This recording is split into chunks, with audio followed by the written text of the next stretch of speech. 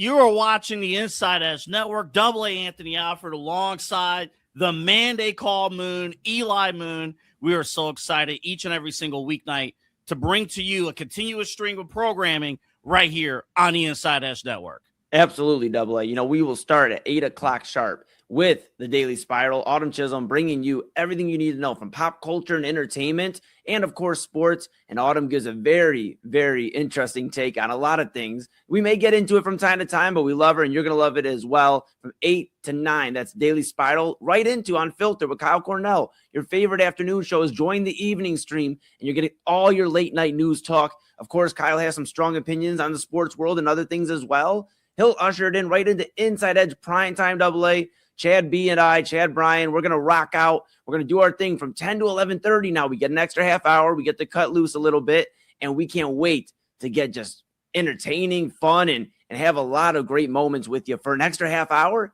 And then, of course, we hand the keys off to you. I hope you're ready to drive the Benz. But from 11:30 to 1, midnight run with an extra half hour now.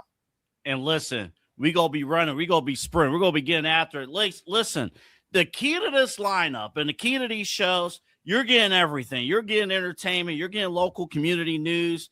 You're getting music. You're getting your top sports headlines. And if you're a foodie, I'm talking to you. You like steak. You like eggs. You like whatever. We have it all covered for you here on the Inside Edge Network across our stream. Dude, let me tell you, Eli, this is incredible to have this digital space, to do this every single night. People at night, they're looking for something to tune in, something to just watch, just people to vibe with. Are we still allowed to say vibe? I don't know. Don't tell us we couldn't say vibing. I don't know. And she'll answer this probably almost every night when we said that right now about vibes. But you know what? Like you said, music, sports, entertainment, mental health, community. That's what we're about. And we are going to bring that to each and every one of you every single night that's been with us since the start or is jumping on right now for the ride. We're excited. Double A, myself, Kyle, Autumn, Chad. We are so excited to rock with you for not just 3 hours this time around. We're rocking with you for 5 hours, 8 p.m. to 1 a.m. Where else could you be in the evening but with the Inside Edge Network? Yeah, we hope you guys tune in again. This broadcast, thanks to all of our partners, thanks to you, and thanks again to the Brothers Lounge, of course, sponsoring us here at the Inside Edge Network. West 117th in Detroit, right on the Cleveland-Lakewood border. We have you covered. But guess what, folks? That's enough from us right now. You're going to see us. You're going to hear us a little bit later on. You got Eli at Primetime. You got me at Midnight Run. But coming up, we got the Daily Spiral. We got Unfiltered coming your way next. This is Cleveland's digital leader. This is the Inside Edge Network.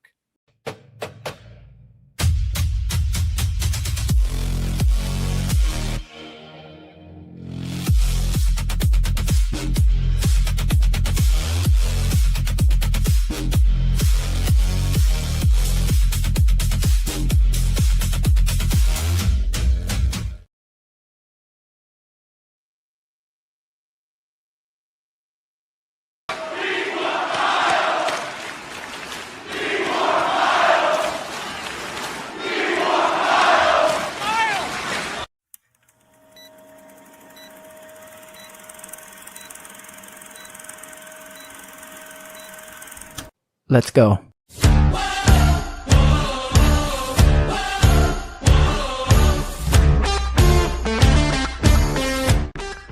Welcome to Unfiltered with Kyle Cornell, Cleveland's digital leader for all things news, talk, and sports. Don't forget, follow the show on Facebook Unfiltered with Kyle Cornell and on X at Unfiltered216.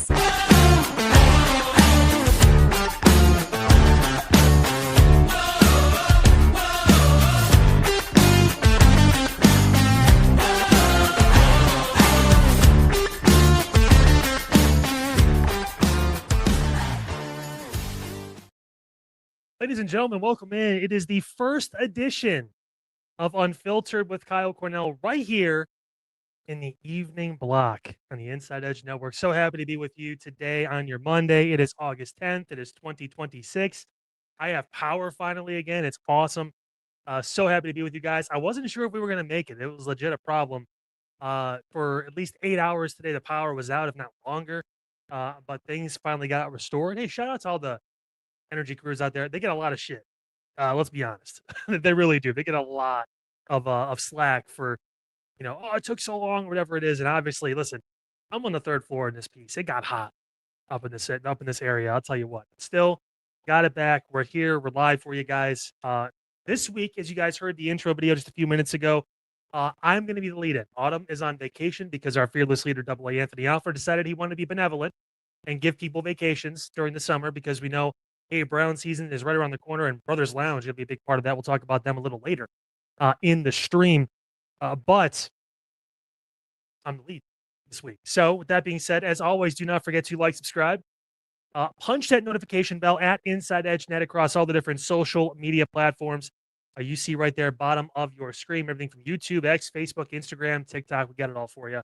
Check out the website too while you're at it, InsideEdgeNetwork.com. It's a great one-stop shop. I like to call it that just because you can get everything right there at the website at your fingertips, whether it's more information about us individually, the talent that are all scattered across this network, whether it's about different show rundowns. Maybe you want to find out more about the evening block because it is massive. It's awesome. The daily evening block. Can't believe it. You can check that out there. And of course, the merchandise store as well, because, hey, we want you to support local grassroots media just like us. And tell you what, it actually looks pretty cool, all the stuff we have up there at InsideEdgeNetwork.com in that merch store. And do not forget as well, download our app over on Roku. That's right. Whether it's on your phone, you got a TV, does not matter. Nice and easy, nice and simple. Just download a search InsideEdge Network when you go into the Roku app or on your TV. You'll be able to take us anywhere, listen to us anywhere you go. Big thank you to Roku for working with us here at the Inside Edge Network. I really appreciate them as always. And as always, we have a bunch to get into today. Cuyahoga County getting a little stingy with the parking prices, especially downtown. We'll talk about that a bit in downtown Cleveland. Also, President Trump has signed a new executive order involving child vaccinations.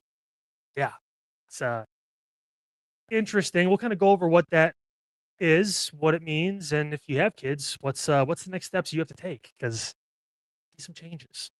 Then we'll get in some news and notes, some news happening in Canton involving a couple of officers involved with some issues and pretty serious one not too long ago, a couple of years back. Hazmat was in Northeast Ohio. They were out and active over in Painesville. We'll tell you why. Roblox getting sued by the state of Ohio. Talk about that too. And as we move into Inside Edge Primetime, it'll be the unveiling of this week's picture for the Unfiltered Meme of the Week. And you know what? It's a special one this week. It's a special show, special program, special audience. So we're happy to be able to do that. And I want to get Chad and Eli's immediate thoughts on that. So all of that and more coming up here on Unfiltered, guys, here all along the Inside Edge Network. But first, our lead for the day, because it was a story that was plastered all over the weekend and all over sports talk. And because this is a news talk sports show, we get into a little bit of everything. And a little bit of everything, unfortunately, at least for me, because I'm not a Browns fan, includes these guys. Yeah, the quarterback competition is steaming ahead, and the drama has just unrolled like a fruit roll up fresh out of the bag. I'll tell you what, they always find new ways to just show incompetence, the Browns, don't they? So impressive. To our knowledge, going into this past weekend, everyone assumed, hey, it's a quarterback competition between Shedeur Sanders, the quarterback throwing to your right, and Deshaun Watson, the quarterback throwing to your left. One significantly leaned further back, the other one actually leaning into his throw. However, Todd Monken said some things over the weekend, especially on Saturday, that kind of confused people. Monken came out, don't have the video, because why? Came on, basically said, yeah, Shedeur is going to get the reps with the ones today, and then, we'll rotate or whatever it is. And then 45 minutes later, when practice started, Deshaun Watson got the ones, got the reps. And listen, things change. Coaches get feelings, whatever it is. They kind of sense certain moments. Okay, maybe we need to pivot here, whatever it is. But the issue is, obviously, before this, there's a report, at least multiple reports out there, including Mary Kay Cabot, who's usually pretty much on toe with a lot of these things. People just don't like it because she's right a lot. But she came out and said, yeah, there was Deshaun knew before the media scrum that he was going to get the ones and the one reps and Shedeur was going to be with the backups. And Todd Monken still went out to the public, instead of saying, hey, we had a bit of a mix-up, we're mixing things up a little bit. Deshaun going to get some ones work today. Shador will get some more later. He basically didn't say anything about it. Basically just lied to the media. Now, on the very, very, very late running main event last night, which we won't go to 3 a.m. today, I promise you that. There was an interesting conversation with these guys. And these guys, of course, I mean, Rob, Eli, Double A, about Deshaun Watson in general. It kind of feels like it's his job. Todd Monken is being smart as far as not naming him the starter yet, just because it's going to be a firestorm nevertheless. At least you want to have the presentation of a competition. But it's the second straight coaching staff that is saying the same issues that Shador had last year. He still has timing, picking up things in the pocket, being able to get rid of the football, that kind of stuff. He's not getting it. And I posed the question with Shador. It's like it's his second season.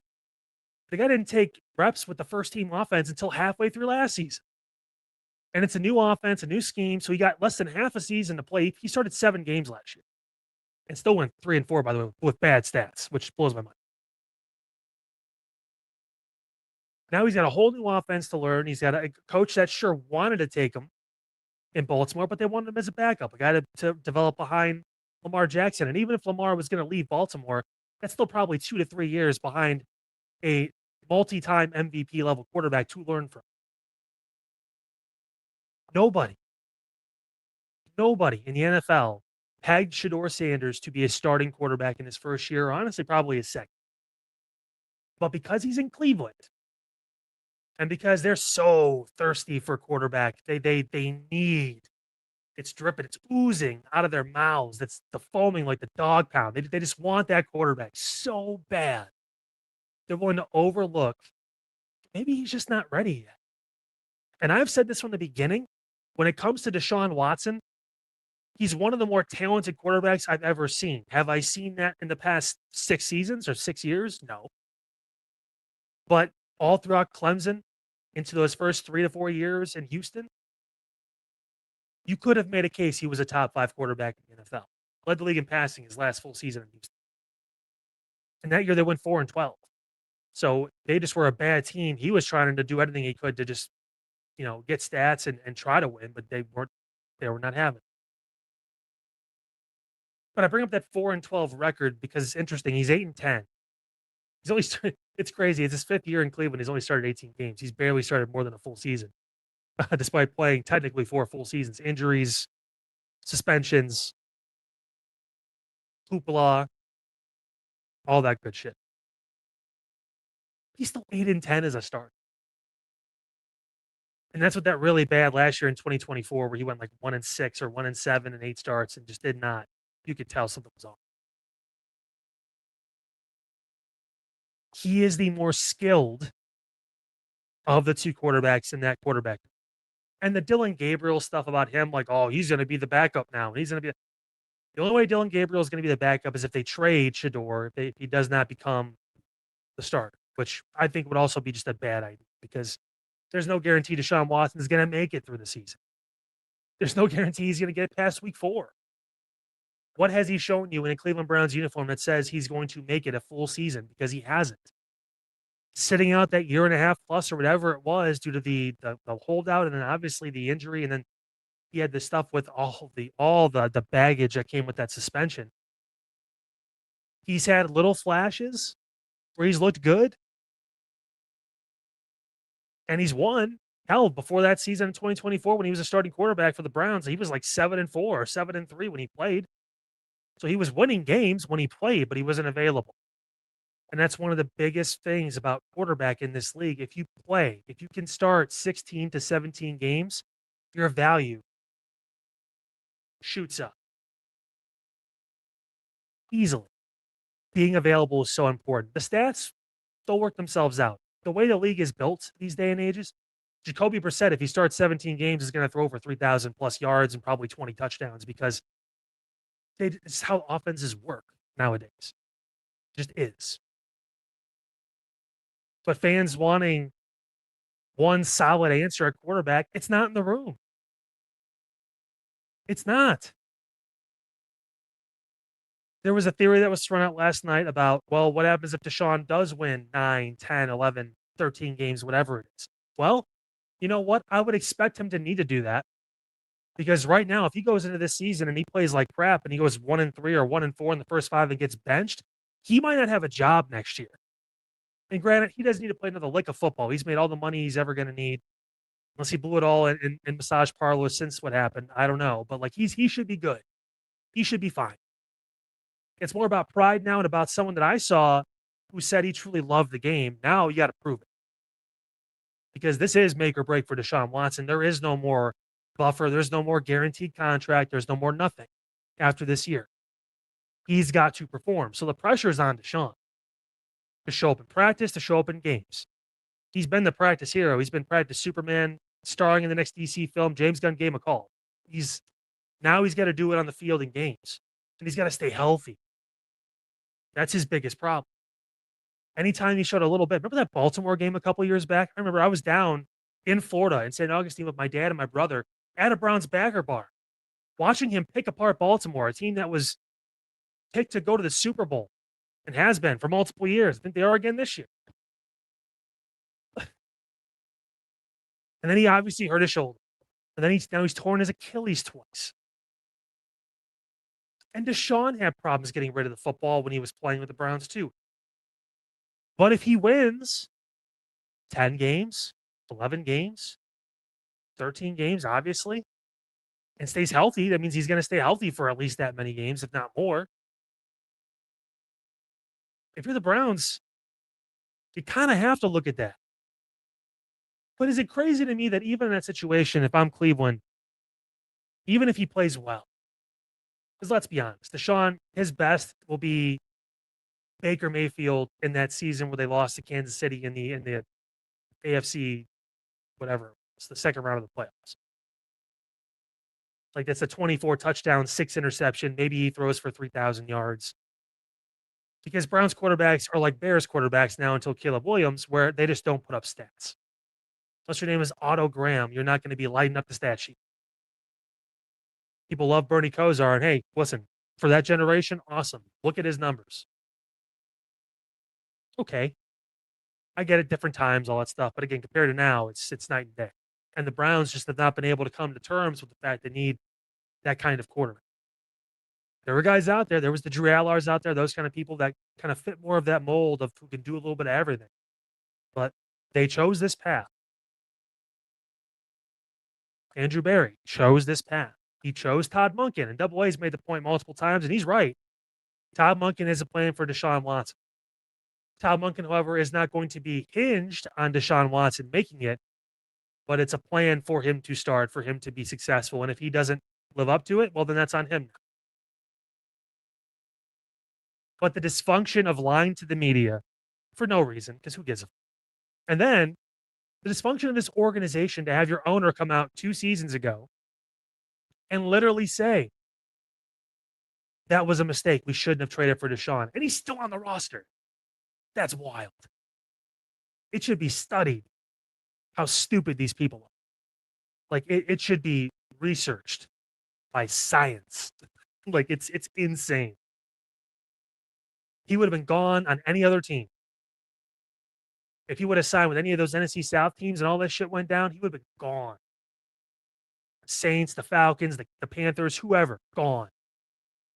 Maybe Carolina would have kept him because it's kind of like hometown for him, but still, probably not.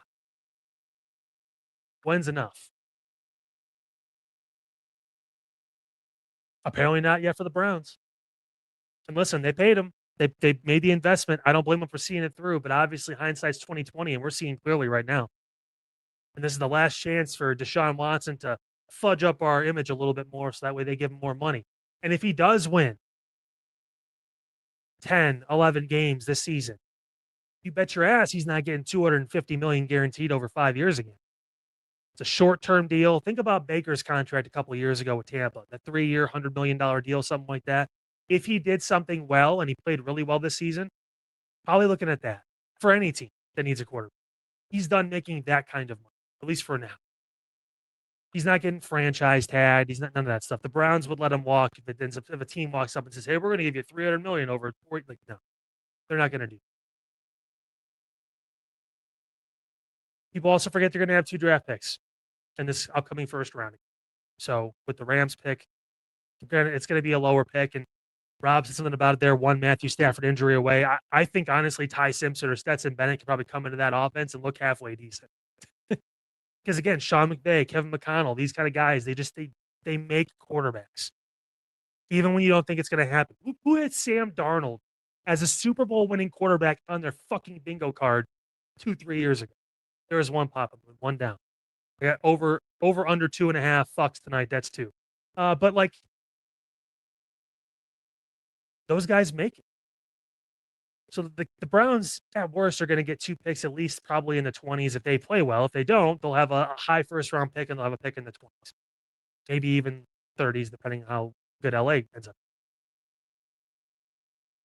You can always trade those. You can move up and find the guy if he's in the draft. If it's Arch Manning, if it's not, if it's Dante Moore, whoever it is, you've got options. That's all I'm saying.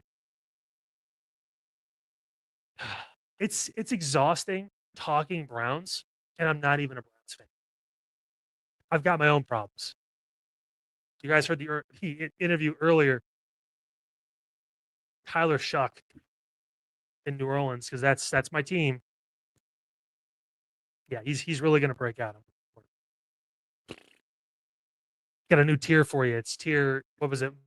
5 tiers for AA. 5 is backup. 6 is selling cars at the used car dealership down the street from us. That's out of the league is tier 6. I'm introducing it now. If you know anyone, potentially if you in that Browns locker room, feel free to comment.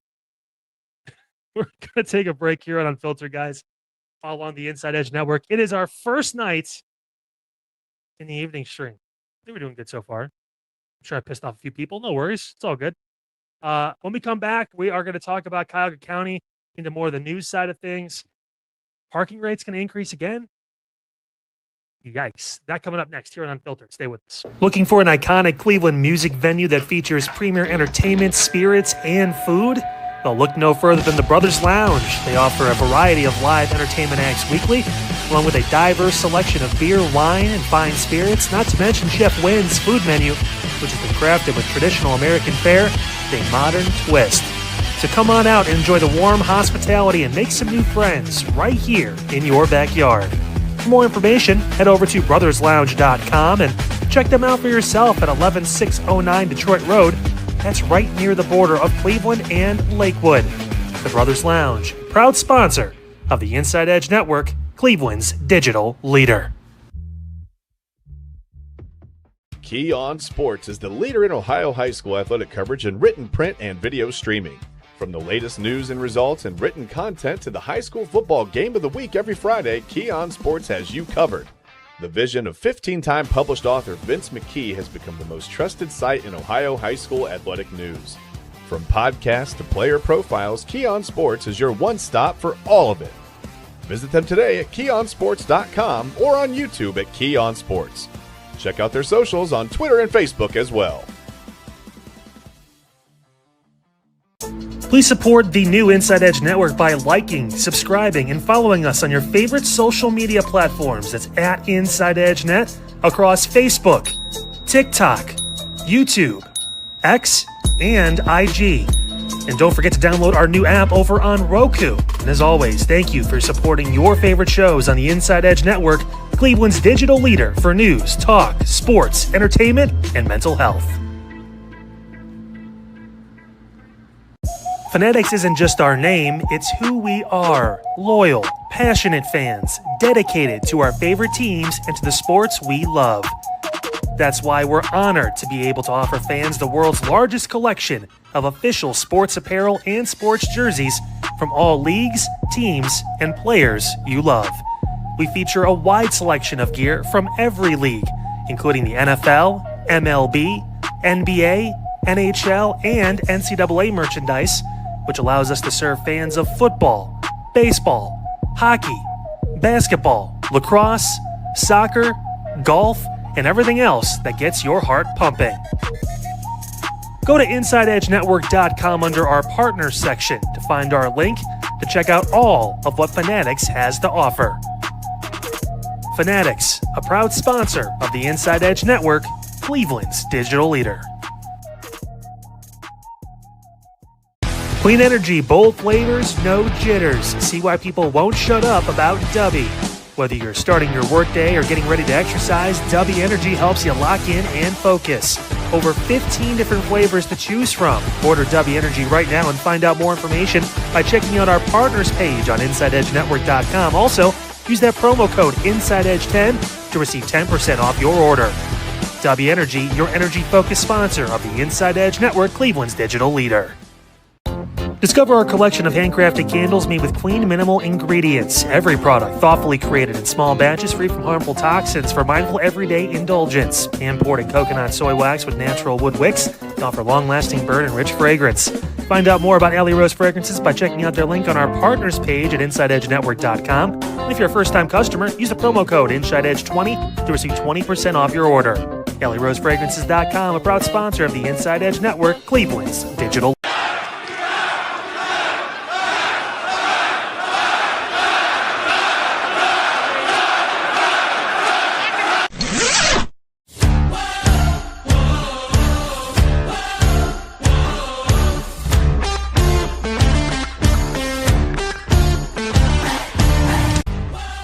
Welcome back to Unfiltered with Kyle Cornell, exclusively on the Inside Edge Network.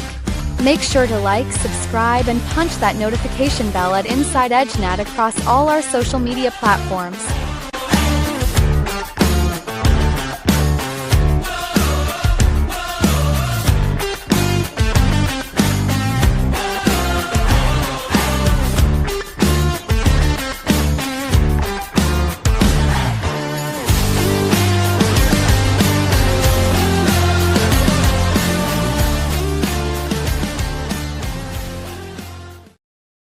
Welcome back, everybody. Unfiltered with Kyle Cornell here on your Monday evening. That's right.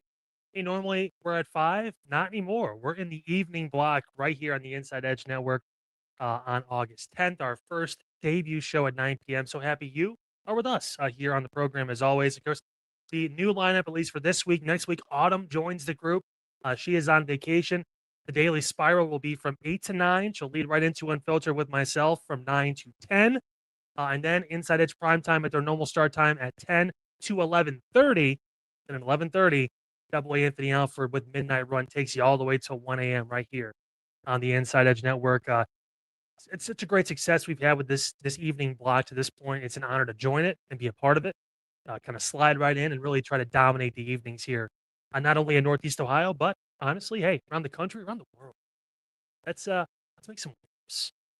Why not, right? Speaking of making waves, at least here in Northeast Ohio on the local side of things, well, Cuyahoga County is in the news again. Yeah, parking. Isn't it always fun when we talk about this? There is some reports that things may be up for debate and possible change. The county considering higher parking rates for employees and visitors. County officials said they need more money to keep up with millions of dollars in garage and lot maintenance. If you've seen some of the garages and stuff downtown, you probably know that's true. It's wild. However, the council said the final plan could still change. Quotes, the recommendations that we're making is generally increasing daily parking at the Justice Center zone by $2 a day. So going from $10 to $12 and then raising the monthly rates by $20 in those areas. That from Public Works Programming Administrator Nicole English, who talked with Fox 8 News here in Cleveland. The proposed increases would affect several county-owned garages and lots during an August 4th county council meeting, which was last week. English said that the parking fund had about $5 million in reserves, but expenses are outpacing revenue.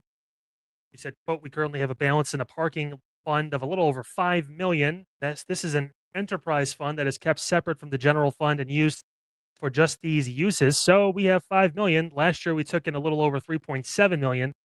However, our annual expenses are over $4 million. So, see, we're going down if we keep eroding at the current balance. So they were in the red.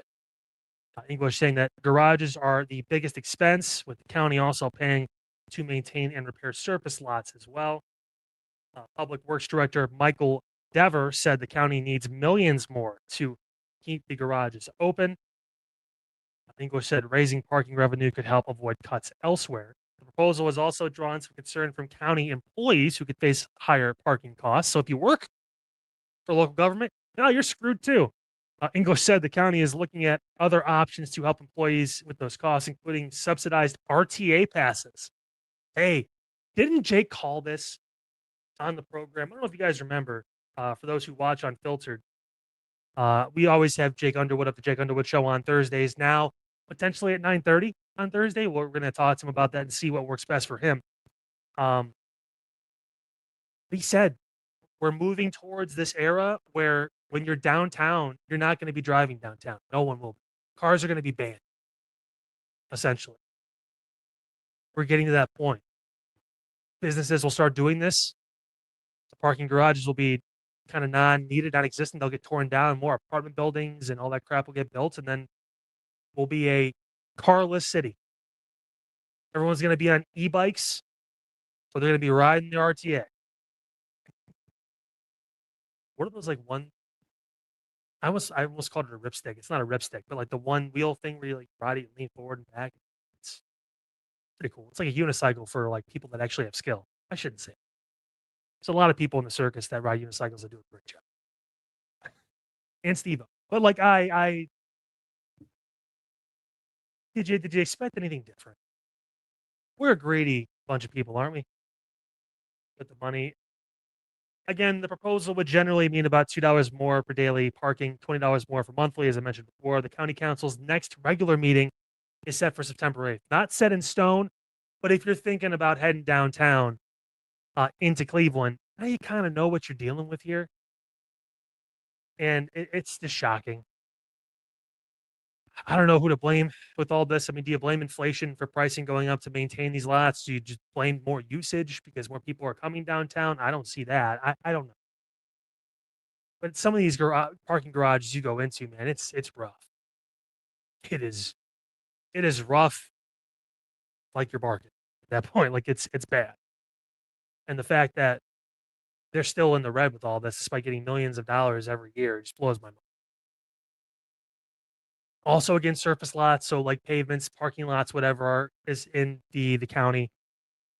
Got to keep an eye out for that. So just wild. So get ready. Again, nothing official. They have a meeting at the beginning of September, so there's still time to think about this. And obviously, they'll go through the channels they need to, I guess. But I mean, it's rough. I don't envy anyone. I've never been more happy to work from home. If I still worked at the previous station I worked at when I was working in media here in Cleveland, I'd be dealing with this kind of problem when it comes to parking garages and all that stuff. So I'm thankful for that. Hey, coming up next, President Trump's in the news, not just because of this. That's a little early. We're not going to do that. They've spoiled it. He's actually going to be, President Trump is. This is what I meant. There you go. He's going to be in town tomorrow for the Patriot games. He's scheduled to be at least over at Spire Academy in Geneva. Great event. Every state and territory in the U.S. represented by one male, one female. 14 to 17-year-olds competing in different games. I believe for us, there's a young man from Cincinnati and a young woman from Hudson that are in this. But President Trump making news for a different reason when it comes to child vaccinations. Yeah.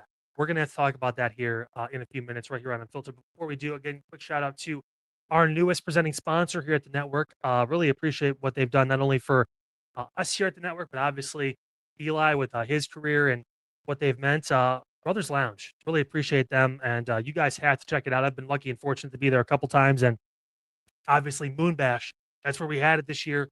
It was fantastic. The 4 different stages, the ability to go around and the amazing staff, the service, the food is fantastic. The drink menu obviously is expansive and just really you gotta check it out. Over on Detroit, 11609 Detroit, right on the border of Cleveland and Lakewood. Just a really good crowd, really good people. The owner, everyone there, just fantastic.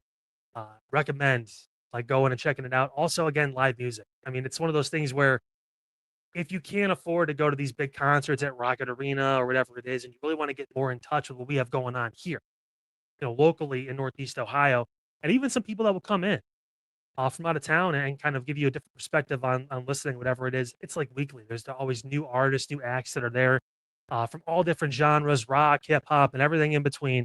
Guys, check it out. Brothers Lounge, again, a proud presenting sponsor of the Inside Edge Network. And if you don't believe me, well, take a look for yourself. Dine, drink, and dance at the premier spot in town. It's time to check out all of what our friends over at the Brothers Lounge have to offer. Everything from weekly live entertainment, a wide variety of different beers, wines, and spirits, and an expertly crafted American fare menu with a twist courtesy of Chef Wynn that'll make your mouth water. So, what are you waiting for? Head over to the Brothers Lounge at 11609 Detroit Road or check out their website, brotherslounge.com, to learn more about what you've been missing out on. Brothers Lounge, proud sponsor of the Inside Edge Network, Cleveland's digital leader. Whether searching for a baseball autograph by your favorite World Series slugger, a signed football by an iconic Hall of Famer, or the jersey of a world-famous soccer star, you've come to the right place. Here at sportsmemorabilia.com, the web's leading source for authentic sports memorabilia, you'll find more than 500,000 authentic products from nearly every professional sports league, team, and players. Not only will you find your next prized sports possession with ease, thanks to superb customer service and tremendous site experience, you'll have satisfaction and peace of mind that every product listed comes complete with a certificate of authenticity and is fully backed by the sportsmemorabilia.com lifetime authenticity guarantee. Check out sportsmemorabilia.com by heading over to the partners page on our website, InsideEdgeNetwork.com.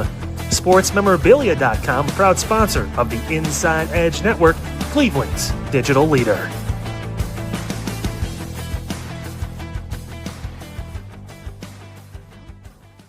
Discover our collection of handcrafted body mists made with clean, minimal ingredients. They offer a natural alternative to synthetic fragrances, perfect for sensitive skin and those seeking clean, mindful self-care, and the perfect gift for you and your special someone. Learn more about all Alley Rose Fragrances has to offer right now by clicking the link on our partner page at InsideEdgeNetwork.com. First-time customers use that promo code InsideEdge20 to receive 20% off your order. AlleyRoseFragrances.com, a proud sponsor of the Inside Edge Network, Cleveland's digital leader. Monster Moments Photography is a husband and wife wedding photography team based in Cleveland, owned and operated by Inside Edge Network's very own Ryan Mosser and his wife Hallie. For the past 10 years, they've captured more than 100 weddings across Northeast Ohio and beyond, always working together as a true two-person team. Their style centers on authentic, emotional storytelling, documenting the real moments between two people in love and creating images that feel natural, comfortable, and true to the couple. Rooted in Northeast Ohio, but inspired by their travels, Ryan and Hallie bring a warm, personal approach to every wedding day. Their work blends experience, consistency, and a genuine passion for helping couples relive their best day through timeless photography. Learn more by checking out Monster Moments Photography's link on our partners page at the InsideEdgeNetwork.com website. Monster Moments Photography, a proud sponsor of the Inside Edge Network, Cleveland's digital leader. Find us on InsideEdgeNetwork.com for the latest information on your favorite shows, personalities, and network partners. Plus, we have a merch shop. That's right, we have network polos, t-shirts, champion jackets, hats, and bottles. Rep the network. Every purchase supports independent sports and entertainment media. Thank you for your support from all of us here at the Inside Edge Network, Cleveland's digital leader for news, talk, sports, entertainment, and mental health.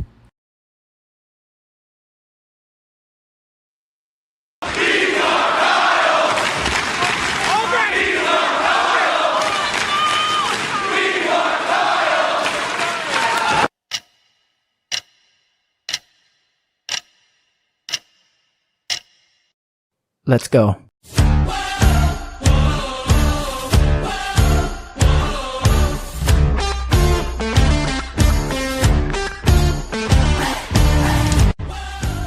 Welcome back to Unfiltered, your destination for all things news, talk, and sports.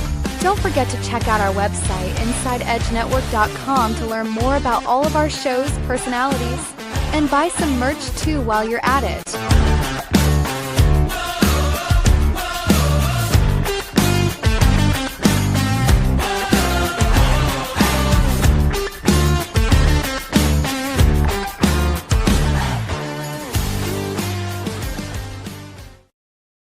Welcome back, everybody. Unfiltered with Kyle Cornell here on your Monday, August 10th 2026, the inaugural episode in the evening block here on the Inside Edge Network. So happy you were with us here on the program. Again, a quick reminder, do not forget, follow myself, the Inside Edge Network's Unfiltered personality over on the Facebook page, Unfiltered with Kyle Cornell, just like that in the search bar on Facebook. Also, you can see right there, follow us on X if you're watching there. Give us a like and follow. A lot of the times, a lot of the stories we talk about, we share throughout the day, and then we just get more deeper into them when we come here on the program. So again, Unfiltered 216 on X. Make sure you give us a follow there. Check us out over on the Facebook page, Unfiltered with Kyle Cornell. So, President Trump's in the news again, and it involves children vaccinations. Let's be honest, guys. He's in the news already. But still, this one hits a little closer to home because I do have an son. So I like to kind of keep in touch base on this kind of thing. President Trump today signing an executive order calling for revamped childhood vaccination or vaccine recommendations that promote his long-held belief that shots should be spaced out into separate medical visits. That, according to a White House fact sheet report, the order will recommend administering each vaccine in its own visit and separating the measles, mumps, and rubella vaccine into 3 different shots and direct the nation's health department to improve vaccine research. That fact sheet, first reported by the Daily Caller. Separate measles, mumps, and rubella vaccines for children are not available here in the U.S. Public health experts have raised concerns that spacing out shots, as Trump suggests, can lead to an increased risk that children become infected with a vaccine-preventable disease before returning for another visit. Trump has long suspected that the number or timing of vaccines could play a role in autism spectrum disorder, even as scientific consensus and decades of studies have firmly concluded there is no link. Okay. Childhood vaccines and how and when to give them in combination do go through usually rigorous studies, and safety tracking continues for years as the shots are used, except for obviously the COVID vaccine. The news comes as school years are starting around the country. That's right. It's only a few weeks away. And the nation contends with a measles outbreak that experts say could reach or result in the U.S. losing its measles elimination status. So that's the big reason why this is in the news, is because of the measles outbreak that's been happening recently. Ohio has had dozens and dozens of cases, I believe, to this point, with more on the way. Which, if the vaccine is working, then why are measles happening? Now, unless obviously you're not vaccinated and you're an adult that's getting it. Again, I don't have all the information as far as who is getting the measles with all these outbreaks, but it does beg the question that, and I kind of liken this to almost anything when it comes to what's written or what's in law or what's kind of the normal practice of things. There's always a point in time where you feel like maybe you have to look at some stuff and go, is this the best way forward with it? Is there something different we can do? Is it time to update this? I've made this point multiple times on the show when it comes to, and this is just obviously speaking for just us in Ohio, but like this could be anywhere. Like looking at state constitutions, looking at, revised codes for your state, whatever it is, and going, hey, this was written back in 1974. Does it really apply in 2026? And obviously I've had people tell me, well, that's what your elected representatives are supposed to be doing, looking at that kind of stuff. But unfortunately, like most people, and like most kids, our elected officials like to be treated like children, and they have to be walked into something so they do it correctly. So, that being said, there needs to be committees or someone that's like looking at older statute, revised codes, and also older practices when it comes to national stuff like child vaccinations. Okay, so how can we improve this? Is there a way to? We saw a downtick in something, but we've seen a big uptick in this other thing. Is there a way we can take care of that and not have a drastic side effect that's going to affect the mental and physical health of our kids for generations to come? It's something that Democrats and liberals always talk about, is looking forward to the future. And I think that's not a bad thing. But at the same point, my son's 8 years old now. People are having kids now. People had kids recently, and they're considering doing these vaccines and having this stuff. And again,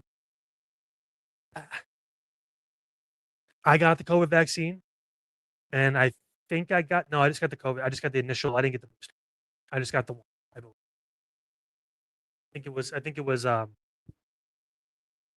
the Pfizer. So I think I got the first shot, then I got the follow up shot, and that was it. I never got a booster after.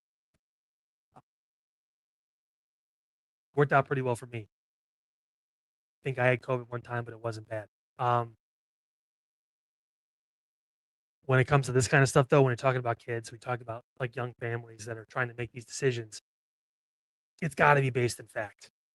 I mean, that's the biggest issue that a lot of people have with this stance when it comes to autism and vaccines. Like, we need to see proof. It needs to be honest proof. You have to have it. You can't just say, "Well, we know." Like, okay, but like how? So, some secrets you need to protect for whatever reasons, but also like if this is a thing and it's really happening, we need to know about it so we don't do and keep making these mistakes. And I know there's the big pharma side of it, and there's all these different things to get into because apparently I'm deciding I'm going to tackle everyone today. Unlike any of the Browns, no, I shouldn't say that. Browns defense is actually probably the best part about the team. But you get my point. Like, at what point do we start actually thinking about each other instead of how much money? And don't get me wrong, I understand it's important. You gotta be able to support your family, all that stuff, earn an income, whatever it is. But like decisions to make sure, I don't know, they don't have a serious disease or illness, just so you can make a few extra bucks. I don't know. So I feel like most people, and I'm not saying they're not, but I feel like it should be one of those priorities or one of those requirements is that people that are in these positions that are in the NIH or whatever it is, or the CDC or whatever it is, like they need to like have families. Like one of the prereqs should be, yes, you have to have at least like 2 kids. So like you know it's going to affect you. You can't be like, oh, I'm 45 and single. I got nothing going on and I have all this money. It's not that big a deal. Like whatever. Like, gotta know. And there's gotta be research. Like it's one thing to just put this out, but like it's gotta be like, hey, we've been doing research on this for a while. We have this. When I have Jake on the show later this week, we're gonna talk about this because he's part of MAHA, Make America Healthy Again, all of that. Like there's been a push for a lot of different health related, improvements, modifications over the past number of years, and this is no different. It really is not. As far as what is the right answer.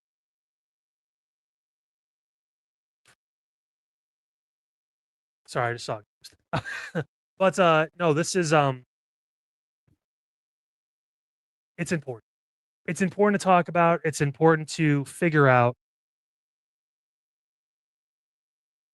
And I don't want to, again, I'm not one of those people. You guys are going to learn this. If you're watching for the first time, thank you for tuning in. I appreciate it. Obviously, part of the evening block now here on the InsideEdge Network.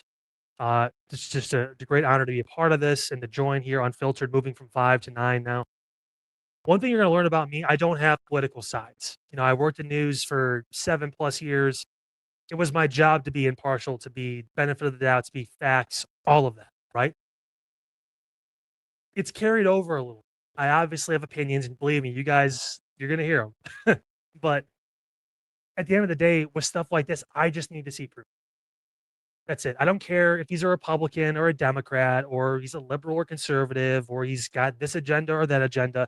Show me the proof that this needs to change. And if it makes sense, yeah, I'm going to agree with you. I feel like sometimes we just kind of get in our own way because someone belongs to a certain party that we don't agree with 80 or 90% of the time. We automatically just assume they're a piece of shit, they're awful, whatever. They don't know what they're talking about. We heard a clip one time that was like 10 seconds long where they went on a rant or something and we don't like it. Like, it's time to grow up. And let's make decisions as adults that will actually benefit our kids. And if this is going to benefit our children, we should be all for it. If getting these separately is going to curb autism, it's going to make a change, great. If it's not, and this is a waste of time and it's hoax chasing, whatever it is, well, then we have to call them out on it too. There's got to be balance. I feel like a lot of people are independents, but they feel pressured to lean one way or the other because they have family or friends or whatever it is. Luckily for me, I don't give a damn who you support, what it is. I'm my own person. I have my own thoughts. I have my own opinions. And I live in the world of common sense a lot. Common sense to you may not be the same as common sense to me, but it's okay to be wrong. Like it's fine. It's a topic definitely worth revisiting, and we will later this week here on Unfiltered on the InsideEdge Network. Final break on the program. When we come back, some news and notes, and kind of gave it away a little bit earlier, but we have a new picture for the Unfiltered meme of the week. You just got to see it. So that's coming up next here on the program, all on the Inside Edge Network. We're back after this. All right. Hope you guys are enjoying your weekend. We are so excited for our new lineup here on the Inside Edge Network beginning this upcoming Monday. Started with Kyle's show at 9 o'clock, Inside Edge Primetime at 10, and then my show 11:30 to 1 a.m., 90 minutes, a midnight run. And it's going to be big because on the very first show, we've been talking about the QB list, the QB tiers list. Well, the man who did the research, the man who got the executives, the head coaches, the coordinators, the GMs all together, Mike Sando of The Athletic, will join me this Monday on Midnight Run beginning at 11:30. You do not want to miss early start time on the Inside Edge Network. We have so many things to catch up on. But again, hope you guys have a great weekend. And we'll see you this upcoming Monday, new start time, 11:30, right here on Midnight Run on the Inside Edge Network.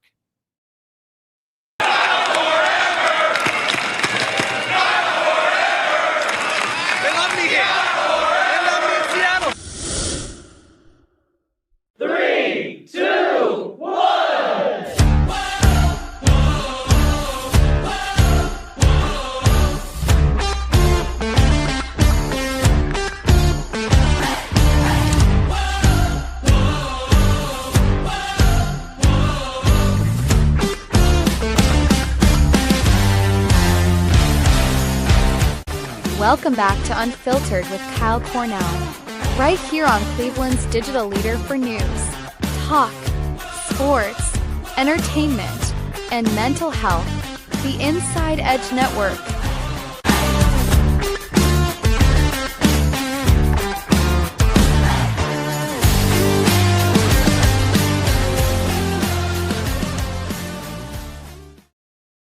The crazy part in doing this now and moving into nights was I wanted to rebrand a little bit. Obviously, the same message, the same mindset, news, talk, sports. We're the only show on the Inside Edge Network that does really hit on the news side of things, as well as we do some sports, whatever it is, topics, whatever.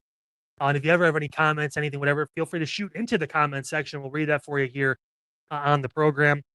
But I got a little creative with the rejoinders, let's just say a little bit. It was fun doing that. It's been a little while, to say the least. But really happy from the 5 p.m. spot. We had a great following there. Now moving into this spot, really honing in. And if you watched at 5, now you're watching at 9, thanks for making the jump over. You're not going to regret it. It's a great time over here on the Inside Edge Network. Okay, so news and notes. These two gentlemen in the news today for a really unfortunate reason.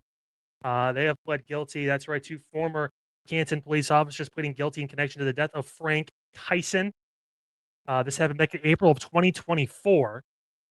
He was in police custody. They pled guilty this afternoon. Officers Bo Schoenig and Camden Birch indicted on the charge of reckless homicide. Birch pleaded guilty to the reduced charge of failure to report a crime, which is a misdemeanor. As part of the deal, Birch needs to retire immediately as an officer. Birch faces 30 days in prison. Schoenig also pled guilty to the reduced charge of dereliction of duty, a second-degree misdemeanor. He also resigned immediately. Schoenig faces 90 days in prison. Sentencing for both will happen at a later date. In December of 2025, Marion County Prosecutor Ray Grogan was approved to handle the case and did so with all of that. So that coming down the pike. And again, it's one of those things where I talk about it, and I love law enforcement. There's always going to be a few bad apples in almost any sort of profession you do. Unfortunately, in this case, it was in law enforcement and justice, hopefully, getting served not only for the families, but for the victim as well. There was a situation over in Paynesville today. Hazmat getting called to the scene. Doesn't look like it. Just looks like maybe there's some fire trucks and all that stuff. But no, they were there. Trust me. They went to a Paynesville molding company for a drum that was overpressurized. Yeah, comprised of several Ashtabula County Fire Department, responding to that molding company on Renaissance Parkway this morning. From the Paynesville Fire Department. Fire departments from Painesville Township, Concord, and Fairport Harbor all responded to the scene at Marbal Incorporated around 11:30 for a drum that was overpressurized and smoking due to a chemical reaction. All of its employees were safely evacuated. The fire department saying no harmful chemicals were released into the environment and there were no injuries. Just coming off the heels of that Royal Chemical fire, or I should say that leak, that issue down in the Akron-Canton area just last week. So now, within a matter of a couple days, a couple of these issues popping up here in Northeast Ohio. So is it a coincidence? Do things happen in threes? It's one of those things where it's definitely been on the minds of people today. And Roblox, they're in the news. Not good. Not good for them at all. They are getting sued by the state of Ohio. Isn't that lovely? I'm sure my son's going to love that. They've been the subject of many lawsuits in recent years, obviously, most related to harm and potential harm caused to minors through its failures to protect kids from the online predators. A new suit filed by Ohio Attorney General Andy Wilson is on behalf of Ohio pensioners. Wilson is seeking lead plaintiff status in a securities class action lawsuit accusing the video game developer of misleading investors about child safety protections on its digital platform. Quote, Roblox lied to investors and failed to protect children from online predators. Wilson said in releasing the announcing of that suit, we're taking action to recover millions in lost pension funds and to make it clear that tech companies must be held accountable when they put kids in harm's way. The Attorney General's office Friday filing a motion to lead the case on behalf of the Ohio Public Employees Retirement System and the State Teachers Retirement System of Ohio. The lawsuit alleges that Roblox, headquartered in San Mateo, California, falsely portrayed its platform as a safe space for children while failing to implement basic protections against online predators. The alleged deception fueled billions in losses for investors, including a combined $21.5 million for OPERS and STRS from October of 2024 till April of this year. Over the last year, the company's stock has plummeted from a 52-week high of $142 a share to its closing today at $37.05. Yikes. That's resulting in losses to the company's overall value in the tens of billions. Yeah. And the co-director of Case Western's Business Law Center, Eric Shafi, talking to News 5 Cleveland, saying it's a bit of a novel case. The reason why the Attorney General is alleging what the Attorney General is alleging is because essentially the view is these various state agencies, state organizations were misled when they were purchasing securities, when they were purchasing business investments. You know, as again, as a parent, I know obviously Chad can probably relate to this too when they pop on here in a few minutes, but when you got the kiddos involved in any sort of these situations, it kind of turns you a little bit. You're like, it's not great. And my son loves Roblox. Like we play Minecraft together. That's our thing on a closed server. But he enjoys this. He enjoys playing this game. And I've had some doubts. He told me he was talking to somebody at one point, and I'm like, I'd ask his mom. And it turns out it is actually a friend they know from our days back in North Dakota, who I guess also just plays Roblox. I don't know. Sure. But we know her, that stuff. It's cool. It's all good. But it was wild, to say the least. Seeing this now, it's multi-state, and you guys, again, you heard the stocks. I mean, they're going down big time. So that means buy more Mojang stock. Is that a thing? I don't know. Get more into Minecraft. It's better anyway. Let's be honest. All right, guys, it's coming up here in the last segment of the program. That means it is time for the Unfiltered Meme of the Week picture reveal. So what I want to do, if it's possible, and this is going to be the first time I've had to bring two people, I want to see if I can bring Eli and Chad in to the other broadcast here. I'm gonna. This is going to be funny. Come on. Oh, I'm here. I'm going to add I'm Chad. here. Oh, shoot. Oh, shoot. This is going to be freaking weird. All right, Well, hold on. How am I going to do this? Let's try this one. Let's try this. Boom, that one. Oh, no. I may have switched it. I'm like lagging 3 seconds behind on my laptop because it was made in the dinosaur age. Awesome. Well, hey guys. Hey. It's me. Yeah, What's up, I'm the dude? problem. It's me. I'm happy to be here. In the evening block, I'm taking over the hour before you, so I appreciate you guys, giving me the courtesy and letting me do that. Absolutely, absolutely. I found something special that I wanted to show you guys because this meme of the week. Now, if you watch the Side Hustle Wrestling podcast, I shit on Pete all the time. All right, like it's old. He was, he's walking the 40 years in the desert with Moses. Like he's been around everywhere, right? He's done the whole game. But I found a spurly, fiery Pete in our picture for our meme of the week reveal. Look at that young man. Wow. Tell you what, you need some hitting. You're under 500 right now, and it's the catacombs of the season. Turn to Peter Tellep. I mean, my goodness, look at that guy. Look at the batting stance. I mean, the elbow probably should be up a little bit, but that's fine. I mean, he's ready to go, man. Look at him. I mean, my goodness. I think when you think of the 90s lineups, you think of Lindor, or excuse me, you think of Tomei, you think of Vizquel, you think of, I mean, in the 2010s, you think of Lindor. I mean, Pete would have fit in with all the greats, man. Like, if even at the 2010s, but this reminds me like the 90s, Kyle. This is like that Tomei. Like, he would fit right in 270 or higher, I think, out of Pete.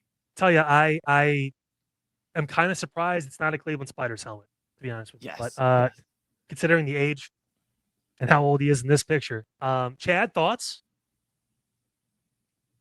Oh, Chad's muted. Does he have to unmute himself? Yeah, Chad. I think he has to unmute himself. There you go. I don't know how this is my first time on air. I didn't know what I was doing. No, all I can see is George Costanza right now. I see George Costanza in the cage talking to Jeter and telling him, tell him what's up, man. Give him some hitting tips, right? I mean, it's got George awesome. Costanza written all over it. Dude, it's awesome. I found that picture. Listen, I'm guilty of doing deep dives on people's social medias to find shit.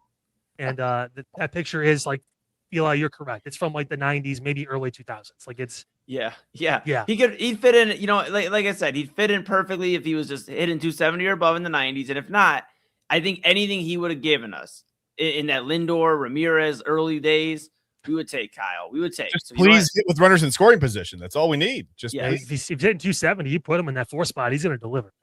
Yes. At least 12, today's 15 home runs a year. Yeah, it's fine. Can I tell you guys, I found a different picture that I didn't put on because I was a little nervous. I found a wedding picture for Pete. Now it's 10 years old. I know he's been married twice. I didn't want to take a chance. Oh, yeah. I get it. Yeah, good call, throw that up.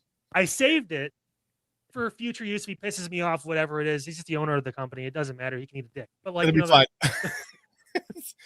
SAA, that's how you end up married. You got to be careful with that one. Listen, I've been there, literally. Err on the side of caution. Yeah. Hey, well, guys, I mean, I think that's going to do it for me. I appreciate you popping in here at the end to see it. We're going to have that obviously posted on our socials, Unfiltered with Kyle Cornell on Facebook, Unfiltered 216 over on the X. First show in the books here in the evening. It was a pleasure doing all this. Yeah. Hey, before I go, guys, I want to let you know, you two specifically, you always belong. You matter. You're worth it. You're doing great. You're loved. You can do anything. You have a voice, and I believe in you. And I believe that you two are going to rock this next hour and a half. Double A is going to sleepwalk in and do his hour and a half afterwards. So, or are we doing a show now? Oh, okay. Yeah, I guess I'm. Yeah, it's 10 o'clock. I guess if I'm the programmer or the assistant program director, like going all the way to the left, I probably should get the fuck out of here. That's 3. There you go. Over. Hope you took it. Papa Moon. We Good hit job. the over. That's right. Hey, Papa Moon and I were counting. A fantastic job by one Mr. Kyle Cornell. We appreciate you. We're going to do the old switcherooski here. Get Kyle on out here. You'll see him tomorrow at 9 p.m. Kyle, we will see you then. Appreciate you. Get some good sleep. And we're keeping tabs on the Yankees, all right? Look, us Guardians, we aren't out of it yet. So we'll keep an eye on all that. Us Yankees were actually in it. Yes. Well, whatever. Kyle Cornell, everybody on Unfiltered. We'll be back tomorrow at 9 p.m. Kyle, we appreciate you. And all right, we're going to do a little switcherooski here. Hey. We, of course, cannot get the day or the evening started for prime time. Well, first off, without Chad Ryan on the screen, let's get him back. Jeez almighty. And then it's like you didn't see either one of us here. We're going to switch it back one more time because I don't know what's happening. Here's what's going to happen. We have the intro of prime time, and then we're with you here from 10 p.m. to 11:30, starting right now.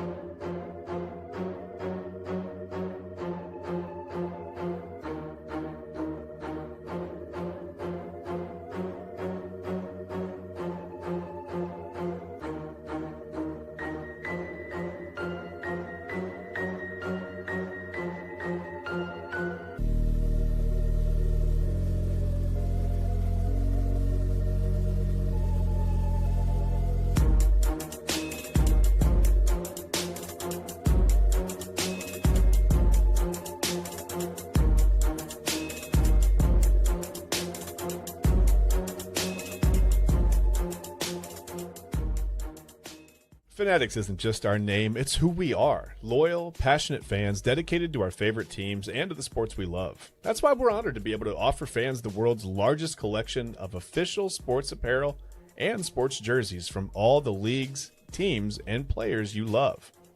We feature a wide selection of gear from every league, including NFL, MLB, NBA, NHL, and NCAA merchandise, which allows us to serve fans of football, baseball, hockey, basketball, lacrosse, soccer, golf, and everything else that gets your heart pumping. Go to fanatics.com by using the QR code on your screen right now to celebrate your teams.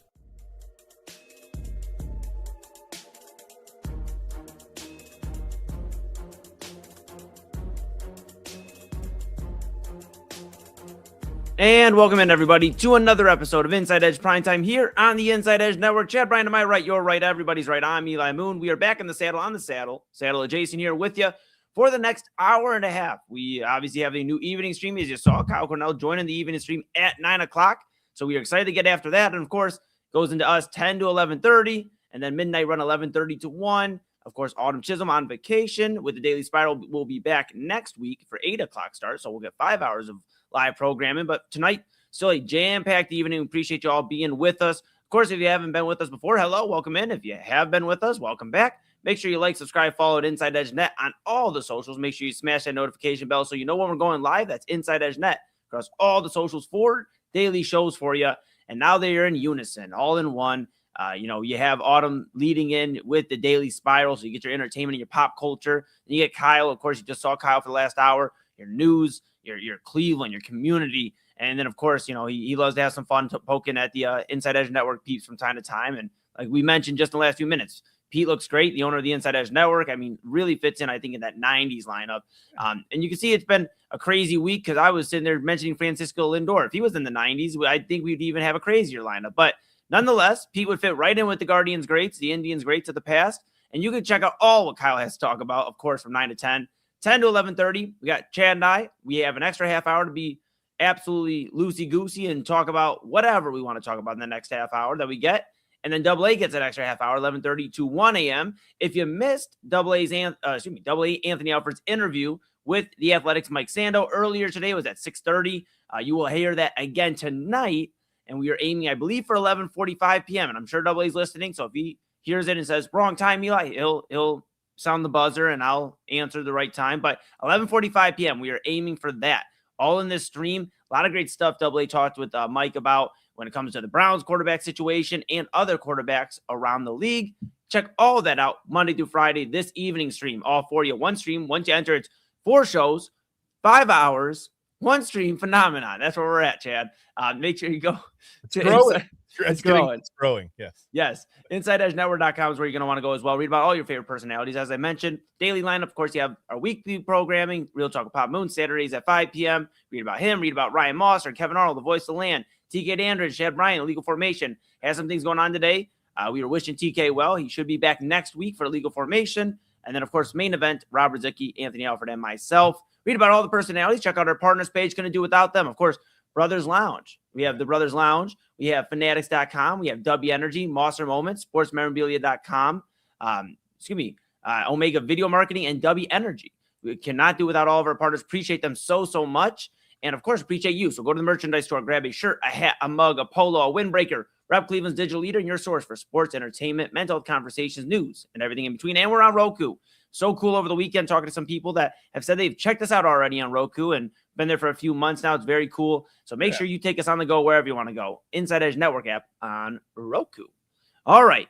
We are all settled in here, and usually we'd be 6 minutes in, and Chad and I would be like, well, we got about 50 minutes left. But we still have over an hour with you, and we got so much to talk about.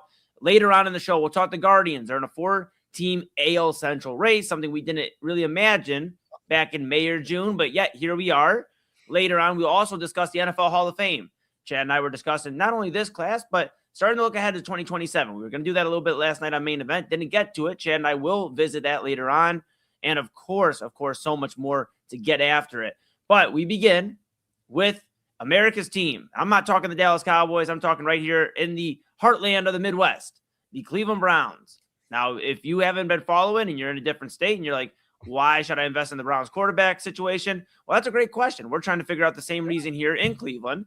But Chad, we've had some interesting things going on here. Of course, we had the earlier on voluntary mini camp, Shedeur Sanders, first one in, last one out, looking a lot better. A lot of good stuff coming out. The Todd Monken, connection of him wanting to draft him in Baltimore. Yeah.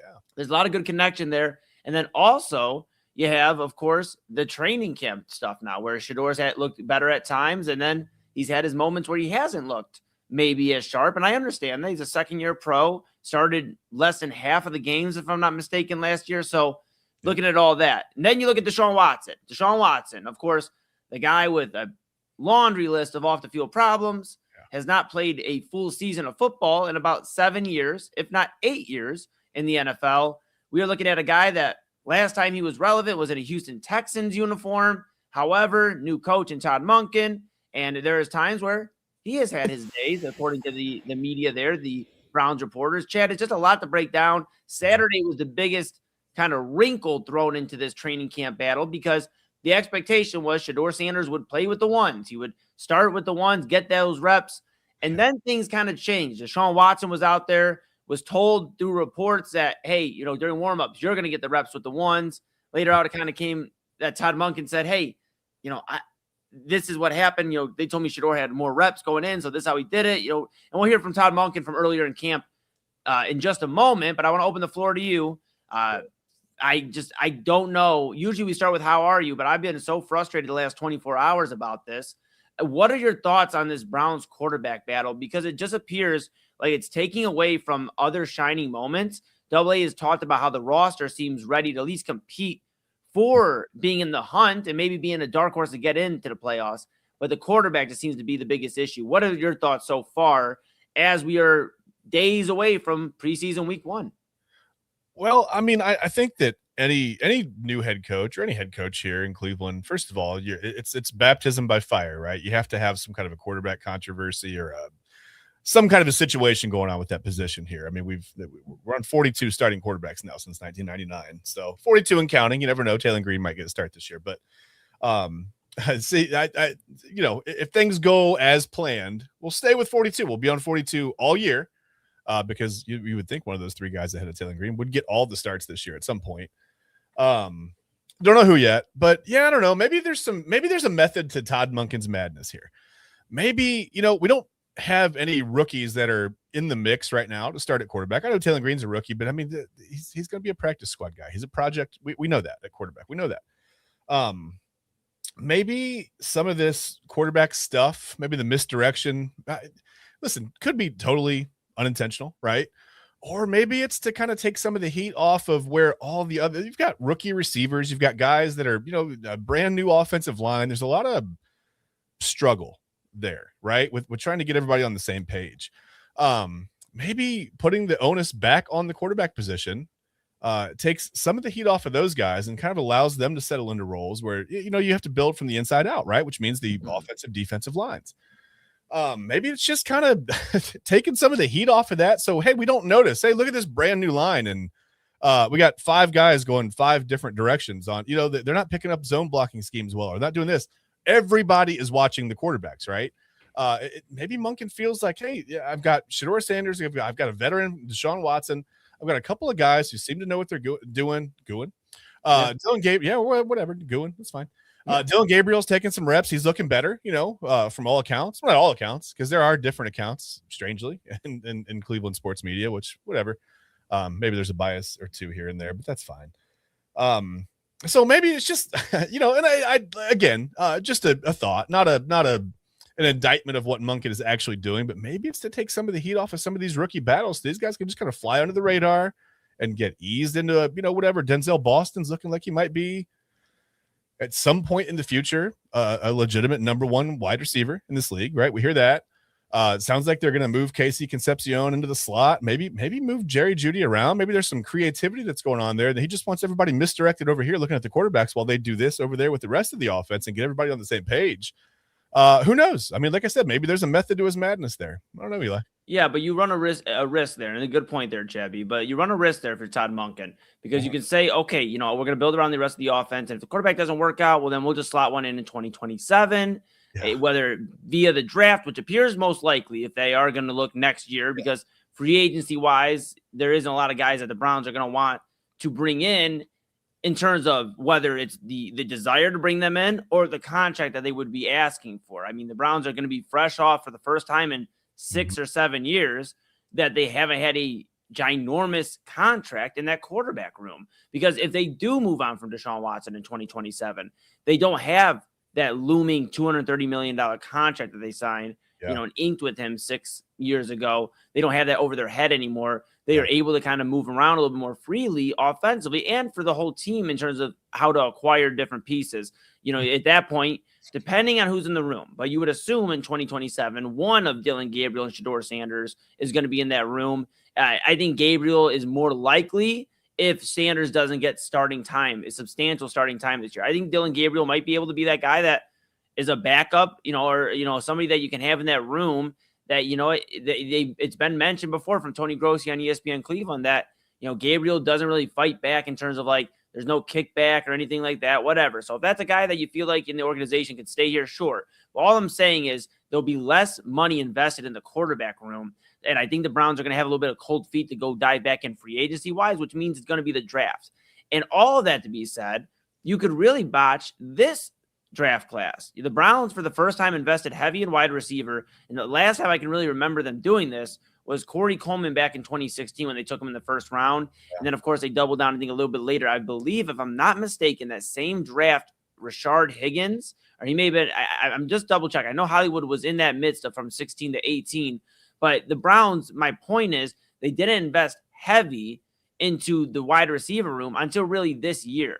They drafted Casey Concepcion in the first round, and then their third pick in the entire draft early in the second round was Denzel Boston. My fear, Chad, is you have Fannin, you have Judkins, who they invested in, and I believe are very integral parts of the offense. And now you have Concepcion and Boston, guys that could be, like you said, guys for the future that we could be excited about at receiver. My fear is that you have the quarterback room so in flux right now that it could damage the growth. And we've talked about that here on Primetime, but you could damage the growth, not only of these young guys, of the rookies, Boston and Concepcion, but we have hopes here, and I've been strongly, opinionated in terms of Harold Fannin will make that jump to a top 5 tight end this year. He will make that discussion point very early on, I believe. He has the capabilities of doing so. But if you're playing a juggling game between Watson and Sanders, and we'll entertain it since he has getting more and more reps, Dylan Gabriel. But if you're playing this juggling game of who's going to play quarterback, that's a problem. And then the other thing is, and I'll hand it back to you, Chad B. The other thing is, and I mentioned this on Main Event yesterday, if you're going to play one of these quarterbacks, you better be certain that they can at least go out and play 8 to 9 games. Because the last thing you want is, okay, let's say it's Watson. He has the track, the inside track, and then I'm going to hand it back to you, and we'll hear from Monken in just a moment from what his thoughts are on this camp.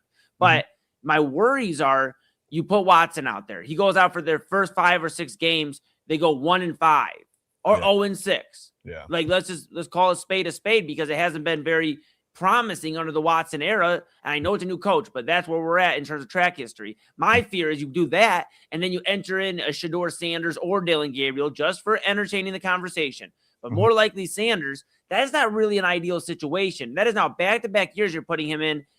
Not ideal situations where, okay, even if you look good, fans in the front office are going to have this mindset, well, we are still losing. We are a losing franchise because he inherited whatever Watson does in the first 5 to 6 weeks. That's why I think it's so important the Browns just go, this is our guy. We're going to run till the wheels fall off till the end of this year, and then we either know what we're going to do. And the fearsome thing, it was brought up on Main Event yesterday, is sign Deshaun Watson to another extension. Of course, you have Shedeur Sanders factor if he's in here, or 27. But, Chad, I'm not going to lie to you, bud. I started looking early this morning on some 2027 draft prospects. I hate to do that. The season hasn't even started, but it just feels like this is where we're at. The talks of this quarterback class being so strong and the fact that our quarterback room is in such a state of flux. Yeah. That's what concerns me. Yeah. No, I mean, it's almost like the state of flux is the constant. So that almost makes it, I don't want to say comfortable because you don't want your quarterback room to be in a state of flux, but it's normal. And I will say the 2016 draft, by the way, the Browns took 4 wide receivers. They took Corey Coleman, Ricardo Lewis, Jordan Payton, and Rashard Higgins that year. So you were correct about Rashard Higgins. But they went all in on the wide receiver position all the way through the 5th round. So, you don't want your quarterback room to be in a state of flux ever, really. And you also want to be careful with the word flux, because I almost said that very wrongly. Well, we got the dump button. So we're good. Well, the Stream Deck's off. There's nothing. Oh, okay. Well, there we go. Black right now. I got nothing. Can't even fix my own mistakes. But I think that, you want something to be settled. What that is, it's Cleveland. We don't know. As you were talking, I was just thinking, like, what happens, right? If Kevin Stefanski goes down to Atlanta and the offense there just flourishes by like week 3 or 4, right? And then all of the things that we said about Kevin Stefanski over the last 5 to 6 seasons, as they've, the Browns took steps backwards over the last 5 to 6 years.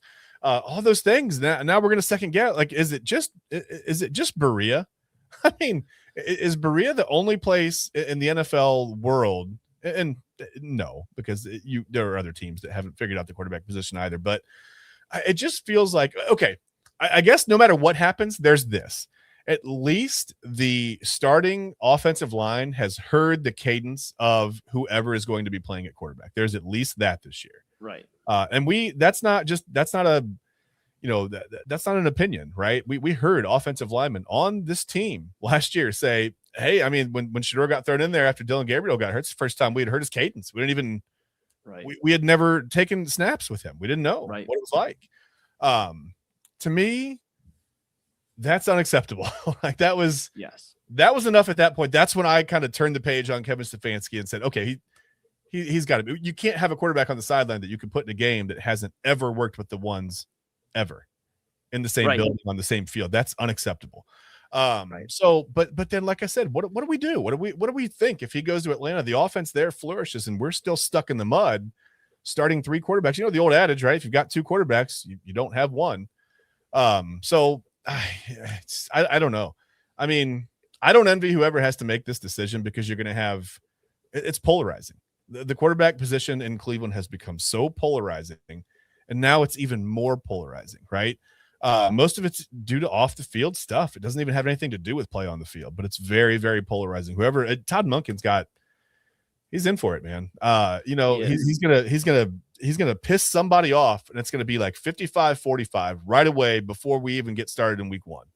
And people are gonna read a lot into who starts this first preseason game, by the way. 1,000%. And ultimately it just comes down to you have to, if you're a Browns fan, either one of 2 things. You either have to believe that Todd Monken is the offensive guru that he was in Baltimore and throughout his career and can do the same here in Cleveland. Yeah. Or you're already a little fed up with them based off of some of the things that have gone on throughout camp. Yeah. And obviously there's some people that are frustrated one way or the other, either frustrated or have, the opposite opinion where it's like, yeah, Todd Monken, say it with your chest. And what we're referring to is this clip we'll play here right now from Twitter for Roberto Shenanigans, who has a lot of clips and definitely speaks his mind on Twitter, and we appreciate the clip. This is from training camp and the Browns earlier today. This is Todd Monken talking about the change, and we alluded to it earlier here in the segment about Todd Monken. Saturday, the expectation was Shedeur Sanders gets the reps with the ones. He's going to start with the ones. It's his day. Then reports are that during warmups, that hey, Monken told Watson, you're going to get the ones, because he was informed that Shedeur had more reps with the ones, and he wants to keep it as fair as possible. And he has some other thoughts as well. Take a listen here. This is courtesy of Roberto Shenanigans at the Cleveland Browns training camp. Todd Monken talking about what the hell went on Saturday. Todd, what was the reason for the change in plans with quarterback? It really was Shedeur on Saturday took the ones in the walk. So I anticipated him being with the ones. When I walked out, guys grabbed me and said, hey, the last couple days we've been kind of looking at it. Shedeur's got a few more reps with the ones. That's all it was. I wasn't even at the moment. I was like, yeah, sure, we'll flip it, and then next week we'll go the other way. I sure as hell wasn't thinking about coming back in here and telling all you guys that I was going to change my mind, because I really don't have to.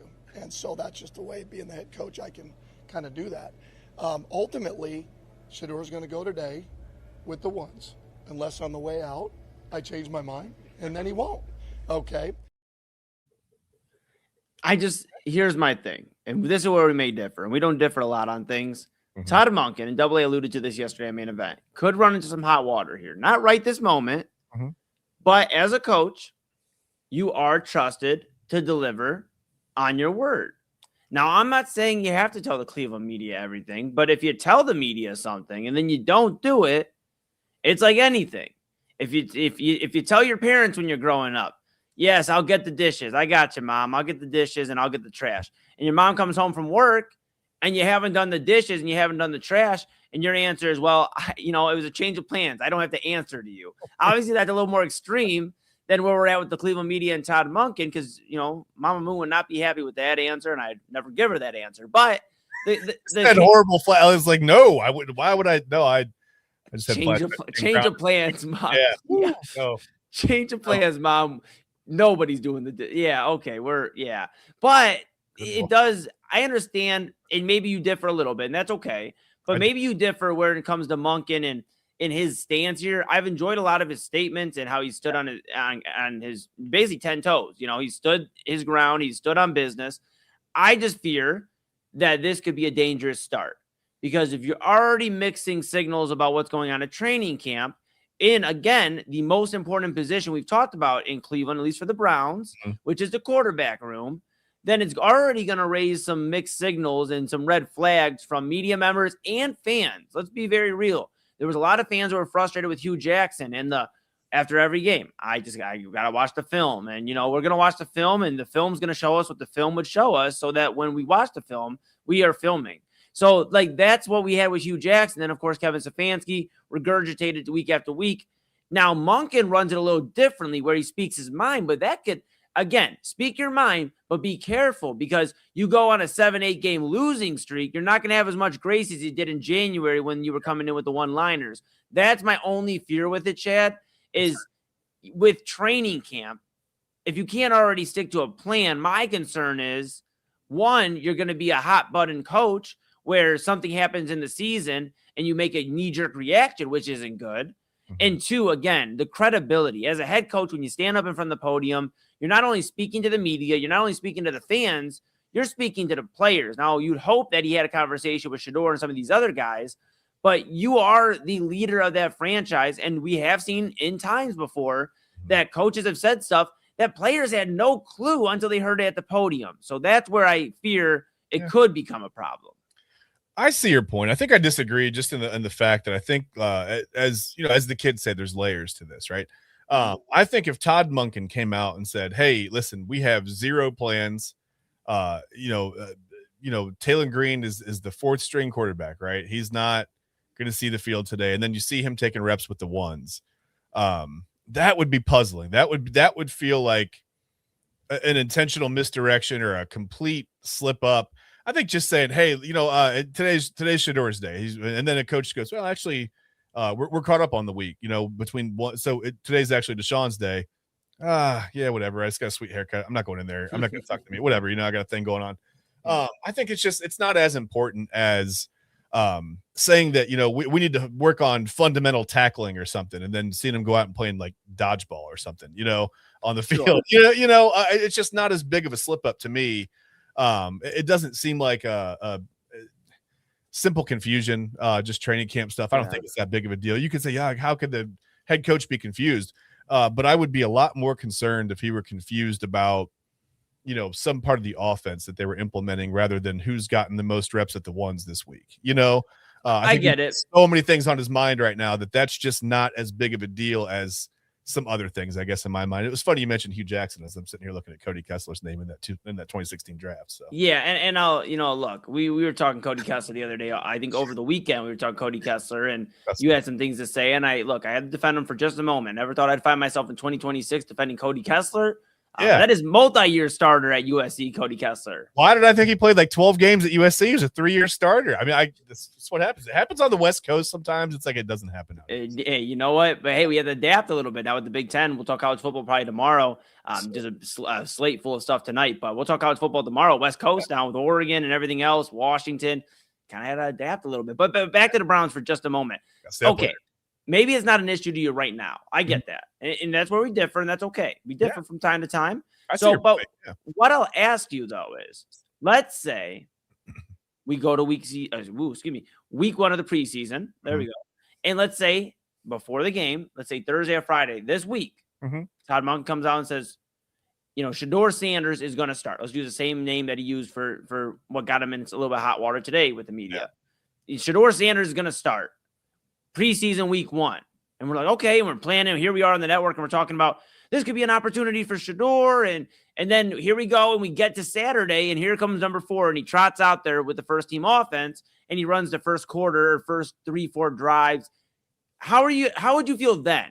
Of course, it's a hypothetical, but if that kind of continues on and it becomes Monken just trying to throw the media off, I feel like that's a dangerous game. I don't think it's necessarily going to turn into that. But as a Browns fan, I have the porcupine spikes up, and I stay on defense mode all the time because we've seen coaches do some of the most irrational things here. And for a guy that this is his only shot, I don't think getting into a war of words with the media is necessarily the best thing. Well, I don't have to tell you guys that. That's okay. But now you have essentially invited the vultures in. And what I mean by that, of course, there's a lot of great reporters in Cleveland. There's also that reporters that are going to pry and try to find a way to get into the skinny of what's going on in that Browns locker room. And Todd Monken has officially welcomed in all of that by doing this past weekend, I guess is where my point is. And I just fear if he tries to do it as like a ha-ha moment throughout the year, you see it in different cities with teams that win. Philadelphia, Nick Sirianni in the media. You've seen it with other coaches. Belichick not really giving anything to his own media there in New England for years. Mike Tomlin straight to the point. But Todd Monken hasn't earned that. And that's where we have to put it too. We're excited for him. I'm excited. I want to see what his offense looks like. But let's also remember, I think maybe I'm the only one in this mindset, that he is on a time clock. The Browns have, 3 years? This season, next season, and the year after. And then they're in the dome is the expectation. The Browns want to have a winning product. And you can't really go into 2028 being like, well, let's figure it out this year. And then 29, we should be all right again. They want to have it situated to where 2028, they're knocking on the door, crazy or not, for a Super Bowl or at least an AFC Conference Championship. So when they go in the dome, they have a reputation for turning it around already. Yeah. So I guess I just fear of things that have gotten in the way of coaches in the past, which is a war of words to the media, playing games with the quarterback room. And I don't know. That's why ultimately, and I said at the beginning of the segment, my final point on this, I'll hand it off to you and then we'll go to break. My final point on this is it seems like, without them saying it, the Browns are just going to see just what juice they can get out of Deshaun Watson. And if it doesn't work, which, spoiler alert, it probably won't, then they're probably going towards 2027. Reminder, they have those 2 first-rounders, Chad, in 2027, so they can package up to get to the prime position they want to get their guy. And it appears that's where they're heading based off of what we've seen thus far. Because if it was obvious as they're going to give Shedeur a run with the ones and he's the guy, what hasn't been as obvious. So that's where my head's at. So far, we haven't even played any games. Welcome to Cleveland, Ohio, and welcome to Brown football. We're already speculating about when that coach is going to be fired. It's great. So I love being a Cleveland fan. No, I think whatever he says to the media is fine. I think whatever, as long as he's being honest and truthful within that locker room, and when it's the cameras are away and the whatever, the peering eyes aren't whatever trying to figure out what's going on. As long as he's being honest with the quarterbacks, I think that's all that matters. As long as they know what's going on, it would be insane if he told the media and everyone all week that Shedeur Sanders is going to be the starter. And then, I guess whatever he's a vet, it's not like he's had a ton of great football over the last 8 years, like you said, 7-8 years. It would be crazy, though, last second to go, hey, you know what? Deshaun, once we're starting to sweet haircut, get out there. That would be crazy, right? Like you wouldn't do that to the players. So I don't think it matters what he tells us as the media, right? He doesn't tell me anything. He doesn't talk to me. He doesn't have to. But I would love it. I would listen if he would, right? But I also don't. I don't think I demand him to be truthful with me at all times. I don't think he's intentionally lying. I think there are times when they have a plan, and then maybe he's in front of the media right after practice, and they go into the coaches' meetings and they go, maybe he's got an offensive coach going, hey, actually if it's not too, let's look at this. Let's try to look at it from this angle. Let's do this. And Monken seems like a flexible guy. He's like, yeah, sure. I mean, you're whatever. You're my guy on the ground, right? Like you're there in the middle of the offense. He's an offensive coach. I think he's going to tend to listen to those suggestions and be flexible in those ways. So as long as he's, telling the quarterbacks and telling the offense, as long as the offensive line, the receivers, the tight ends, the running backs, and the quarterbacks are on the same page when it comes to the offense, that's all I really care about.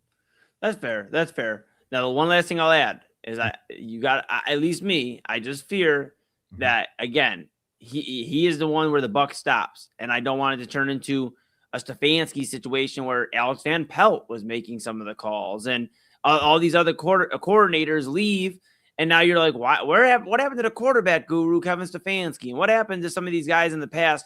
And again, it's good to get the advice, obviously working together. And that's why you put the staff together that you do. And he brought a lot of guys over from Baltimore that he worked with. Yeah, he's going to trust those guys. Yeah. But he's got to be the one to make that call. And if he's that impressionable where somebody else says something, and that's what he's running with. Again, this is the time of year where you start kind of wondering about where we're at. But the good news is they do have 2 first-rounders. So even if they don't figure it out this year, if the rest of the offense looks good around them, the defense looks good post Myles Garrett, there's a lot to improve on, and then you slot your guy in. But obviously all of us, Chad, myself, everybody here in Cleveland, wants a winner. If you heard Main Event yesterday, Double A, he was very passionate. Really the first time in a long time I've heard him that mad. I was scared he was going to wake his neighbors up. I was scared his coffee machine was going to shatter. But everything is intact. He's good. He'll be with you, of course, 11:30 tonight for Midnight Run, new start time. Reminder, he has his interview with the Athletics' Mike Sando airing at the 11:45 portion of the show. If you missed it earlier today, you'll catch it at Midnight Run here on this stream later on. But Chad and I aren't going anywhere. In fact, we get an extra half hour. We are still got 57 minutes left with you. We are about a half hour in here to Inside Edge Primetime.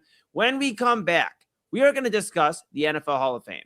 It's time we discuss the NFL Hall of Fame. I think it's only fitting. We talk about a little bit of this weekend, some of the guys that went in, but also I'll ask Chad, out of some of these guys that are eligible for 2027, we talked about it a little bit yesterday, but who would you put in as a first ballot? Who kind of misses out? There's a lot going on just with some of these guys restarting their clocks. Aaron Donald, of course, Phillip Rivers, Brady even restarted his clock. So much going on. Guys still haven't got in that haven't been getting in for years. So much to talk about when it comes to the NFL Hall of Fame. We'll discuss, of course, this past weekend and what happened in Canton, but look forward to the future here on Inside Edge Primetime. And later on, we'll talk about those Guardians, because not just the White Sox, but the Twins and the Tigers and the Guardians are in a AL Central race. And just throw the Royals in there too. Who cares? Oh my goodness. If they keep playing, no, but eventually, maybe they'll find their way too. All we know is the Guardians find one way to get into the playoff, it appears, with about a month and a half left in the season. Win the division or bust. Because with Boston and New York basically taking the other AL East positions to get the wild card slots, the Guardians, the winning of the AL Central is more imperative this year than ever before. So we'll talk about that later on in the show. So much more here on Inside Edge Primetime. But that's Chad Bryan. Am I right? You're right. Everybody's right. I'm Eli Moon. It's Inside Edge Primetime here on the Inside Edge Network. Make sure you don't go anywhere. We're talking NFL Hall of Fame when we come back. Looking for an iconic Cleveland music venue that features premier entertainment, spirits, and food? Well, look no further than the Brothers Lounge. They offer a variety of live entertainment acts weekly, along with a diverse selection of beer, wine, and fine spirits, not to mention Chef Wynn's food menu, which has been crafted with traditional American fare with a modern twist. So come on out and enjoy the warm hospitality and make some new friends right here in your backyard.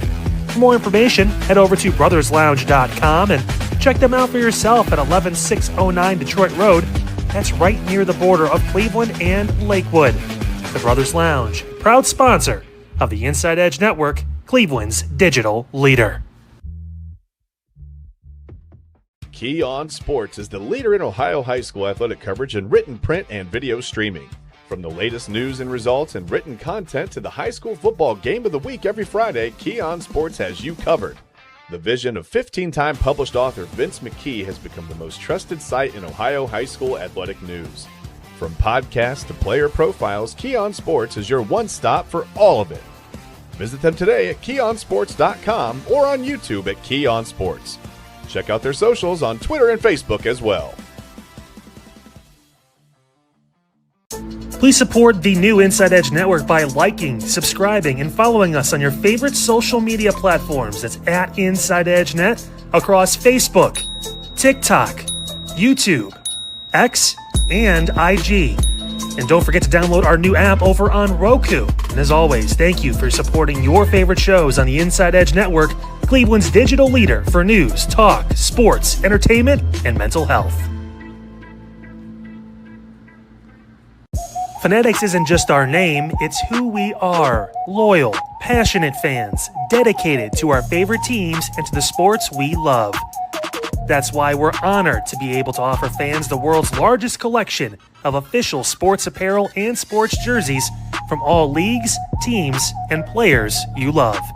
We feature a wide selection of gear from every league, including the NFL, MLB, NBA, NHL, and NCAA merchandise, which allows us to serve fans of football, baseball, hockey, basketball, lacrosse, soccer, golf, and everything else that gets your heart pumping.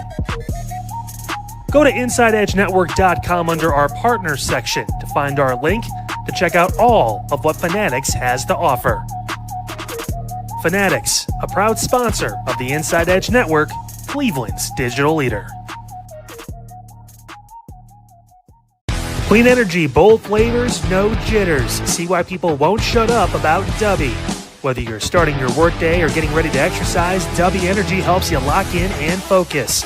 Over 15 different flavors to choose from. Order Dubby Energy right now and find out more information by checking out our partners page on InsideEdgeNetwork.com. Also, use that promo code InsideEdge10 to receive 10% off your order. Dubby Energy, your energy-focused sponsor of the Inside Edge Network, Cleveland's digital leader. Discover our collection of handcrafted candles made with clean, minimal ingredients. Every product thoughtfully created in small batches free from harmful toxins for mindful everyday indulgence. Hand-poured in coconut soy wax with natural wood wicks to offer long-lasting burn and rich fragrance. Find out more about Alley Rose Fragrances by checking out their link on our partners page at InsideEdgeNetwork.com. And if you're a first-time customer, use the promo code InsideEdge20 to receive 20% off your order. AlleyRoseFragrances.com, a proud sponsor of the Inside Edge Network, Cleveland's digital leader. What's up, guys? Awesome show today here on Unfiltered. Talked about a lot, including the whole situation involving the Browns quarterback room, the drama, the craziness. I'm like sweating just thinking about it. It's insane. Get ready. It's Deshaun's team. We're just living on it, I guess. There you go. Also talked about parking rates possibly going up in downtown Cleveland in the area there for parking garages. It's gonna be tough. And President Trump, with his child vaccine executive order, he's going to be in town. We'll talk more about him tomorrow on the program right here on Unfiltered at 9 p.m. Also, all the latest news, talk, sports right here, Unfiltered with Kyle Cornell from 9 to 10. It's a new time. It's a new block in the evening right here on the Inside Edge Network. I will see you Tuesday night.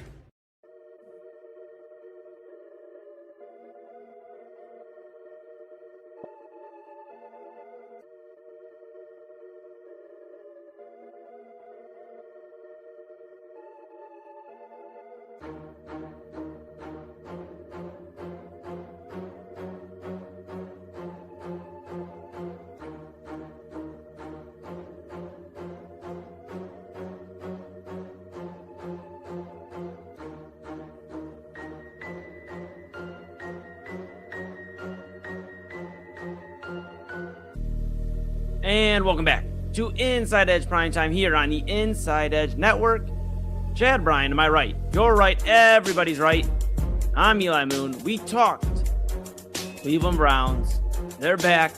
They're in full swing. Their first preseason game this Saturday.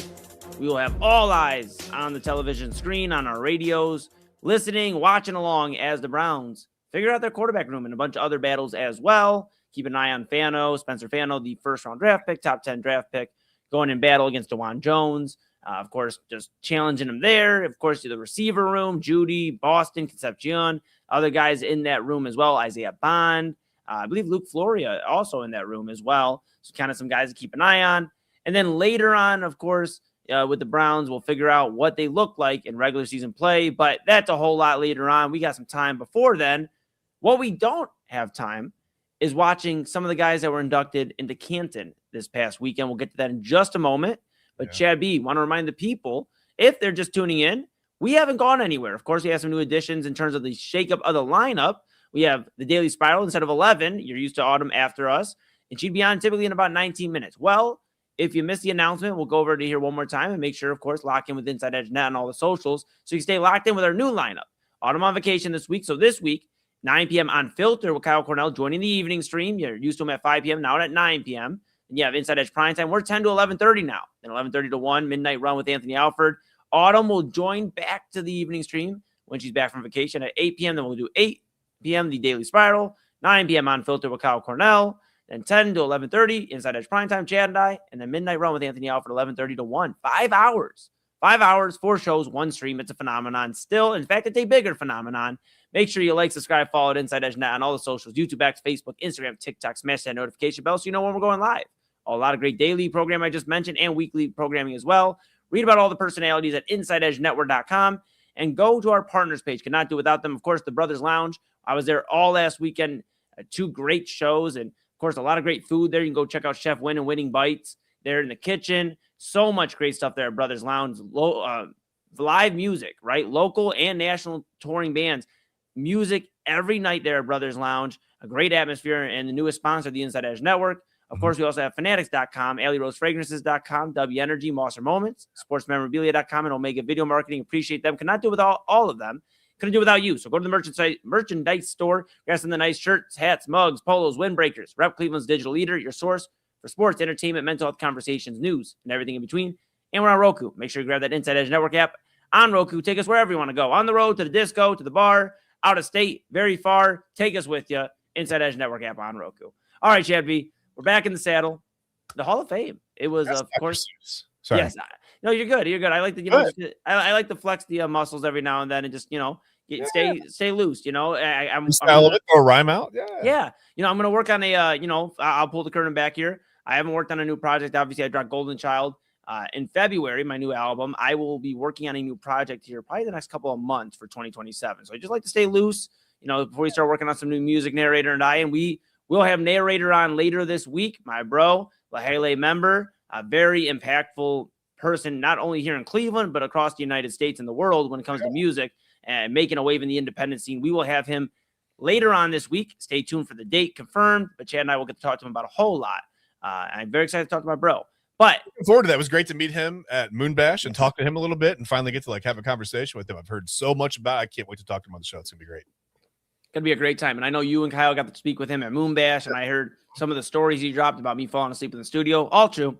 We were not shocked. Let's just say I just not shocked at all. I was like, that doesn't surprise me at all. Yeah. To pull the curtain back one more time here. I'll never forget one of the greatest beats narrators ever made for me to rap on, sing on.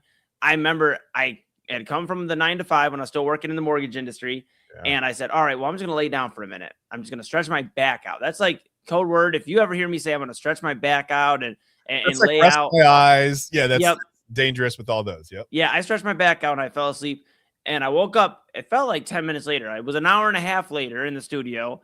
And I woke up and narrator just had this beautiful beat playing. And I go, bro, that's amazing. Who's that for? And he goes, brother, that's for you. I've been making this beat for you for the last hour and a half. And I was like, oh my goodness, I can't wait to write to it. But those are some of the funniest moments. And so, yeah, very excited to have the bro on. He'll have some more stories, I'm sure. I was talking to him earlier today. So we're working on that.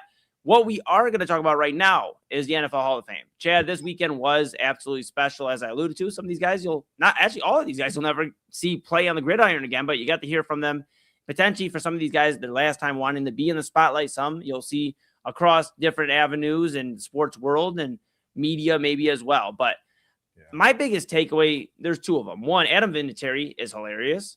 He had probably the funniest speech I've heard in quite some time. I mean, just from giving roasts out to McAfee, to Belichick, to Brady, to everybody. Handing them out to everybody. Yeah. Incredible. My other takeaway, too, was just, this is probably one of the strongest classes I can really imagine. Now, when I was growing up, and I know, again, there's a little bit of age difference. So for you, you may be more like, your early 20s when you saw this class. But, you see Jerry Rice and Emmitt Smith, and that to me was like, holy smokes, how are you going to beat that? Like, you have the leading rusher at one point all time, and then you have the best receiver of all time going in the same class. I thought that was going to be tough to beat. This class, when you talk about all around just talent, Breeze, Kuechly, Vinatieri, Craig, Fitzgerald. There's so many studs when it comes to this Hall of Fame draft, or Hall of Fame class of 26. What were your thoughts on this weekend. It could be about the speeches or just some of these guys that got in, because I really have no complaints. No, I mean, this is about as complete of a, I mean, maybe not complete, but these guys definitely all deserve to be in the Football Hall of Fame. Yes. But yeah, a lot of people were saying that Adam Vinatieri's speech was maybe the greatest Hall of Fame speech of all time, as far as NFL acceptance speeches. So, yeah, I thought it was funny. I mean, it's whatever. Anytime you can, when you humanize Bill Belichick, first of all, that's a feat like none other, right? When you can make him seem like a human being. Yeah. And then add some humor to the mix, and then you see Belichick's reaction. He thought it was funny, whatever. That surprises me even more sometimes. So I think Vinatieri have towing that line and being able to have that touch to do it the right way. I thought was pretty funny. Yeah. We talked about it before. Roger Craig was the first running back to ever rush for 1,000 yards, have 1,000-yard receiving in the same season, 1985. That alone, I think, two guys have done that since. Yeah.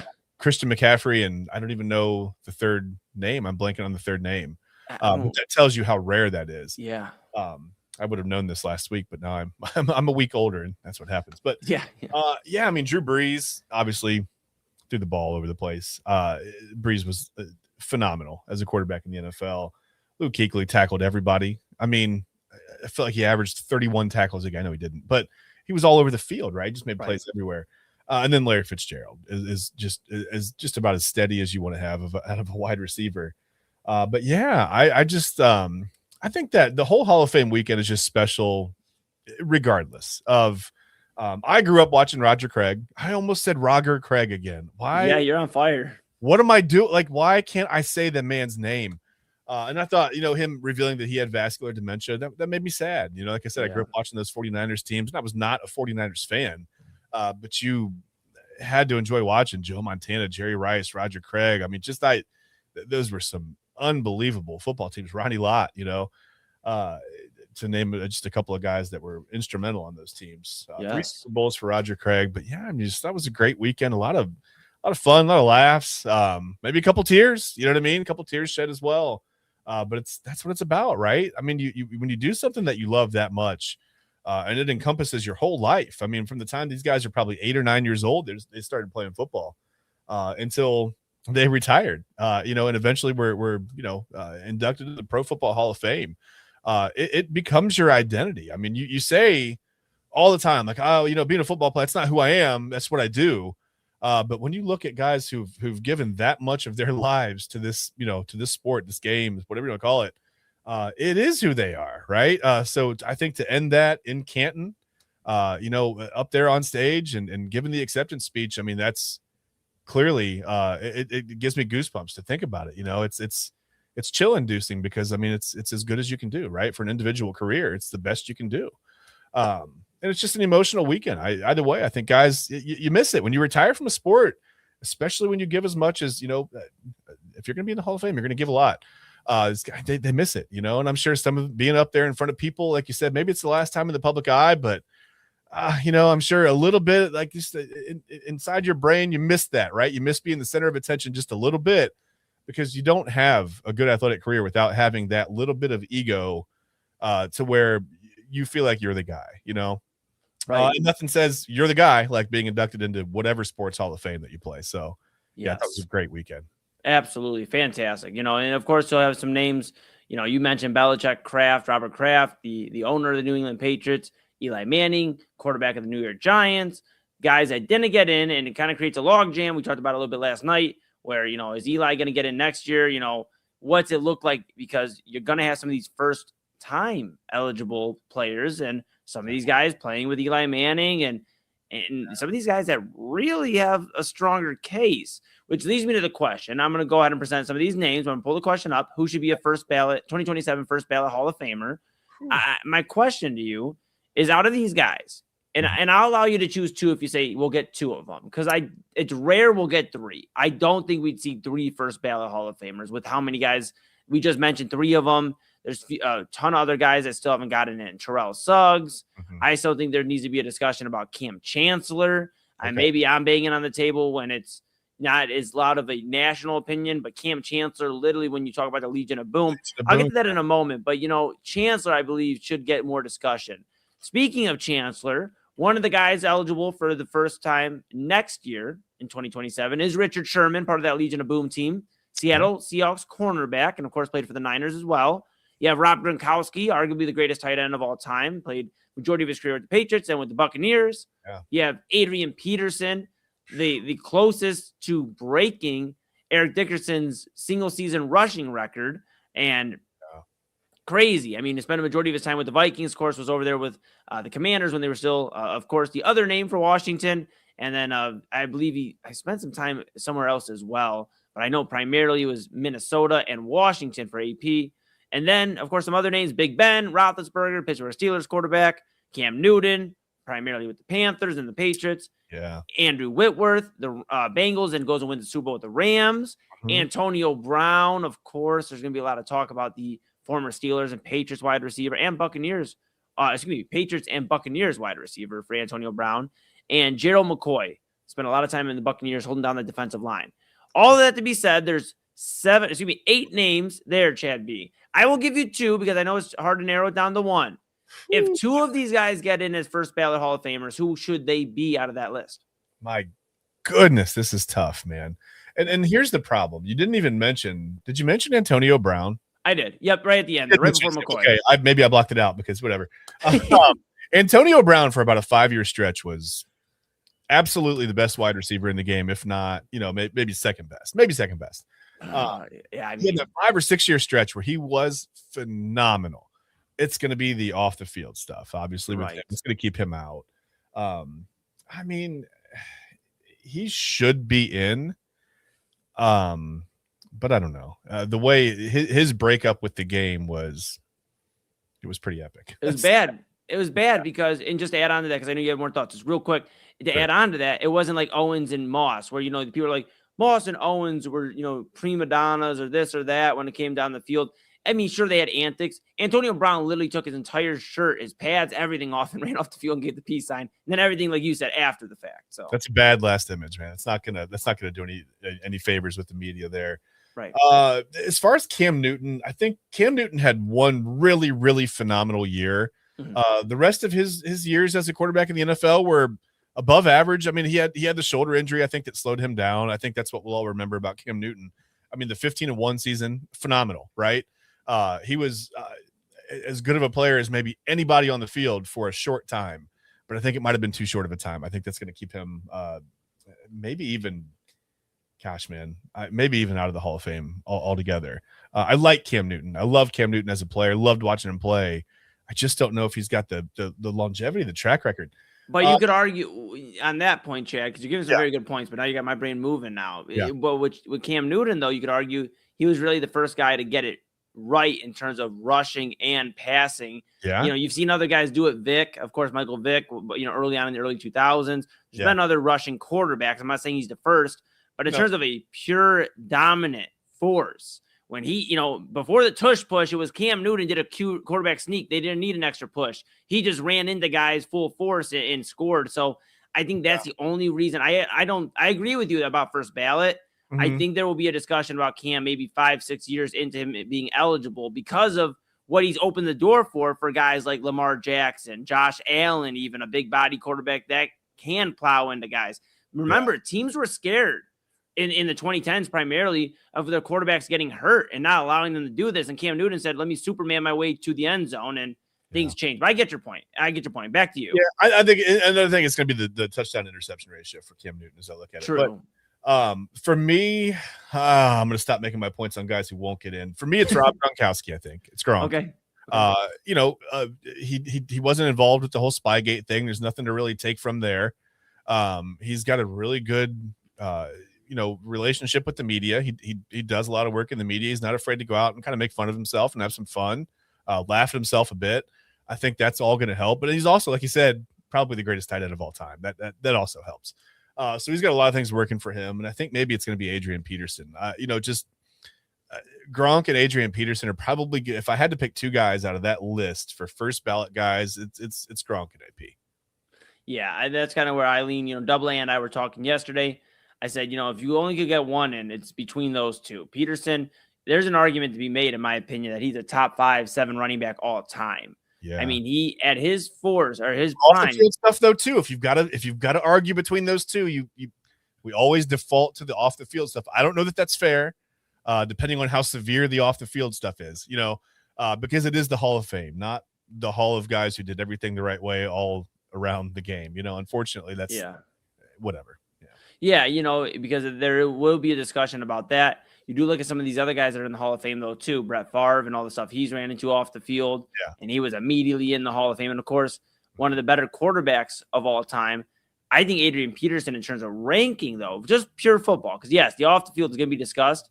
Yeah. And it wasn't great. No. But the on the field, he is a top 7, maybe 5 running back of all time in terms of pure specimen, a guy that could just absolutely take over a game and did many a times for the Minnesota Vikings. Yeah. Remember, they were rolling at one point, what was Sam Bradford, before that Christian Ponder. I mean, they had some pretty bad quarterbacks in there for primarily a lot of Adrian Peterson's run. And for him to be absolutely dominant in the Vikings to be relevant for a lot of those times, this was the days before they had an air raid offense with Justin Jefferson and Jordan Addison when he's healthy, and TJ Hawkinson. It was Adrian Peterson's going to get the ball 30 times, move out the way. So I do understand, and I agree that if it does come down to one, I think it will be Rob Gronkowski, just because when we talk about rankings, I don't know if you could put anybody above Rob Gronkowski when it comes to top tight ends of all time.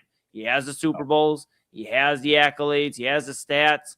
He literally played for the best dynasty. I feel pretty confident saying that. The strongest dynasty in NFL history. He's got the charisma too. He's got he's got that too. He's got that too. So we'll keep an eye on all of that, of course, when it comes to 2027. Some other names to keep an eye on. Not first ballot, but of course, we mentioned Eli Manning.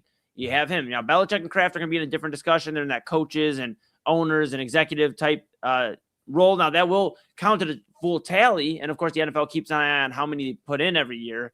So, I don't think both of those guys will get in. But in terms of players, Eli Manning, Rob mentioned yesterday, Terrell Suggs still out there. I'm gonna start the campaign for Cam Chancellor. I guess I'll start it because that guy was one of the best safeties of all time. Yeah. And I think he definitely deserves to be discussed at this point before he's forgotten about, before he gets to the senior committee. Hey, let's find an older guy that we can get in. I don't want it to turn into that for Chancellor because there is no Legion of Boom without Cam Chancellor patrolling that safety position. So those are some names to keep an eye on. And then, of course, you have the looming 2028 induction of Tom Brady. That won't be a discussion. That'll literally be a certainty. You think he's going to get in? You think he's – Yeah, I think he's a first ballot. And I think it'll be interesting. Do you wait on Eli Manning? But, of course, you have, Manning and then Roethlisberger. We just mentioned him. Roethlisberger is eligible next year too.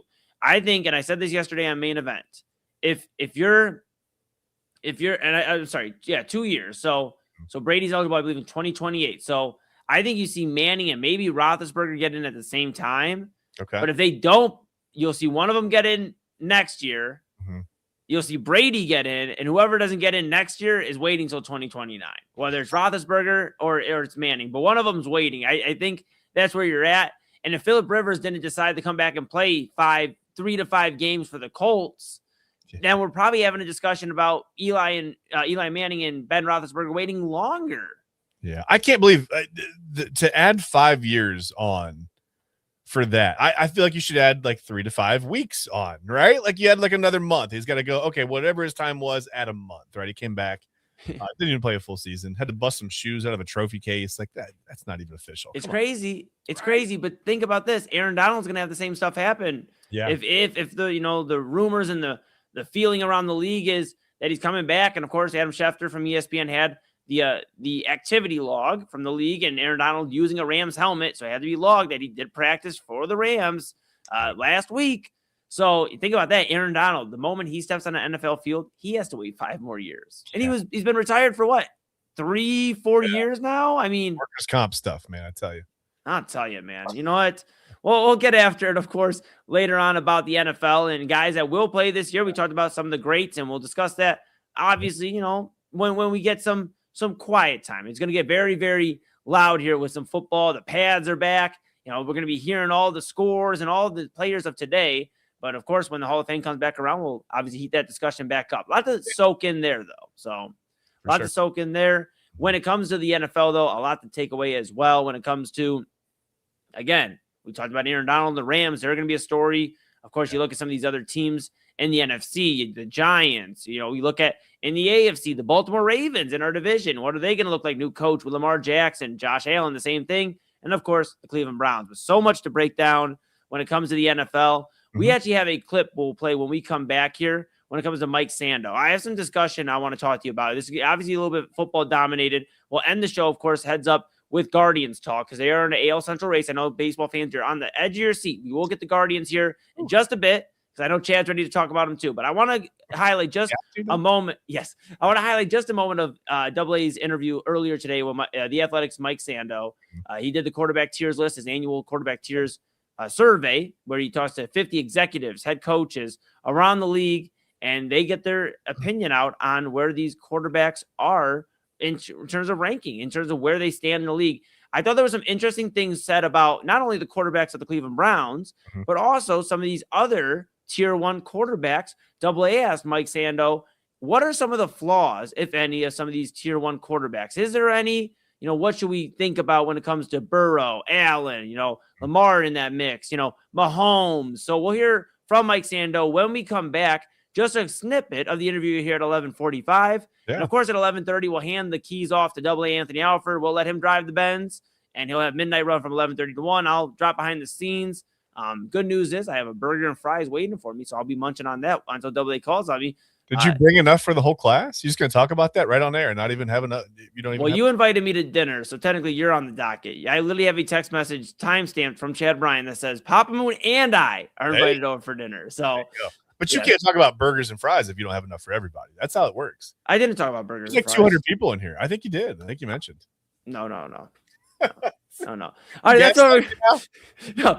All that being said, Chad did not hear what he just heard. But, of course, you all heard what we had to say. We're going to talk Guardians later. We're going to talk about some more NFL when we come back in these top of the top quarterbacks. It's a lot going on. It's NFL season. We're fully back in the swing of things, just a few weeks away from week 1 of the regular season. Crazy. So we'll talk about some more NFL when we come back. Of course, it's Inside Edge Primetime here on the Inside Edge Network. That's Chad Bryan. Am I right? You're right. Everybody's right. I'm Eli Moon, and we are back right after this. Dine, drink, and dance at the premier spot in town. It's time to check out all of what our friends over at the Brothers Lounge have to offer. Everything from weekly live entertainment, a wide variety of different beers, wines, and spirits, and an expertly crafted American fare menu with a twist courtesy of Chef Wynn that'll make your mouth water. So, what are you waiting for? Head over to the Brothers Lounge at 11609 Detroit Road or check out their website, brotherslounge.com, to learn more about what you've been missing out on. Brothers Lounge, proud sponsor of the Inside Edge Network, Cleveland's digital leader. Whether searching for a baseball autograph by your favorite World Series slugger, a signed football by an iconic Hall of Famer, or the jersey of a world-famous soccer star, you've come to the right place.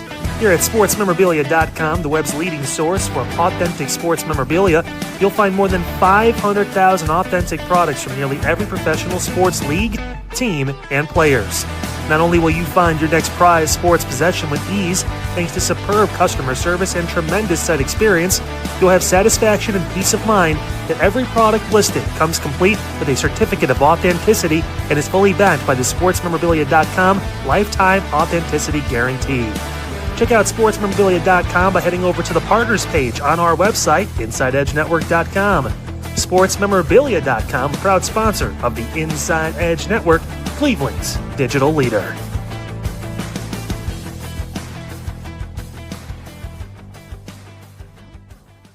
Discover our collection of handcrafted body mists made with clean, minimal ingredients. They offer a natural alternative to synthetic fragrances, perfect for sensitive skin and those seeking clean, mindful self-care, and the perfect gift for you and your special someone.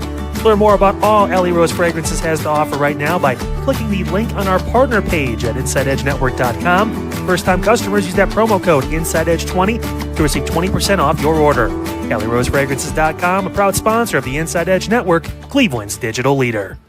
Monster Moments Photography is a husband and wife wedding photography team based in Cleveland, owned and operated by Inside Edge Network's very own Ryan Mosser and his wife, Hallie. For the past 10 years, they've captured more than 100 weddings across Northeast Ohio and beyond, always working together as a true two-person team. Their style centers on authentic, emotional storytelling, documenting the real moments between two people in love and creating images that feel natural, comfortable, and true to the couple. Rooted in Northeast Ohio, but inspired by their travels, Ryan and Hallie bring a warm, personal approach to every wedding day. Their work blends experience, consistency, and a genuine passion for helping couples relive their best day through timeless photography. Learn more by checking out Monster Moments Photography's link on our partners page at the InsideEdgeNetwork.com website. Monster Moments Photography, a proud sponsor of the Inside Edge Network, Cleveland's digital leader. Find us on InsideEdgeNetwork.com for the latest information on your favorite shows, personalities, and network partners. Plus, we have a merch shop. That's right, we have network polos, t-shirts, champion jackets, hats, and bottles. Rep the network. Every purchase supports independent sports and entertainment media. Thank you for your support from all of us here at the Inside Edge Network, Cleveland's digital leader for news, talk, sports, entertainment, and mental health. All right, hope you guys are enjoying your weekend. We are so excited for our new lineup here on the Inside Edge Network beginning this upcoming Monday. Started with Kyle's show at 9 o'clock, InsideEdge Primetime at 10, and then my show, 11:30 to 1 a.m., 90 minutes, a midnight run. And it's going to be big because on the very first show, we've been talking about the QB list, the QB tiers list. Well, the man who did the research, the man who got the executives, the head coaches, the coordinators, the GMs all together, Mike Sando of The Athletic, will join me this Monday on Midnight Run beginning at 11:30. You do not want to miss early start time on the Inside Edge Network. We have so many things to catch up on. But again, hope you guys have a great weekend. And we'll see you this upcoming Monday, new start time, 11:30, right here on Midnight Run on the Inside Edge Network. So, and then the biggest question then is, okay, well, why wouldn't Lamar Jackson be in there? Because he was number one. He was tier one last year overwhelmingly. Why would he thought of it? Because if you look at, Burrow had an injury shortened year, or Mahomes had a tough year by his standards and got hurt. Why wouldn't Lamar get the benefit of the doubt and stay in tier one? And I think the answer is twofold. I think one, in the NFL, always the coaches and executives put a premium on your passing ability, I think for sure. And I think people think that Burrow's like the greatest passer probably in the whole league. And then number two, the playoff success component. Even though, like, Josh Allen hasn't been to the Super Bowl, he has 29 touchdown passes and 6 interceptions in the playoffs. Lamar, I believe, has 10 and 7, something like that. So even Burrow doesn't have a big history of success in the playoffs, but he's been to a Super Bowl. So I think when you have the perceived passing ability and the playoff success, you are a little bit more durable to stay in the top.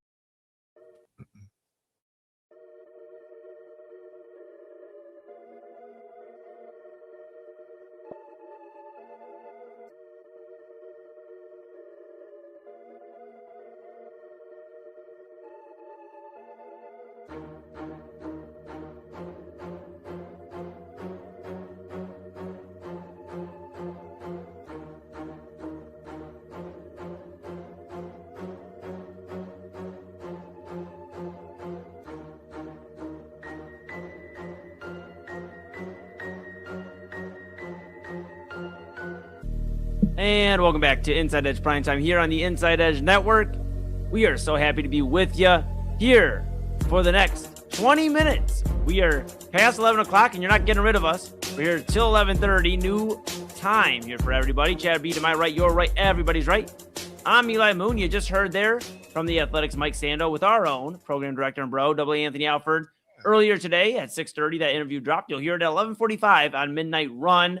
Of course, a lot of things to break down when it comes to that quarterback tier one. We obviously got stuck, and rightfully so, here in Cleveland with tier 4 and 5 with Deshaun Watson and Shedeur Sanders. But, looking at the top of the top, Chad, there's a lot to break down there when it comes to not only, Joe Burrow and Josh Allen, but Lamar Jackson as well. Thought it was interesting what Mike said. We're going to talk Guardians here, of course, before the end of the show. Stay tuned for that in about the next 10 minutes or so. But my points on this real quick, because I wanted to address this on the show. I think it's so interesting, the thoughts on Lamar Jackson. And of course, that's not Mike Sando's thoughts per se, right? That's right. Per the survey and the coaches and the executives that he spoke with around the league. And we value Mike and we appreciate Mike for earlier today, giving us some time to kind of break that down. My thing is, how is the guy that has an MVP, playoff experience, an AFC championship game, not as many as Josh Allen, but has basically been in the same spot? I don't understand the disrespect for Lamar Jackson. We talk a lot about Shador here, and obviously Shador is still unproven in terms of what he's done or what he hasn't done yet.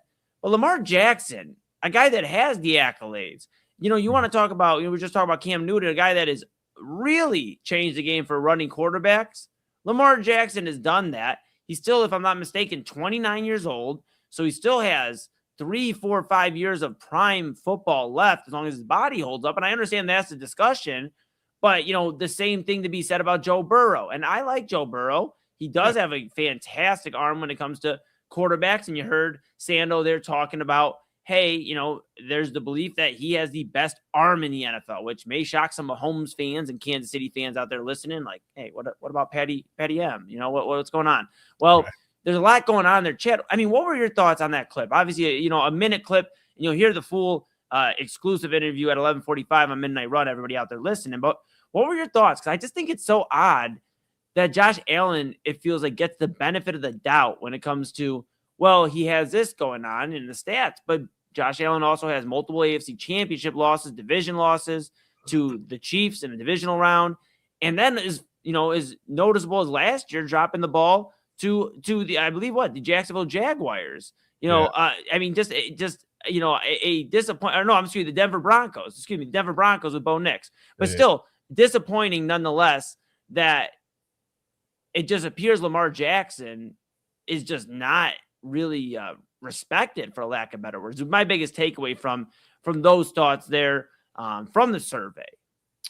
Yeah, I don't really get that either. I think he's one of the most electric quarterbacks in the league to watch.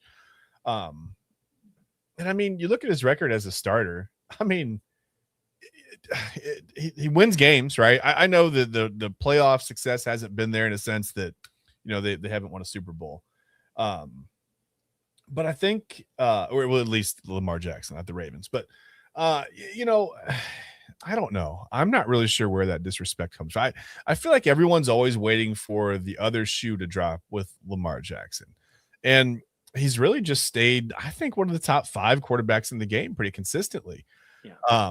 And listen, Josh Allen has you can pick apart the same things in Josh Allen's game, right? There's like maybe the perception that Allen is like a superior runner because he's bigger. Lamar Jackson is impossible to catch when he gets out in the open field, right? Very difficult to tackle. He's a good passer. He's shown he's proven that he's a good passer in this league. I mean, look at the interceptions. Double digits in the season one time, right?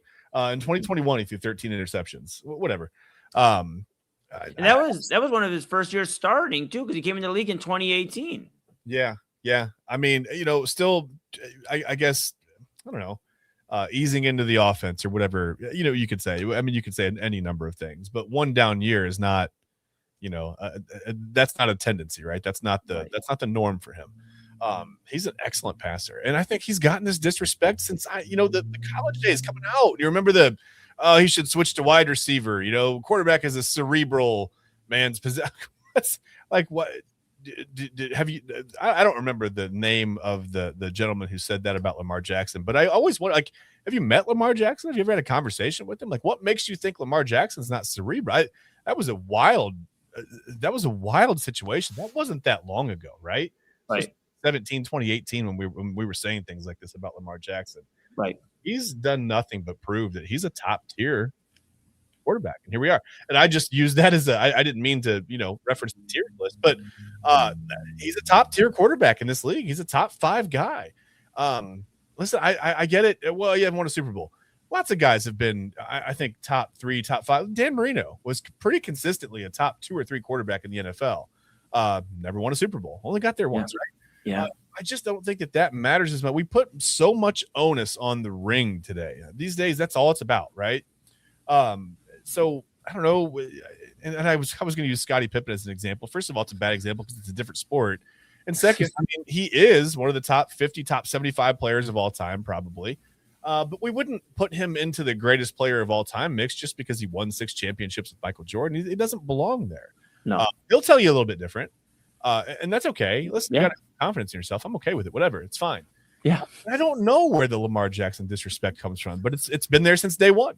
Yeah, and it's frustrating. Again, if you didn't see, of course, you're referencing the Athletics' Mike Sando, who was on earlier with Double A's show, Midnight Run, and a standalone interview earlier. You'll hear it later on here in just actually about 20-ish minutes or so. You'll hear 25 minutes. Going by, yeah. Crazy. But one thing, again, just to know, when we're talking Lamar Jackson, in this tier list this year from the survey, from the head coaches and the executives, anonymous, of course, the tier 1 quarterbacks, Chad, Patrick Mahomes, Joe Burrow, Josh Allen, and Matthew Stafford. Lamar Jackson on the outside as a tier 2 quarterback.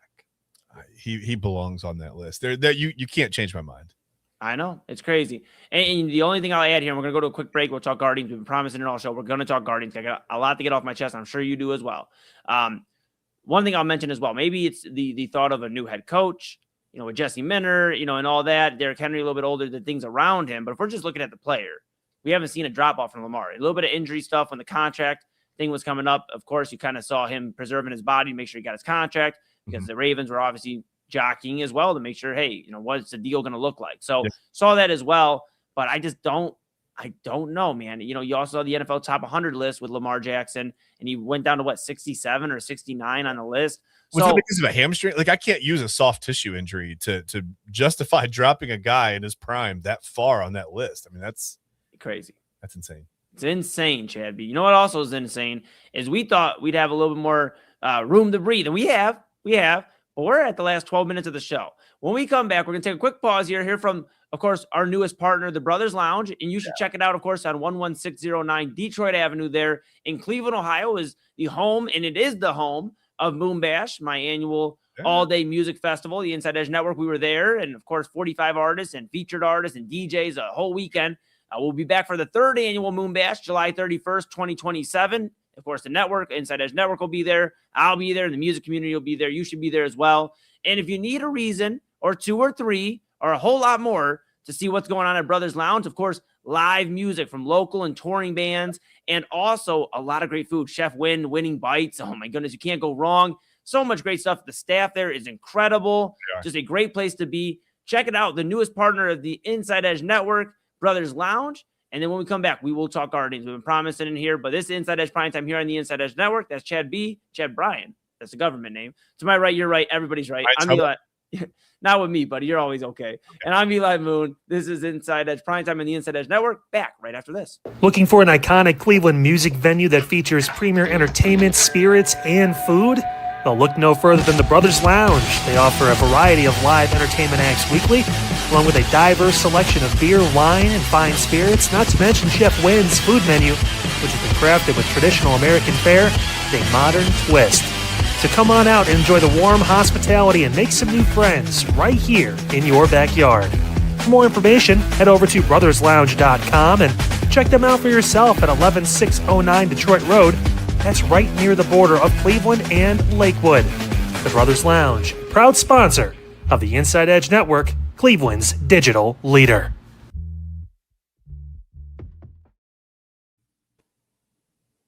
All right, folks. I told you a little quick one there, but of course, the newest sponsor of the Inside Edge Network, the Brothers Lounge. We appreciate them so much. Everybody there, go check them out. A lot of great stuff. Tomorrow, of course, I'm in the music community. I book a lot of shows, of course, at the Brothers Lounge. And I want to mention that you can go, if you're an artist looking to go out right now to an open mic, go check out Poor Duncan, the open mic tomorrow, Tuesday night, in the front stage, the wine bar.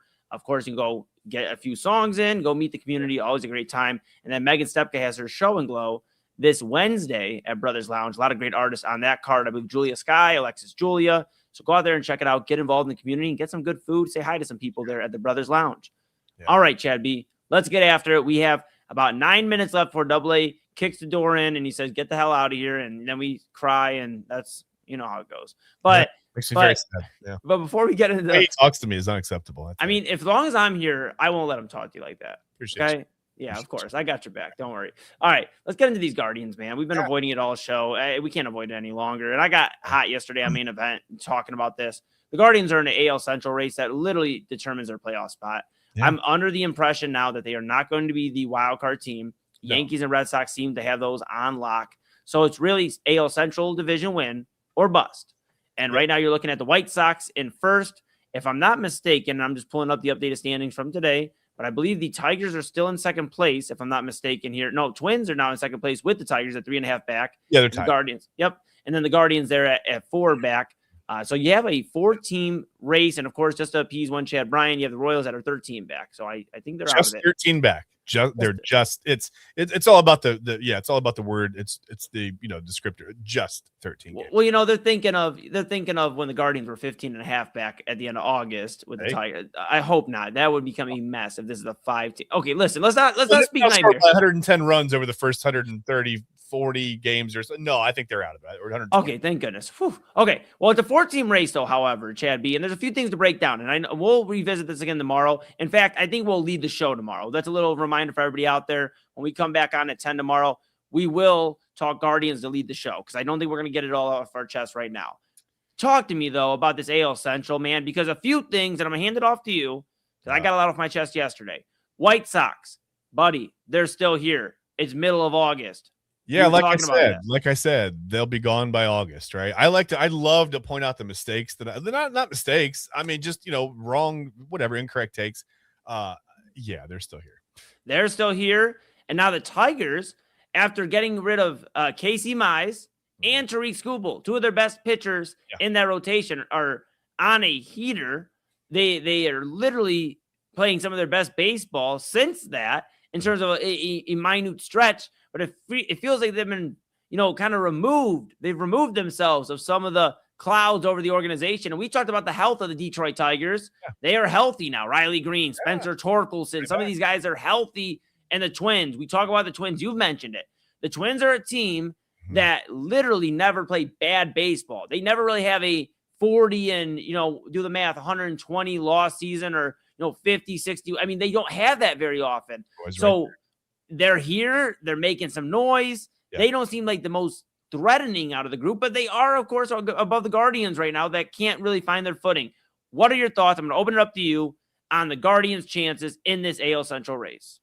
I mean, right now, it's so bleak because they've got so many teams that are right there in front of them. And the good thing is, at least they're, it's not a wild card race where you don't maybe get to play a couple of the teams ahead of you. They'll have games against the Tigers, against the Twins, against the White Sox down the stretch. That's good. The bad thing is, if you look at the Tigers, they're 58-60, but they're plus 87 in their run differential. What that tells you is like they're not a team that should be 58-60. So it's a little terrifying that you get rid of Skubal, you get rid of Casey, and now you're 7-3 over your last 10.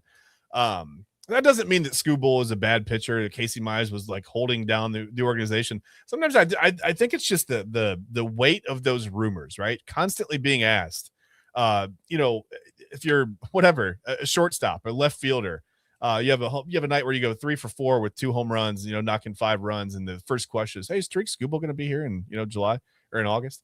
Man, I don't know. You know what I mean? Like we're trying to win baseball games. And I think sometimes when you see moves like that get made at the deadline, you it's almost like a weight off your shoulders. Like the guys that are still there are like, all right, man, now no one's looking it up. We can just play. Right. And they've been playing okay. Like I said, they're plus 87 runs, whatever. The Twins, they're one of the teams that have been outscored by their opponents over the season. It makes sense. They're below 500. The Guardians are right there, right? They're minus 27 in the run differential. For me, it's the bullpen. But it's more than that. Like you said, we need more time than this because this Guardians fall off of like they've forgotten how to play guards ball, right? We call it guards ball. It's on guard ball, whatever you want to call it. Guards. I don't know. What do you want to call it? Doesn't matter. They're not doing it. The bullpen, their walk rate has skyrocketed since the All-Star break. I mean, the numbers are here. I have it right. They were at 3.62 walks per 9 innings. The bullpen is now at over 5 walks per 9 innings. You can't give major league teams free runners. You can't do it. You can't continue to give away free base runners in the major leagues. Teams will make you pay for that. Right. They're not running the bases all that well. They don't. It's the little things that they've done since they've become, the lovable small ball team, right? In the world of, launch angle and whatever else is going on in baseball. They're not doing those things right. Well, not right. They're not doing those things well anymore. The defense has been a little shoddy here and there. Like I said, base running's been bad. The bullpen's been, you've got Tanner Bybee turning it around, but you've got other starters that aren't pitching so well. And it's everything. It's timely hitting. It's hitting with runners in scoring positions, even getting runners into scoring position at times. It's been a tough go, and it's everything at once. And the only thing that I can say that would make you feel better if you're a Guardians fan is sometimes baseball is so cyclical that if you've got one part of your team that's not going well, sometimes all of a sudden the bullpen will figure it out, right? Well, the good news is if you believe in like the baseball gods and you watch enough baseball, when everything is going bad, you've got enough time down the stretch that everything could simply turn around. That's not something to lean on. That's not what you want to. You don't build your season and go, hey, we'll start off, whatever. By mid-August, we'll be 4 games under 500. But we know we're going to flip that switch, man. Like you don't want to lean on that and build your team around that kind of a turnaround. But we've seen the Guardians do it before. I wouldn't count them out, but they've got some work to do, Eli. They do. And that's the concerning part is like we talked about a little bit yesterday on Main Event is you're at a point now where the bullpen looks good. And then the bullpen kind of takes, a backseat, and then it's the vice versa with the offense. So if the bullpen's looking good, then the offense doesn't look good. If the offense looks good, the bullpen doesn't look good. And it's kind of just a mixture. And I wasn't being Debbie Downer too much yesterday, but I got to be honest. I definitely was not feeling the greatest when it comes to, the trade deadline was incredible in terms of the moves that were made and the guys they brought in. However, it's a little concerning if this doesn't work out in terms of at least a playoff berth, because you moved off of not only, I get they weren't top 25 prospects. You moved off of about 8 to 9 prospects in these trades. Yeah. And again, I'm okay with it, but if they can't retain Lowe, if they can't retain Griffin, and this turns into no playoff berth, a lockout, you lose out on 2 of the acquisitions you got. Yeah. You're probably sending Yoho based off his performances right now to AAA. Yeah. So that leaves you with Joe Adell, which I love Joe Adell. Absolutely thrilled. But then you're at on his contract as well. So, I mean, correct. So you're at a point now where it's like, man, dude, this could really be bad news bears for the Guardians, for lack of better words. I'm concerned because they don't have much time left. And I know Rob's smiling somewhere and he's probably, listening to this and hearing me and going, yeah, but, on August 28th is when they made their run last year, 15 and a half back. But the reason we don't talk about that, the reason we do talk about it the way we do is because it's improbable. It doesn't happen. It's shocking the way it happened. It's historic, hence why it doesn't happen. That's like saying, if another 18-0 team in the NFL goes to the Super Bowl, well, they're going to lose because that's what happened last time. It's historic, historic things that happen. And I just fear that the Guardians, if they don't have a good run here, Chad B, we got about a minute left here, so I'll make it quick. But if we don't go on a big run here, we have Detroit on the road. Then we have, of course, series against San Diego, San Francisco, and Colorado. And then Los Angeles, the Angels. Joe Adell gets to say hi to his former team. If they can't take care of business in these series, I don't feel good about a playoff spot. I don't, because they play some teams that are in the playoff mix for a wild card when it comes to the Orioles that are still trying to hang around there. They play, the White Sox again next month. They play the Twins, I believe, next month. They play some teams that are ready to get ready for postseason baseball. So if they can't take care of it against some of these teams that are, for the most part, out of it. I know San Diego hanging on, trying to get into a wild card. But for the most part, these teams are out of it. The Giants, the Rockies, the Angels. If they can't take care of business, well, then it's over. It's over this year. Yeah, I mean, you hope Joe Adell gets back. I'm looking at his Cleveland numbers. He's 3 for 22. A couple of doubles, 10 strikeouts, 3 walks. His strikeout to walk ratio, by the way, not great at the plate. You would think that if the Guardians have any plans for him sticking around, he's going to have to look into maybe trying to flip that a little bit. Otherwise, he's probably not a guy they're going to re-sign anyway. So, I don't know. I don't feel good about it either. But they've got the chance. They've got the divisional opponents. They can make up some ground. But if you're not ready to play baseball in those games, you can also bury yourself pretty quickly too. Yep, exactly. And the one thing with Adele is, they mentioned, the strikeouts were a thing. So we'll kind of keep an eye on that. Obviously, now what you want to see is we get heated up for a central race, but we'll talk about it. Strikeouts, but you've got to walk as well. Yes. Last year, 37 home runs, right? I'm looking at 37 home runs, 151 strikeouts, just 33 walks. Yeah, maybe you should take some notes from All-Star Travis Bazzana. We'll keep an eye on it all, of course. We'll talk about that Guardians. We'll talk about those Guardians and more Guardians when we come in tomorrow at 10 o'clock sharp at the top of the hour. You'll get some more Guardians breakdown, and we'll have so much more. We're going to do a switcherooski here. Usually we switch over to the Spiral, but now we have Double A joining us after. I don't know what this is going to look like. Some of us may disappear. Here we go. Everybody hang on to their seats. Hold on. Just us. Here we are. We look nice in front of the skyline, even though you can't see the skyline. Not skyline chili. Don't worry. Dude, I look good in the blue. Blue on blue. I look great. Okay. All right, let's bring him in here because look what he's got. Look what this guy's got. Skyline. Hey. Look. That's nice. All now, right. I don't know if it's as nice as this, though. Here he is, Here the host of Midnight Run, program director, fresh haircut, just like Todd Monken, dropping the cookies. It's Anthony Alford. Why? Okay, burgers and fries with Eli. You come in with cookies. Well, I don't. Oh, and it's your favorite, Chad. I have chapstick. That's all I've got, man. I can't. I on behalf of Chad Bryant, I knew this was your favorite. This is some good stuff. Those are good. Yeah, I gotta look at This them. is good stuff. See, the problem though, I will admit something. I prefer the off-brand. Okay. I prefer the off-brand. The chocolate, this is the name brand. Okay. The chocolate's a little bit too rich. All right. So we're by going grocery store lines, standards. like Choco lines. Is that what they are? I don't know. Yeah, just a little bit. And let me make something clear. All I love chocolate. Yeah, chocolate's good. I love chocolate. Yeah. Yeah. All shades of chocolate I love. Yeah. White chocolate. Dark chocolate. All the caramel chocolate. Uh-huh. Love it all. Good Peach stuff. chocolate. There you go. Hey, man. Peanut butter chocolate. Call me in high school. Jeez almighty. Okay. Anyway.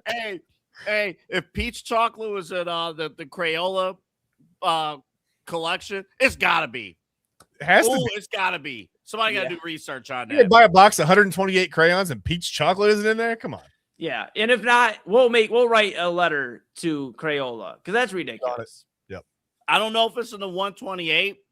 I know for a fact it's in the 256. Okay. That's right. Yeah, because I know it's in the 256. I think it's the 128 though. All right. Yeah, it's we know for sure there's not 257 options for crayons that are better than peach chocolate. I don't know, man. I know what color. I know something that was kicked out. Uh-oh. Oh no. Real quick before my show starts. No, I have a quick question. Just one quick question. We'll color that box in later. Yeah, that's fine. Yeah. You left us on a cliffhanger. You're like, I know what color's left out, and then me and Chad were both like, anyways, I got a quick question for you. I have a Guardians question for Chad. Okay. One of these days, Chad and I are going to actually have a shift together. Yeah. One of these days, it's going to happen. Yeah. Well, I'm looking at this. I'm like, okay, the White Sox is not falling off. The Twins is not falling off. The Tigers suddenly got better. Yeah. Should I be more concerned as a Guardians fan about not being able to consistently score of runners in scoring position or the bullpen? The answer is yes. Okay. Yes. Yeah. It's like I said, unfortunately the problem is everywhere. It's timely hitting. It's even getting runners into scoring position now. It's the bullpen. The walks from the bullpen. It's going to kill you, right? Base running, defense. It's literally that's 5 things. That's pretty much starting pitching's been okay. Other than that, 5 out of 6 things kind of stink right now with the Guardians. Yeah, because I know Stephen Vogt's getting a lot of hate right now, and I'm not going to sit here and defend him. But it's like, okay, in-game management, I understand, I get it. Who do you turn to? I don't know. Everybody's walking everybody in the bullpen. You can't even put a guy out there that doesn't do it. So I don't know how he's supposed to manage a bullpen that can't get it done. What's he going to do? And I don't know. Yep. I just feel bad, Eli, for like Gavin Williams, because it seems like every time he's out there, he has a standout performance. Yep. And then A 4-run eighth inning or whatever. Yeah. Yep. Yeah. And Chad and I were talking Double A, and we didn't get enough time to really dive into Guardians. We were very football focused today with, preseason heating up this weekend and stuff. But what we talked about is tomorrow we're gonna actually start the show with some more Guardians talk in terms of how they can turn this around. Because I feel like there's a lot of doom and gloom right now in terms of the acquisitions aren't coming along all the way. Yoho I want him to go home. That's how I feel like right now with Craig Yoho, and all due respect. Craig. Yeah, Craig. But not to say Roger, or as Chad calls him, Roger. Craig. He's trouble. What's going on with that? It's okay. But Yoho, obviously you're not getting out, the production you want. Adele, we just mentioned, 3 of 20, I believe, at the plate. Chad had mentioned, Yeah, pretty bad. And then of course you have Lowe's doing all right, and Foster Griffin. We'll see what he looks like in start 2 and 3. But Double A, what we're going to do is we're going to ease the doom and gloom, and we're going to try to figure out how this team can get back in the AL Central race. So we're going to actually start prime time with that tomorrow at 10 o'clock. Ways to get back in the AL Central race and probably inject some positivity back into the team. There you go. There you go. We're going to also ease out of the doom and gloom and talk to Sean Watson next. No, I'm kidding. Oh, my goodness, bro. I'm going to start smoking cigarettes again. I'm telling you. No. Let's start the show. Chad, have a good night. Great job. And Eli is still going to be here. So Midnight Run starts after the ID. See ya.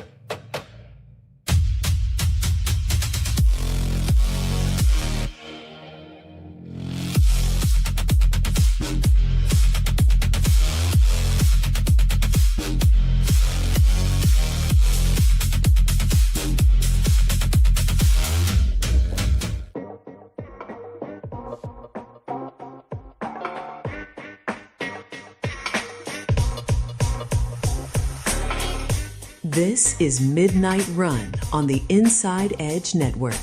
Here's your host, Anthony Alford.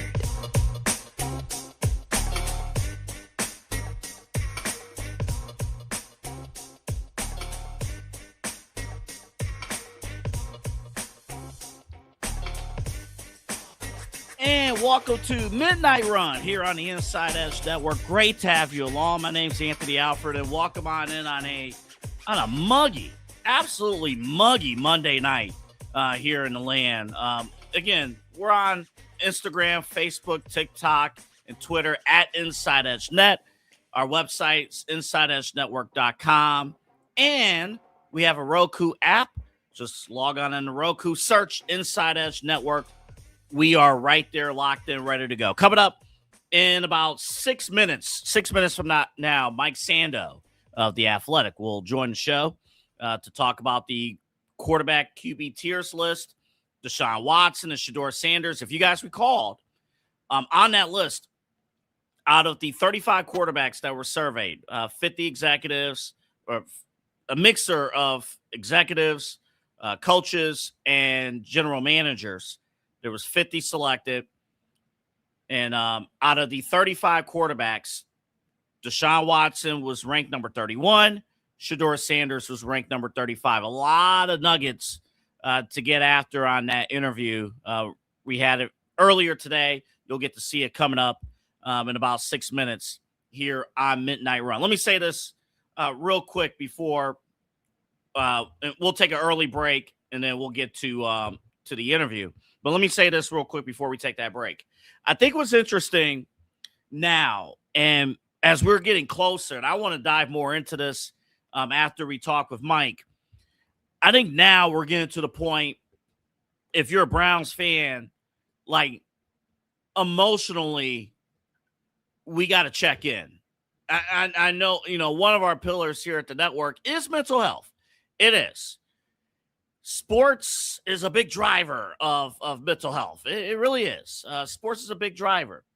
And no matter what we think about what could happen, it might be time to prepare ourselves for what could happen, because, hate to say it, all eyes, I think, are going to point towards who getting the starting job, and it's going to happen. So we almost got to prepare ourselves. How are we going to respond? How are we going to react as fans? What is our emotional gut check? And I'll be honest, I learned a lot and this is why you got to watch all of our shows here on the Inside Edge Network. If you're new, we have a show on Sunday nights called The Main Event, myself, Eli Moon, and Rob Ruzicki. And I learned some things from that show last night that we have to consider as fans. What's going to happen because this is different. And we'll dive more into this coming up a little bit. This is different. This is not a typical quarterback battle case of person A lost a job to person B. Person B has this skill set compared to person A. I think person A is better than person B, but person B got the job. Okay, oh well. This is Deshaun Watson with all the baggage on the field and off the field that we have to address. So we're going to talk about that coming up. But up next, Mike Sando of The Athletic, senior NFL writer of The Athletic. He did the QB tiers list, did the research. You're going to hear what the league thinks of Shedeur Sanders, Deshaun Watson, and you heard Eli play the clip a little bit earlier. What they think about the rest of the league, including the tier 1 and who can elevate themselves. So we'll have that for you coming up next. You're watching Midnight Run here on the Inside Edge Network. Dine, drink, and dance at the premier spot in town. It's time to check out all of what our friends over at the Brothers Lounge have to offer. Everything from weekly live entertainment, a wide variety of different beers, wines, and spirits, and an expertly crafted American fare menu with a twist courtesy of Chef Wynn that'll make your mouth water. So, what are you waiting for? Head over to the Brothers Lounge at 11609 Detroit Road or check out their website, brotherslounge.com, to learn more about what you've been missing out on. Brothers Lounge, proud sponsor of the Inside Edge Network, Cleveland's digital leader. Whether searching for a baseball autograph by your favorite World Series slugger, a signed football by an iconic Hall of Famer, or the jersey of a world-famous soccer star, you've come to the right place. Here at sportsmemorabilia.com, the web's leading source for authentic sports memorabilia, you'll find more than 500,000 authentic products from nearly every professional sports league, team, and players. Not only will you find your next prized sports possession with ease, thanks to superb customer service and tremendous site experience, you'll have satisfaction and peace of mind that every product listed comes complete with a certificate of authenticity and is fully backed by the sportsmemorabilia.com lifetime authenticity guarantee. Check out sportsmemorabilia.com by heading over to the partners page on our website, InsideEdgeNetwork.com. SportsMemorabilia.com, proud sponsor of the Inside Edge Network, Cleveland's digital leader.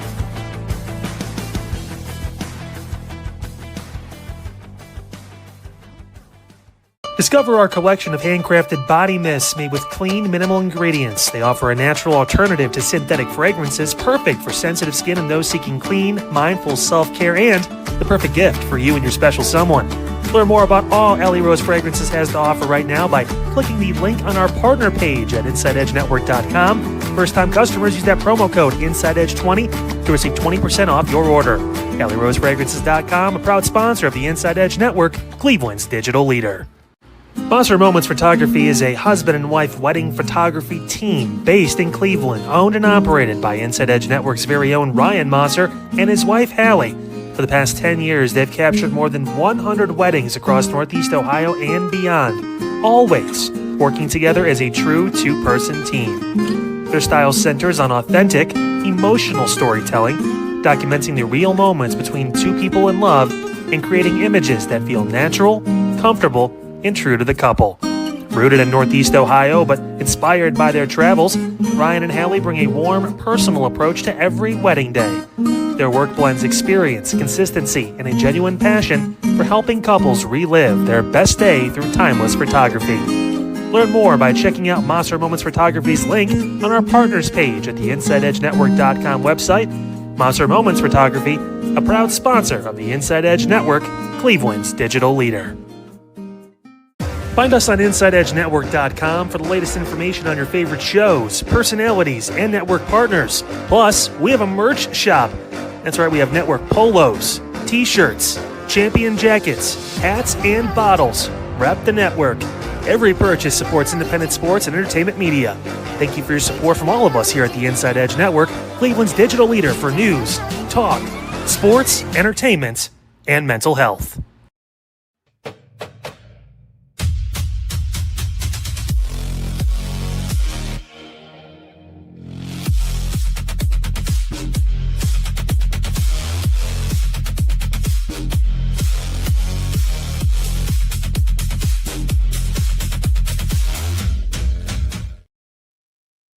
And welcome to the InsideEdge Network. Double A Anthony Alford here with you. I am so excited because when the man next to me every year from The Athletic, Mike Sando, who joins us right now, when I see Mike, the QB tiers list every single year here for us in the media and football fans, Mike, it feels like Christmas morning all over again. Thank you again for dropping that and doing that. Absolutely. I love doing it. Love talking about it. Keeps my mind sharp to get all the questions and stuff. So it's real good. It's fantastic. We'll talk the national stuff here in just a little bit. But, of course, here in Cleveland, we have a beautiful quarterback situation here in Cleveland, of course. It's lovely. We'll talk Shedeur Sanders in just a second. I want to get to Deshaun Watson because since the list has dropped, there's been some developments in camp with Deshaun Watson. The key's been, who's getting the reps, who's getting the starter reps and things. So, Mike, in your case, you've been collecting the votes and stuff from the 50 executives, GMs, and coaches. What's your overall vibe from what you heard from your research on Deshaun Watson? Well, that it's hard to know. It's hard that he really should be in tier 4. Is almost not enough information at this stage, even though he's been playing a long time. You just don't know really what you're going to get, and you're not willing to bet that it's going to be good, right? You're not going to say, "Hey, I actually think he's a 2." No one's going to do that. So I think most people in the league feel like the Browns are playing for a quarterback in 2027 because there's some financial commitment to Deshaun that makes him convenient to be there. But I don't think anybody, if they were to release Deshaun Watson, I don't think anyone else signs him necessarily. What I found interesting, and I'm reading through, we'll just go through real quick some of the votes with Deshaun Watson. 35 tier 4, just, unproven. 2 tier 5s. There was 12 tier 3 votes and 1 tier 2 vote. Now, Mike, when I saw the tier 2, and I believe, correct me if I'm wrong, it was from an anonymous head coach. Yes. Yeah. That stopped me in my tracks. What was your analysis? I say sometimes I can't remember who that it was, but sometimes you'll get a voter, and a lot of times it's offensive side of the ball. Sometimes it's offensive head coaches who will have everybody rated like a tier higher than everyone else has them. And I think you call it arrogance or whatever. I think there's some people who feel like if I had this guy, we'd be good. I could make him good. So you will sometimes see that. Sometimes you'll see an offensive coach with an unusually higher number of tier 1 votes, and the guys that everyone else has in tier 3 kind of bleed into tier 2. So that's why I talk to 50 people. You're going to get a nice range. It's going to average out. It's probably, there's a couple people that gave Deshaun a 5. Okay, the 2 cancels that out. Basically, he's probably not a 5. There's a couple people that might just be, I'm done with this guy. Whatever, he can't play. But the truth always comes out in the end with the averaging, but all together. Okay, and then my final question on Deshaun: do you think part of the research here actually kind of relates to both Deshaun and Shedeur Sanders? The Todd Monken factor. Yeah. You referenced Caleb Williams and Ben Johnson, how much that was a change. Could that be the same impact with Todd Monken with either of these quarterbacks?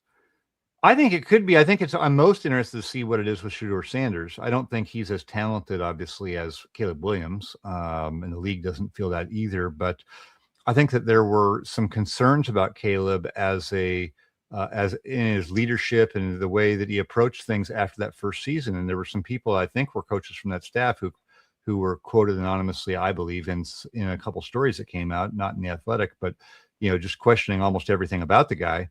And yet then you get him with a no nonsense coach and he buys in. The coach has juice. Ben Johnson comes in and gets everybody's attention, and you get a different Caleb. Probably different in terms of accountability. Ben Johnson's all about accountability for everybody there, including his coaches. And so that sets a different tone. Now, I don't know if Todd Monken comes into Cleveland and has the same juice. He probably doesn't, because right at this point, half the team probably doesn't know if they're going to fire him after 1 year, right? Mm-hmm. He doesn't have necessarily the cachet of Ben Johnson at this stage, but he is a no-nonsense offensive coach who has a decent track record. So can he come in and have credibility? Because if you think of Shedeur, he's been with Deion Sanders his whole life. I mean, you can't have a better pedigree or have there's no more respected person in terms of his own abilities, right? Deion Sanders, you can say what you want. He's going to get your attention. He's Deion Sanders. But like, is Todd Monken going to get Shedeur Sanders' attention when he's been living in the Deion world? I think that's to be seen. But if he does, I think it could help him. I think everybody who said this, it was, I just saw somebody, maybe it was around the Hall of Fame, talking about, one of the big keys to success is being coachable, as a player. And so if you're willing, if you have good coaching and tough coaching and take to it, I think anybody can improve. So I think Todd Monken's probably a good coach. I know he's no nonsense, and he's not gonna shy away. So to me, if you respond positive to that, you can improve. Now, do you believe, because I will fully be transparent, I believe in Shedeur Sanders. I believe in his talent and everything he can produce. So, yeah, God, I looked at your list. I looked at the survey and to see that he was ranked dead last. I didn't take it personal. I'm not that kind of guy, but I'm looking. Yeah. I'm like, I see some of the quotes like, "Oh, you can sleep like a baby." If you had playing this guy, you can play this guy every week. Yeah, no one thinks he's that good physically, for sure. Now, it's interesting. Like before his draft, at the combine, I always talk to some GMs and I have them mock the first 10 picks, and all of them were telling me like, Shedeur's not going in the top 10. Sorry. And so I was not going to put him in there. And then the last guy I talked to was like, "Hey, don't overthink it. This guy, is quarterback. Someone's going to want him early." And I think I ended up mocking him to Cleveland, but in the first round. And then he fell so much. So it feels like there's a mix of information and expectations around him. That's a big point, and it's something, obviously, a big storyline here in Cleveland. We got a couple more minutes with Mike Sando of The Athletic. We're talking about his QB tiers list. Again, 50 executives, general managers, and coaches participated in this. And I want to go up to tier 1. I think there's a little bit like you think about Mahomes, and typically you think of Patrick Mahomes, and it's a surefire, right? But coming off of a torn ACL, Matthew Stafford is a phenomenal quarterback, but maybe up there in age. And then Joe Burrow, who knows with his injury history, and then Josh Allen lacking the championship. Really was missing there. Do you feel the tier 1 list is very small? It should be. Do you feel with tier 1, with the elite quarterbacks, that there are still questions surrounding the very best quarterbacks in the NFL? The only questions really are the weaponry for Mahomes, the durability for Burrow. Those are the two questions up there. I think otherwise, and even with that, everyone's, pretty unanimously, for the most part, only a handful of people would ever put those guys in tier 2. So, and then the biggest question then is, okay, well, why wouldn't Lamar Jackson be in there? Because he was number 1. He was tier 1 last year overwhelmingly. Why would he thought of it? Because if you look at, Burrow had an injury shortened year, or Mahomes had a tough year by his standards and got hurt. Why wouldn't Lamar get the benefit of the doubt and stay in tier 1? And I think the answer is twofold. I think one, in the NFL, always the coaches and executives put a premium on your passing ability, I think for sure. And I think people think that Burrow's like the greatest passer probably in the whole league. And then number 2, the playoff success component. Even though like Josh Allen hasn't been to the Super Bowl, he has 29 touchdown passes and 6 interceptions in the playoffs. Lamar, I believe, has 10 and 7, something like that. So even Burrow doesn't have a big history of success in the playoffs, but he's been to a Super Bowl. So I think when you have the perceived passing ability and the playoff success, you are a little bit more durable to stay in the top tier. 10 seconds or less. This is very unfair, but I have to throw it in there. Give me a tier 2 or a tier 3 quarterback that you think could make a major jump into a higher tier in 2027. Yeah. Tyler Shook of the Saints. Everybody who played him liked him and thought he was good, and everyone else just gave him a 4. Not enough information. It's too early in his career. So that was probably one of the biggest takeaways. Look out for him. Definitely. Mike, how can people find you? Find me on X at Sando NFL and find me on The Athletic and The Athletics app. Mike Sando of The Athletic. Thanks again, Mike, for joining us. Thank you.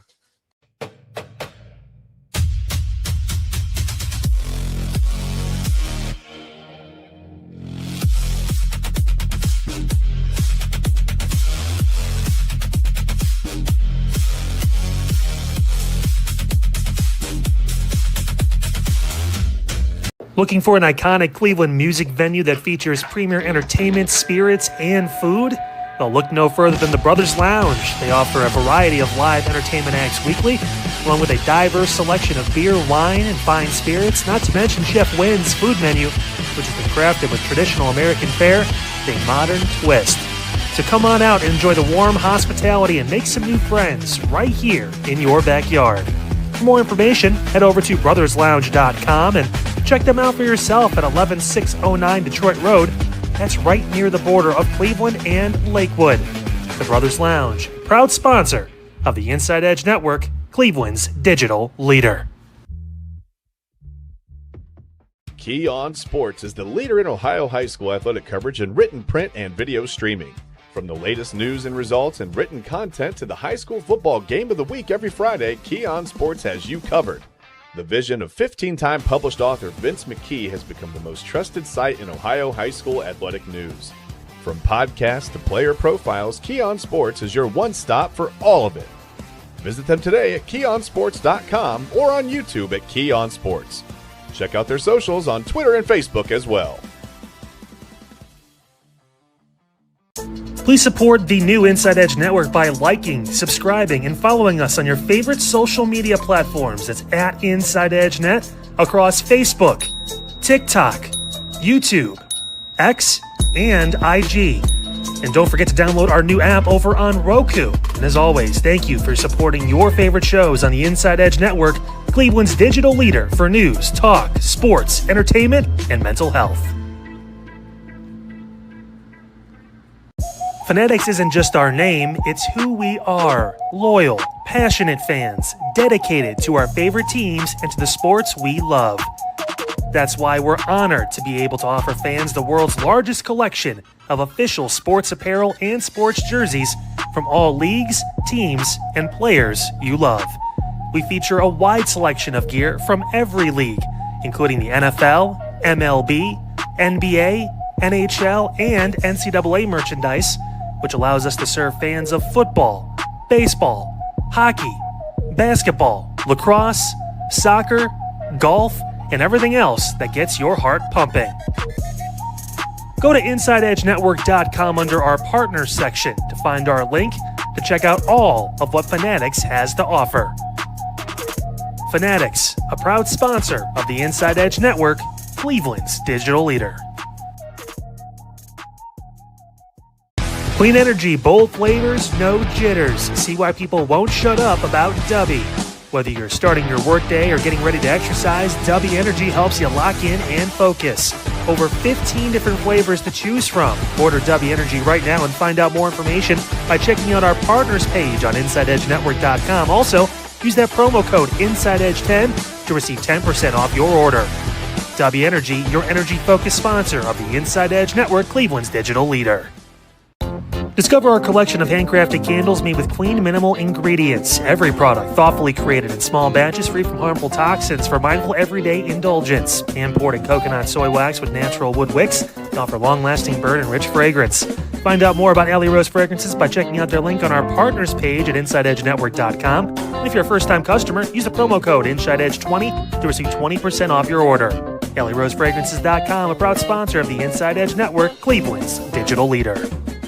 I want to get to Deshaun Watson because since the list has dropped, there's been some developments in camp with Deshaun Watson. The key's been, who's getting the reps, who's getting the starter reps and things. So, Mike, in your case, you've been collecting the votes and stuff from the, 50 executives, GMs, and coaches. What's your overall vibe from what you heard from your research on Deshaun Watson? Well, that it's hard to know. It's hard that he really should be in tier 4. Is almost not enough information at this stage, even though he's been playing a long time.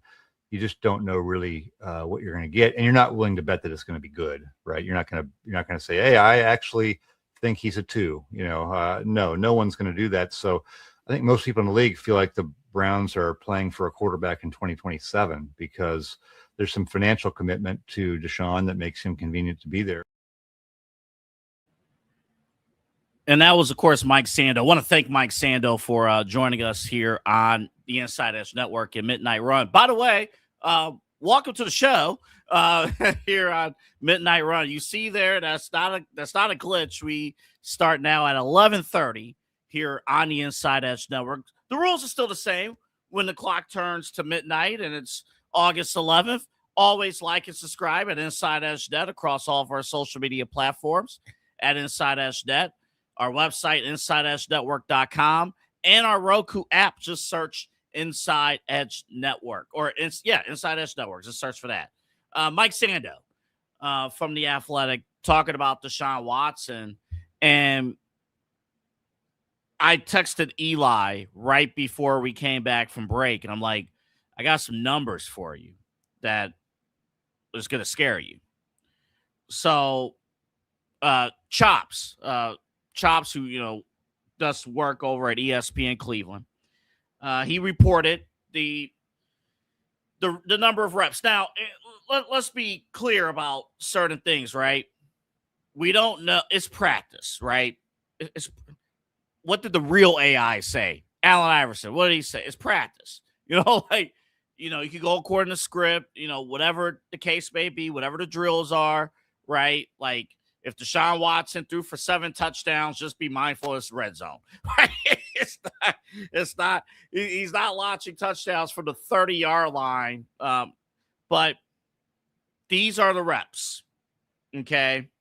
So as of right now, Deshaun, the total number of first team reps through August 10th, through practice earlier today.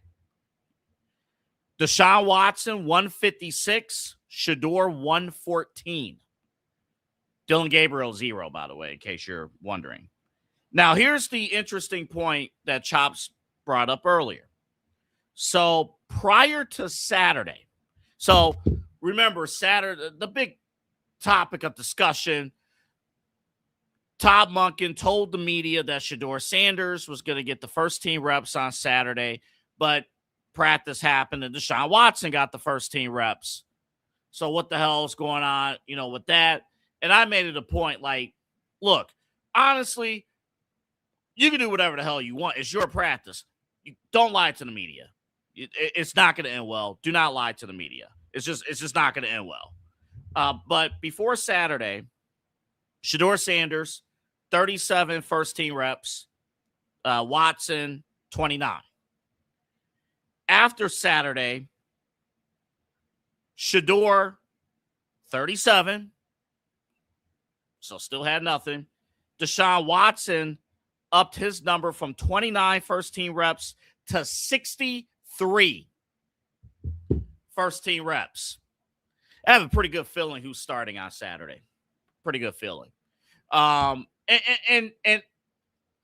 yesterday, and I want to make this clear because people, I know people like, oh, you love Deshaun, you love Deshaun.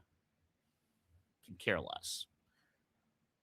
I want a winner out on the field. But what Mike Sando is saying too is what is the overall expectation of the league. If you put whoever you put out there, and we'll play the Shedeur clip here in a couple minutes. Whoever you put out there, the league feels that this QB room is not strong enough for anybody that's on this roster to lead you to W's. That's what the league feels. I think some of the comments about Shedeur, I think it's a little bit BS. In that interview, Eli and I, we both looked at each other when Mike, and again, this is not on Mike, this is his research. When you have a coach or executive tell Mike, yeah, Shedeur's not really a big body, he doesn't have any, he doesn't have a body. I'm like, what? Oh, that's a little off base. I'm not going to hold you. That's a little off base. But the fact is, talent-wise and where things can go, it is clearly obvious that no matter how you feel about the QB room, it's shaky at best and just not good at its worst. Despite the fact that I feel that the roster surrounding the quarterbacks are really good. Denzel Boston, if you didn't know any better, he might be poised for a big, big, big season. And Todd Monken elevated him to first-team reps. They're going to move Jerry Jeudy around, so the process of transitioning Jerry Jeudy out of here works for me. That's a win. I will not we ain't debating that. That's whatever. But I think now is time. This is where it gets tricky. Because I think emotionally we need to be prepared for Deshaun Watson to be the QB1 starter. And this is different. This is not a situation where, there's nobody left standing. There's nowhere else you can go. The alternative is a very attractive alternative. Very attractive alternative. It's the fair alternative. It's the give Shedeur Sanders 17 games to learn, to operate. If the issue is pre-snap, let him work and learn. And then build the offense. I think that's why this is very painful for a lot of fans. It's painful because this go around, there is an alternative that you could go to. And for a combination of reasons, whether Shedeur Sanders simply cannot beat out Deshaun Watson for the job, because actually what was brought up with Todd Monken on Saturday, why did the switch happen? It was like members of the team brought up that Watson needed more reps. So you may have a situation where the team is favoring Deshaun over Shedeur. I'm just reading the tea leaves here. That could be what's happening. But you think about the 4 years prior of him doing nothing, all those other, and let me be clear too about the off the field stuff. He served his punishment. He did his time. I'm not going to penalize him for that, but it is an indictment on his character. You can't just erase what it is as a character. You can't erase the fact that, for the most part, Browns fans, they boo Deshaun. If in practice, there's going to be fans at camp tomorrow, and they're going to, I don't know if it's going to be pretty for Deshaun. Every time there's a drop, interception, there's cheers. Anytime a ball is off target, there's cheers with Deshaun. So I'm just asking fans, are you emotionally ready? Are you emotionally ready? Because I'm reading these numbers from Chops, and I'm seeing what's happening. I'm seeing this play out. And it's like, whether we like it or not, he's getting that job. He, barring something crazy, he's going to get that job. And I think emotionally, I think some fans are going to tune out. That's just what it's going to be. I think some fans are going to tune out. I think there are other fans, and I lumped into the other fans, that if Deshaun somehow goes out and gets some W's, all right, that's what I'm rooting for. I'm rooting for whoever's in there to get the W's necessary to win. But I cannot deny the other side, because it's there. It exists. One of them is my best friend.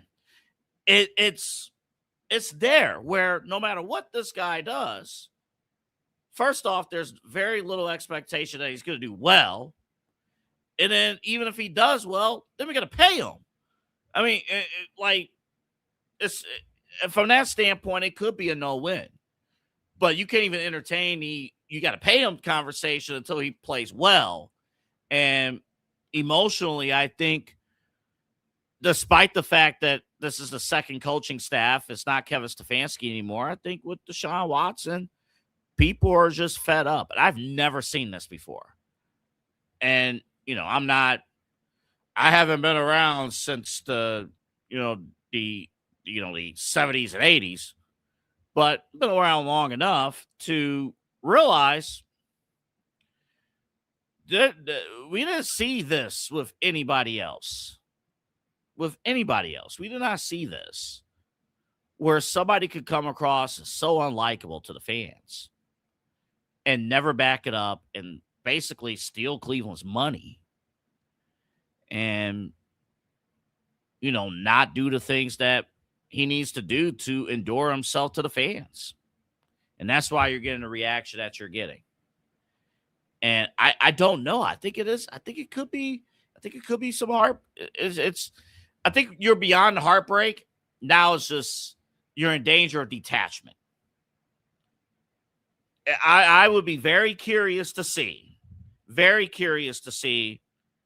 if Watson could he act. How's he going to look on Saturday? How's he going to look? These are the things I'm very curious about. One other thing I want to point out, too, just real quick. I think the schedule is vital in all of this because 99% of the time, home cooking is everything. You want that home cooking. Not with Deshaun, right? So the true test, this week they're on the road in Chicago. Next week is the home game. It's the first of 2 preseason home games. I don't think Deshaun's going to play the third game or Shedeur is going to play the third preseason game against the Patriots. So these next 2 weeks are vital with this. Absolutely going to be vital to see how the fans are going to respond to that front. And then on the road to Jacksonville to open the season, on the road against Tampa Bay. Again, you're facing Baker Mayfield. All heck could break loose there before you're finally home on September 27th for the home opener against the Carolina Panthers. I have a headache. This is so bad. This is so bad. And that's why ownership and the GM did what they needed to do to get guys like Todd Monken in. Get guys who, okay, what's your plan for this quarterback? I agree with Eli in one sense. Yes, yes, whoever was going to be the head coach, you got to build the offense. It's not just one guy. You got to build the offense. But I don't think those other candidates had a plan for Deshaun Watson. What's your plans with Deshaun Watson? Cut him? Trade him? Sit him for the year? I think that's what their answers were. And that's why they went back to their old jobs. Real quick before we go to break, let's hear Sando. Actually, we'll do it when we come back from break here. We'll do it when we come back because I do want to get to Shedeur Sanders because I think that's interesting too. It's Shedeur, like you got to take this job. You got to take it. You got to take it. There's no other way we go about it. Also coming up after the break, James Harden. What are we doing? Cleveland. What are you doing? James Harden. What are you doing? What's happening? Big week in the NBA. The schedule will be released this week. Tomorrow morning, they're announcing the opening day and Christmas Day schedule. May or may not be a part of any of those announcements. Should, but who knows? But we got all that coming up.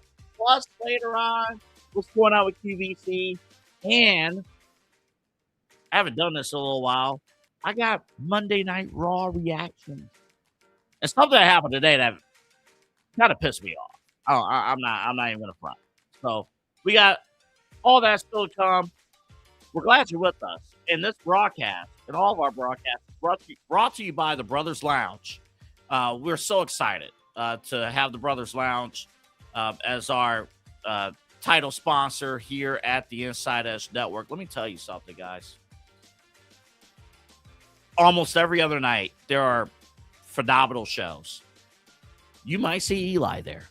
You go to see Eli, but whether it's jazz night, trivia night, open mic night. I had an opportunity to see open mic night last Tuesday. That was phenomenal stuff. A lot of great talent across Northeast Ohio performing at open mic night. Tuesday nights at the Brothers Lounge. A lot of great stuff there. But definitely check them out. The Brothers Lounge, West 117th in Detroit, on the border of Lakewood and Cleveland. And they're right there, Detroit Avenue and West 117th. We got more Midnight Run coming up right after the break. Looking for an iconic Cleveland music venue that features premier entertainment, spirits, and food? Well, look no further than the Brothers Lounge. They offer a variety of live entertainment acts weekly, along with a diverse selection of beer, wine, and fine spirits, not to mention Chef Wynn's food menu, which has been crafted with traditional American fare with a modern twist. So come on out and enjoy the warm hospitality and make some new friends right here in your backyard. For more information, head over to brotherslounge.com and check them out for yourself at 11609 Detroit Road. That's right near the border of Cleveland and Lakewood. The Brothers Lounge, proud sponsor of the Inside Edge Network, Cleveland's digital leader. Key On Sports is the leader in Ohio high school athletic coverage in written, print, and video streaming. From the latest news and results and written content to the high school football game of the week every Friday, Key On Sports has you covered. The vision of 15-time published author Vince McKee has become the most trusted site in Ohio high school athletic news. From podcasts to player profiles, Key On Sports is your one-stop for all of it. Visit them today at keyonsports.com or on YouTube at Key On Sports. Check out their socials on Twitter and Facebook as well. Please support the new Inside Edge Network by liking, subscribing, and following us on your favorite social media platforms. That's at Inside Edge Net across Facebook, TikTok, YouTube, X, and IG.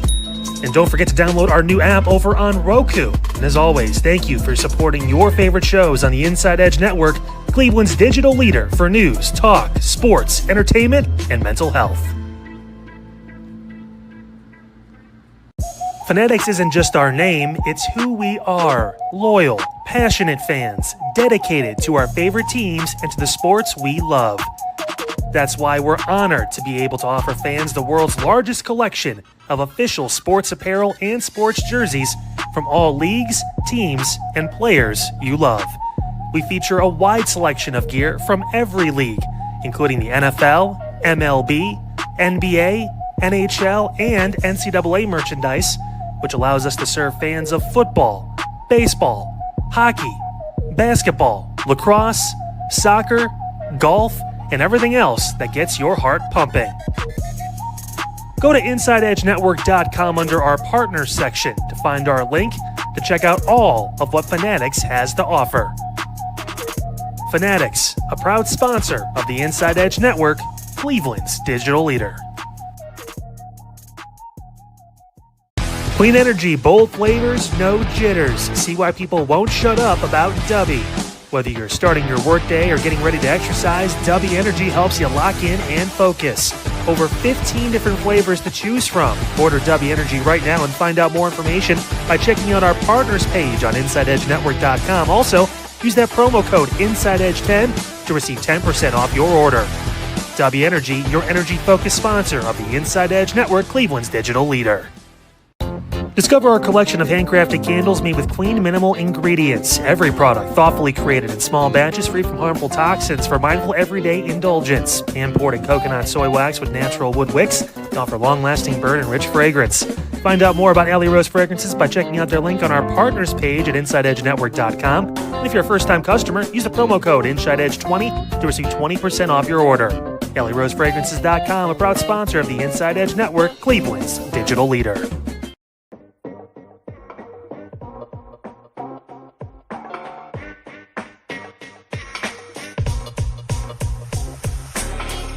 This is Midnight Run on the Inside Edge Network. Here's your host, Anthony Alford.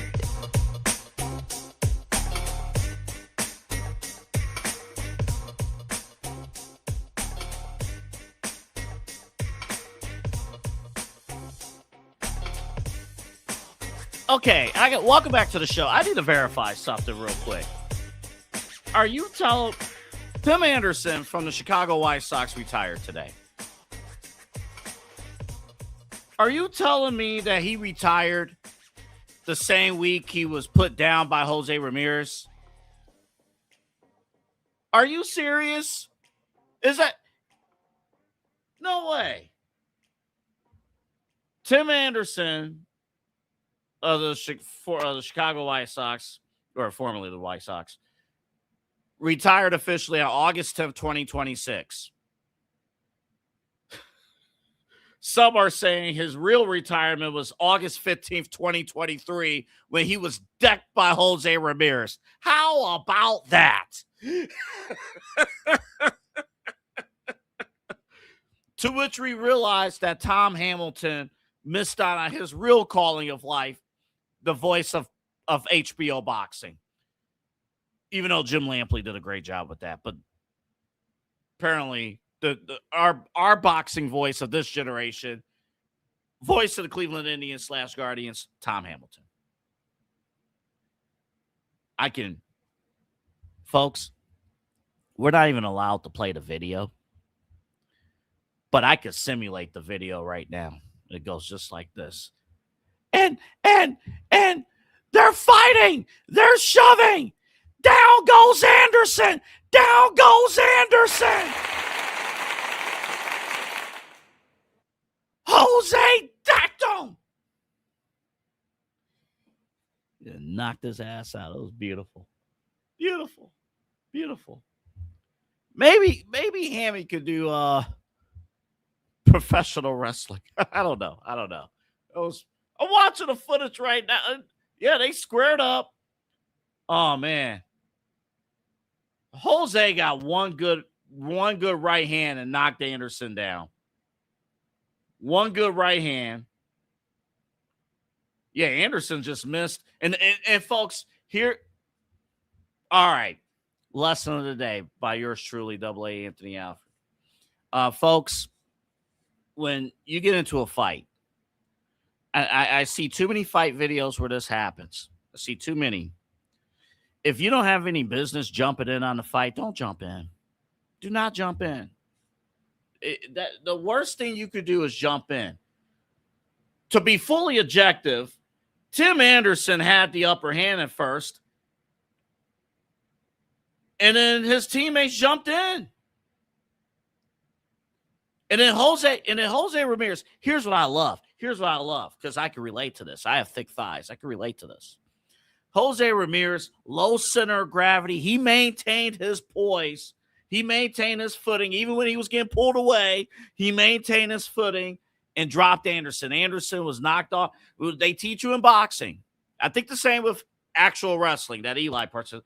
You got to have balance. Maintain your balance with your foot, with your feet. And, yeah, Jose did it. Anderson was caught off guard. There it is. So, Tim Anderson, happy trails or happy retirement. Happy retirement. Good stuff.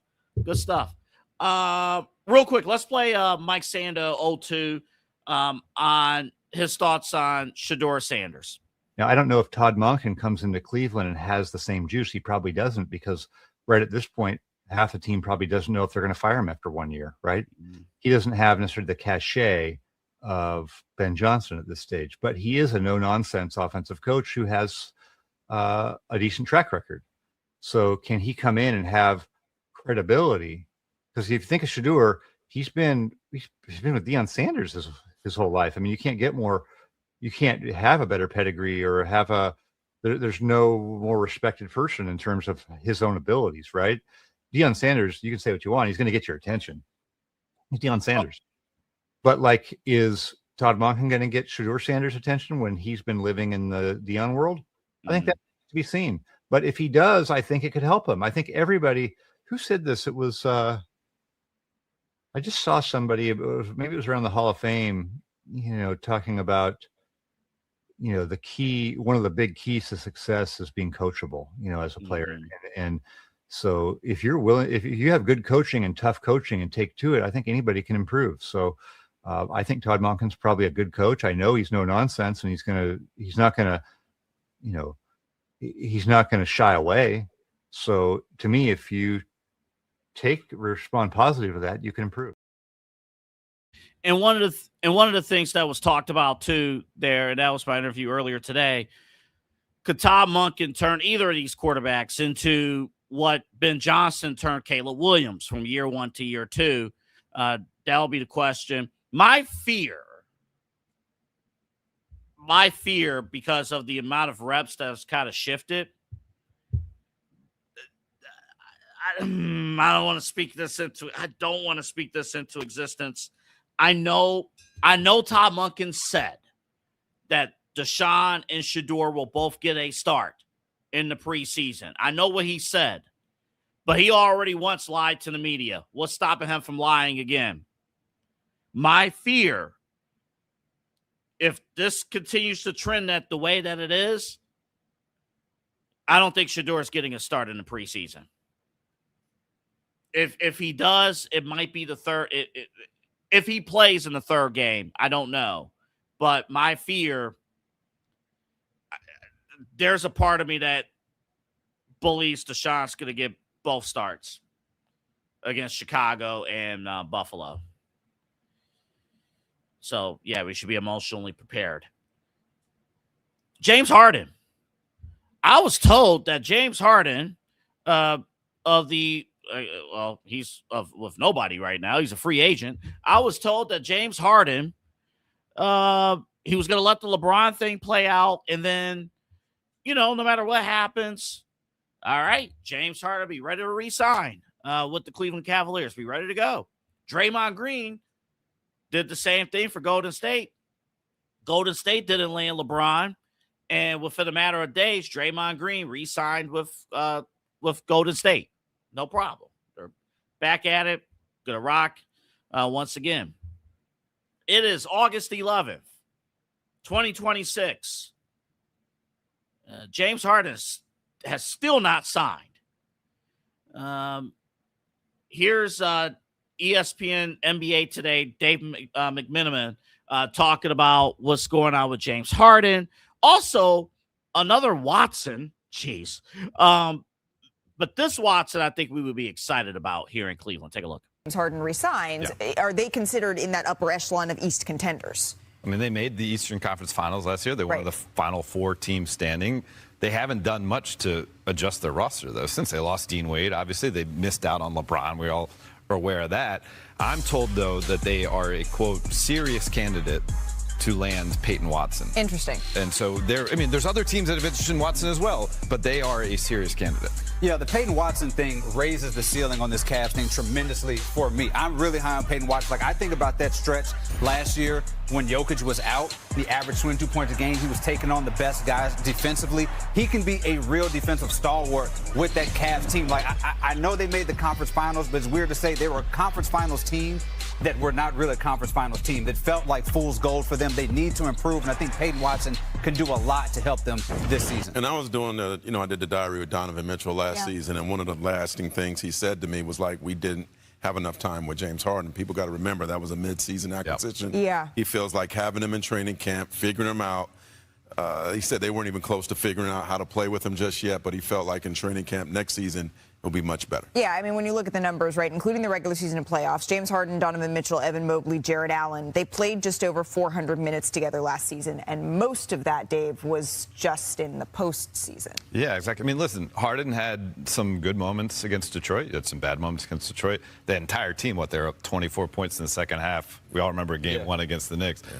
Maybe if they hold on to that, it's a different type of series. When those 2 game 6s, they're not as fatigued either. So. Sure. Very good point. But what they need to happen, though, is to bring in more talent. Yeah. Because look at what the other teams have done in the East. They've gotten better, and they've basically stayed stagnant, if not taken a step back. And Peyton Watson would be a step towards that, but maybe not the talent that we were all thinking that the Cavaliers could land this offseason. And that's a great point, again, courtesy of ESPN NBA Today. That entire panel all laid it out there. First off of with this Watson, man, again, too many Watson. Did I tell you, by the way, I grew up on on Watson Street? Man. Do you understand that if, now that I think of Watson, I just, man, it's bad. It's bad. It's giving the name Watson a bad name. Like Ben Watson was a phenomenal, football player. Like, what are we doing? What are we doing? But Peyton Watson would be a huge addition, of course, from Denver. He's somebody who can lock down defensively, solves a little bit of your wing issue there too. So should that happen, that would be good. And yes, everybody else in the Eastern Conference has upgraded except the Cavaliers. And again, I believe, LeBron and the Cavs, they had their meeting at the top of July at this point. See, it's crazy. It's been that long now. But around July 4th, that weekend, maybe a couple days after, they had that meeting, and then Donovan Mitchell signed a couple days later. So you've had from that point all the way to now to upgrade. And the Cavaliers have not done that. Now, the James Harden point.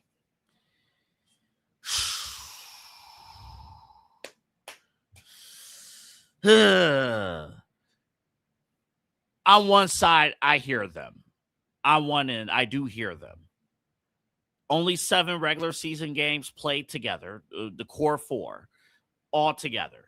Only 7 regular season games. They did get more experience in the playoffs because you went 7 games in the first round and you went 7 games in the second round. So there was more experience there. And then the conference finals, it happened. But yeah, the perception around the NBA, and you're gonna see if the Cavaliers are featured in any of these like high profile scheduling games tomorrow. Will you see the Cavaliers on Christmas? Will you see the Cavaliers on opening night? Will you see the Cavs on Martin Luther King Jr. Day? I don't know. But those are the spotlight days. James Harden. Well, James Harden has to determine what is the market for him. If his inconsistent, because here's the deal. I know he's very likable across the league. He is. His play was so inconsistent and his mistakes were so glaring that which playoff contender, if he's holding out for a different playoff contender, which playoff contender is going to look at James Harden and say he can help us win a title? Because you don't know which James Harden you're going to get. So I know James Harden's trying to play the field right now. And if the field is, all right, let me see if I can get closer to a championship, where is he going to go? What's available? What's out there where a team could truly upgrade? What, Miami? No. I mean, again, if the issue in any of these other teams, if you're holding on to the ball too long, you're not spreading the ball, you're not just turning the ball over, by the way. It's embarrassing turnovers. Which James Harden are you going to get on a night-in, night-out basis? That I don't know. And more importantly, the teams don't know. Are you going to get a guy who's going to be assertive, who's going to take over, who's going to command the basket, be aggressive, drive, get the ball to your big guys and be that dude? Or are you going to get the James Harden that's just going to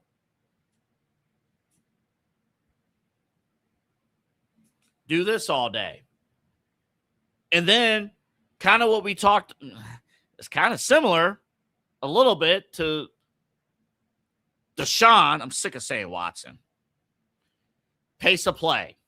We talked about that a lot with Deshaun. Kind of the deal with James Harden. If the game is too fast for sometimes James Harden is trying to move too fast. But if the game is moving too fast, what are we doing? My point is this. I think James Harden needs the Cavaliers just as much, if not more, than the Cavaliers needing him. Because maybe there is a world where, if James Harden is not on, I'm not speaking this into existence. I'm just saying what happens if James Harden is not on this team. Can Donovan Mitchell run the show? That's on a night in, night out basis. That's an iffy question. If James Harden, and by the way, you lost Darius Garland, before that to get James Harden. So if you lose James Harden, in turn, you lost both of your running mates. So on the resume, that doesn't look too good. But at the same time, where else can James Harden go if he's looking to be a championship contender where a team feels they need his services? I don't know. That's a tough question. Now, if he does sign somewhere else for like more money for a team that's not competing or doing anything like that, that's a different story. You do you. If that's the case, I can't even be mad. I can't even be upset. You take the money on the way out before your retirement, you're set. But he did take a pay cut, or he was willing, we thought, to take a pay cut for LeBron to be here. What are the financial terms? What's going on with that? That part I don't know. Eli, let me bring you in because you're saying here privately to me, I want you to bring this onto the air. And it's not even like out of all the contenders, not named Cleveland, you're saying Miami could be the only option. Yeah, it just seems to make more and more sense by the day. Just by a few things, and this is my opinion, just based off what I've seen this offseason from the Cavaliers AA. I think for starters, to think that James Harden is waiting for either Jonathan Kuminga, which those talks have certainly cooled down now that Peyton Watson's under the fold, but Kuminga or Peyton Watson, I don't believe that James Harden is waiting for either one of those guys. He's not waiting for guys that are 23, 24 years old to go sign a lucrative contract with the Cavaliers and then say, yeah, I'll take my pay cut for probably my last multi-year contract in the NBA. Because let's imagine, James Harden right now at 36 years old. If he signs a 2-year deal even with the Cavaliers, he'll be 38, encroaching 39 by the time that contract ends. Not many multi-year contracts are going to be available at 39 years old for James Harden. He's taking a lot of wear and tear on his body. And I believe that's something to take into account. The other thing to take into account, Miami has no depth right now. They lost Khalil Ware. They lost Tyler Hero. They also lost Jaime Jaquez Jr. in that trade for Giannis Antetokounmpo. Now, they did acquire Bobby Portis. And Bobby Portis, an NBA champion in his own right, with the Milwaukee Bucks, has that chemistry with Giannis. He'll give you some depth. Davion Mitchell's there. You have some guys. And then you have some guys. All due respect, but then you have some guys. So James Harden immediately enters the fold as a starter in that lineup, as a guy that is going to get his wish of having opportunities where the offense is being run through him. But he also has that flexibility in Miami AA where he doesn't have to look in the fourth quarter and there's not Kenny Atkinson looking at him on the sidelines going, run the ISO, run the ISO. No, the ball will be in the hands of Giannis Antetokounmpo in that fourth quarter. It'll be up to Bam and James Harden to just get some timely buckets and some defensive stops. That's why I believe Miami. I've been, ranking or my percentages of James Harden being a Cavalier all offseason. And remember, we started, I was like 99-1. Then we went down to, 85-15. And now we're at 75-25 AA. Right now I stand at 55% he's a Cavalier. 55%, 45% he ends up on another team. My hunch tells me Miami, because he can play as a role model. I don't know about necessarily role model off the court, but a role model in terms of how to style your basketball game, in terms of how to be efficient passing the ball and still get your basket. Because Davion Mitchell is somebody I was very high on coming out of the NBA draft when he was drafted. Defensive prowess out of Baylor, and also an offensive game that's come around. James Harden, again, not off the court. Let's be very clear. Not a role model off the court, but on the court, somebody that Davion Mitchell and those young guys can lean on to learn how to play the game of basketball at a high efficient level. He still provides that and immediately gives Miami what they obviously want, a big three. They wanted it with LeBron. They were trying, there's talks of Jaylen Brown. They get their big three with James Harden, a guy that wants to win a championship, is championship hungry. And if he's watching the Cavaliers right now and it's Peyton Watson and it's Jonathan Kuminga, I don't believe he's taking a pay cut there, especially when I know Miami has those big contracts with Adebayo and Giannis AA. But then after that, their books are pretty clean for the most part. A lot of those guys are on smaller contracts. I think Miami makes all the sense in the world. I don't like saying that as a Cavaliers fan, but I think we should get in the mindset that even though it's not being said, Watson and Kuminga, maybe both, are your replacements for James Harden. And you're looking at a younger starting lineup next year that features Mobley, Watson, and or Kuminga. You're going to see more of Jalen Tyson, and I think it's time we start tempering our expectations as Cavaliers fans, that they are moving into the Evan Mobley era. This is honoring and thanking Donovan Mitchell, and he's not going anywhere. But if we can get one, cool. But we want to see the progression of the young guys, hence why that's where their focus is right now. And I'll add real quick, I do think their best brand of basketball, the Cavaliers, Evan Mobley and Jared Allen. Yes. That together. Now, I have a little rebuttal for you. Mm-hmm. I think it's 70-30 James Harden Cavaliers, 30 somewhere else. Basketball reasons, I agree with you on Miami. Basketball reasons. Yes. Oh, no. I know. There's a lot of clubs. Come on, man. And beaches and beautiful women. Come on, man. I get it. But all that to be said, AA, he was in Houston, and I've been in Houston before, and Houston has some beautiful women. They have a lot of nightlife stuff you can get into, and he had an MVP season in Houston. So I get it. You know what? Can you be on the skis and be at your absolute best? Is it possible?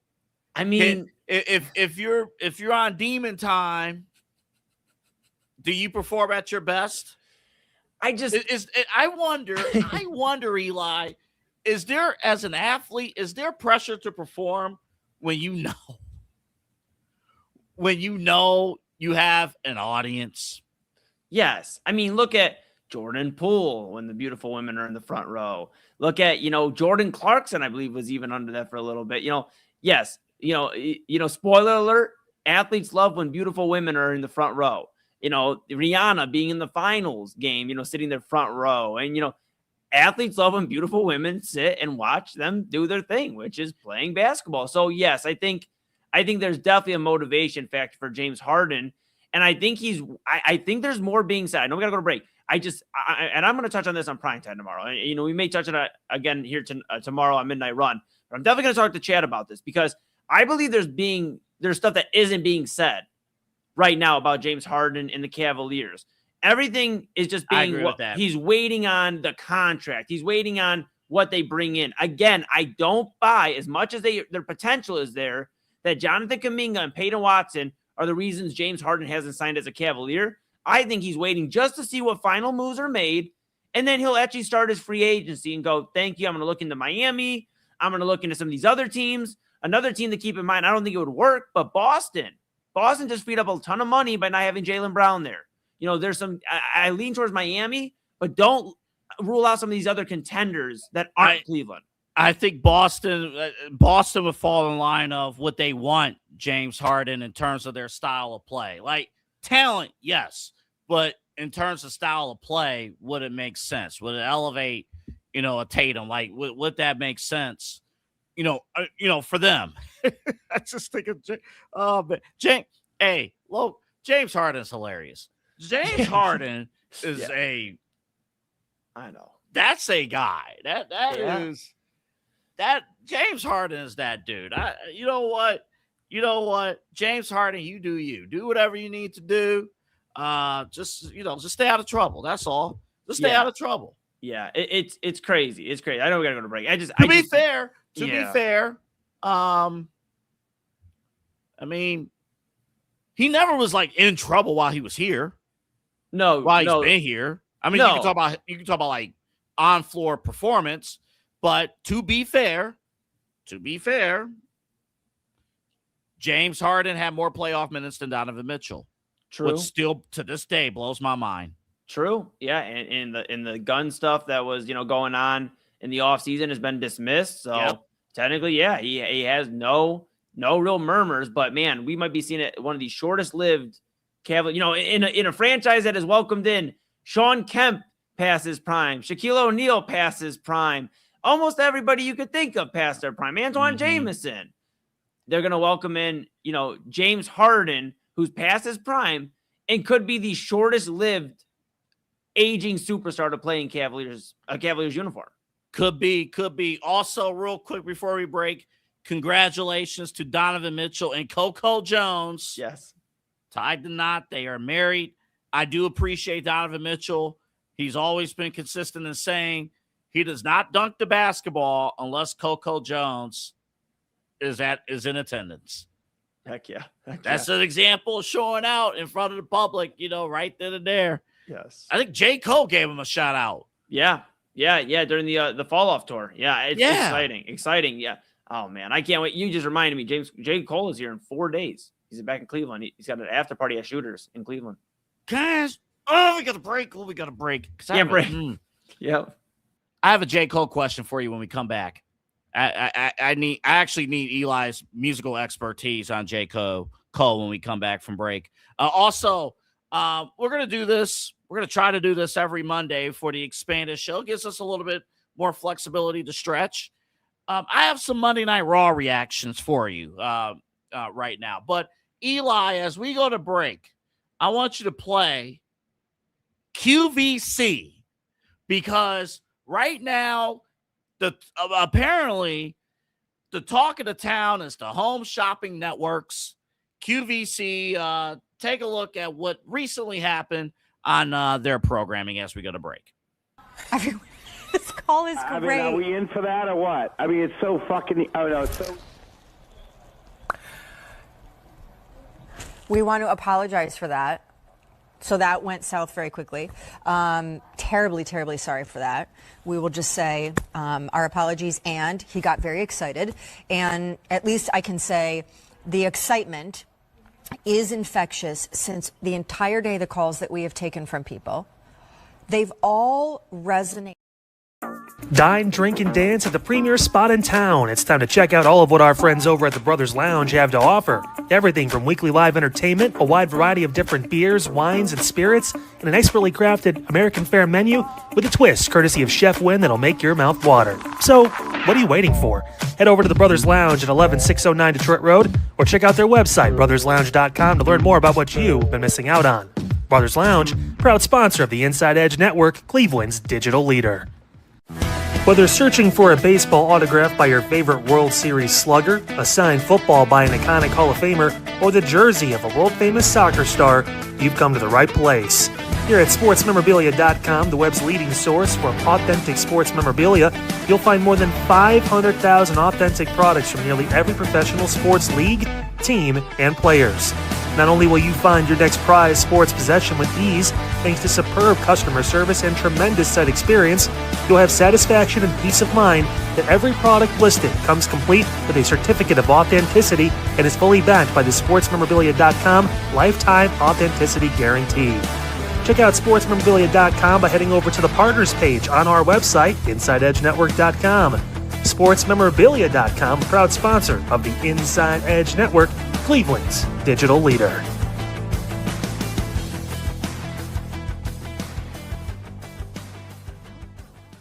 Discover our collection of handcrafted body mists made with clean, minimal ingredients. They offer a natural alternative to synthetic fragrances, perfect for sensitive skin and those seeking clean, mindful self-care, and the perfect gift for you and your special someone. Learn more about all Ellie Rose Fragrances has to offer right now by clicking the link on our partner page at InsideEdgeNetwork.com. First-time customers use that promo code InsideEdge20 to receive 20% off your order. EllieRoseFragrances.com, a proud sponsor of the Inside Edge Network, Cleveland's digital leader. Monster Moments Photography is a husband and wife wedding photography team based in Cleveland, owned and operated by Inside Edge Network's very own Ryan Mosser and his wife, Hallie. For the past 10 years, they've captured more than 100 weddings across Northeast Ohio and beyond, always working together as a true two-person team. Their style centers on authentic, emotional storytelling, documenting the real moments between two people in love and creating images that feel natural, comfortable, and true to the couple. Rooted in Northeast Ohio, but inspired by their travels, Ryan and Hallie bring a warm, personal approach to every wedding day. Their work blends experience, consistency, and a genuine passion for helping couples relive their best day through timeless photography. Learn more by checking out Monster Moments Photography's link on our partners page at the InsideEdgeNetwork.com website. Monster Moments Photography, a proud sponsor of the Inside Edge Network, Cleveland's digital leader. Find us on InsideEdgeNetwork.com for the latest information on your favorite shows, personalities, and network partners. Plus, we have a merch shop. That's right, we have network polos, t-shirts, champion jackets, hats, and bottles. Rep the network. Every purchase supports independent sports and entertainment media.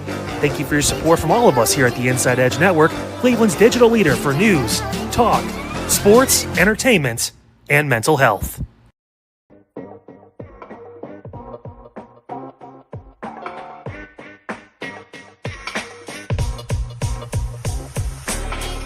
This is Midnight Run on the Inside Edge Network. Here's your host, Anthony Alford.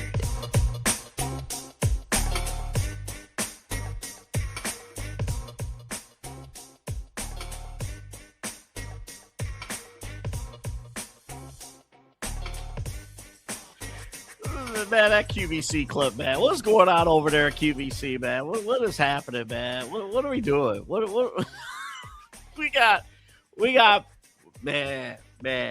Hey, listen,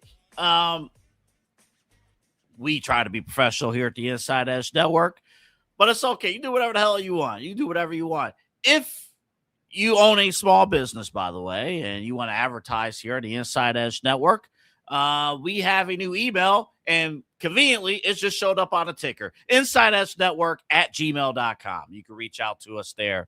If you own a small business, you can advertise with us here at the Inside Edge Network. You have a professionally done commercial, or, oh, hell, Eli, let's play it one more time from QVC. This call is great. I mean, are we in for that or what? I mean, it's so fucking. Oh no, it's so. We want to apologize for that. So that went south very quickly. Terribly, terribly sorry for that. We will just say our apologies, and he got very excited. And at least I can say the excitement is infectious since the entire day, the calls that we have taken from people, they've all resonated.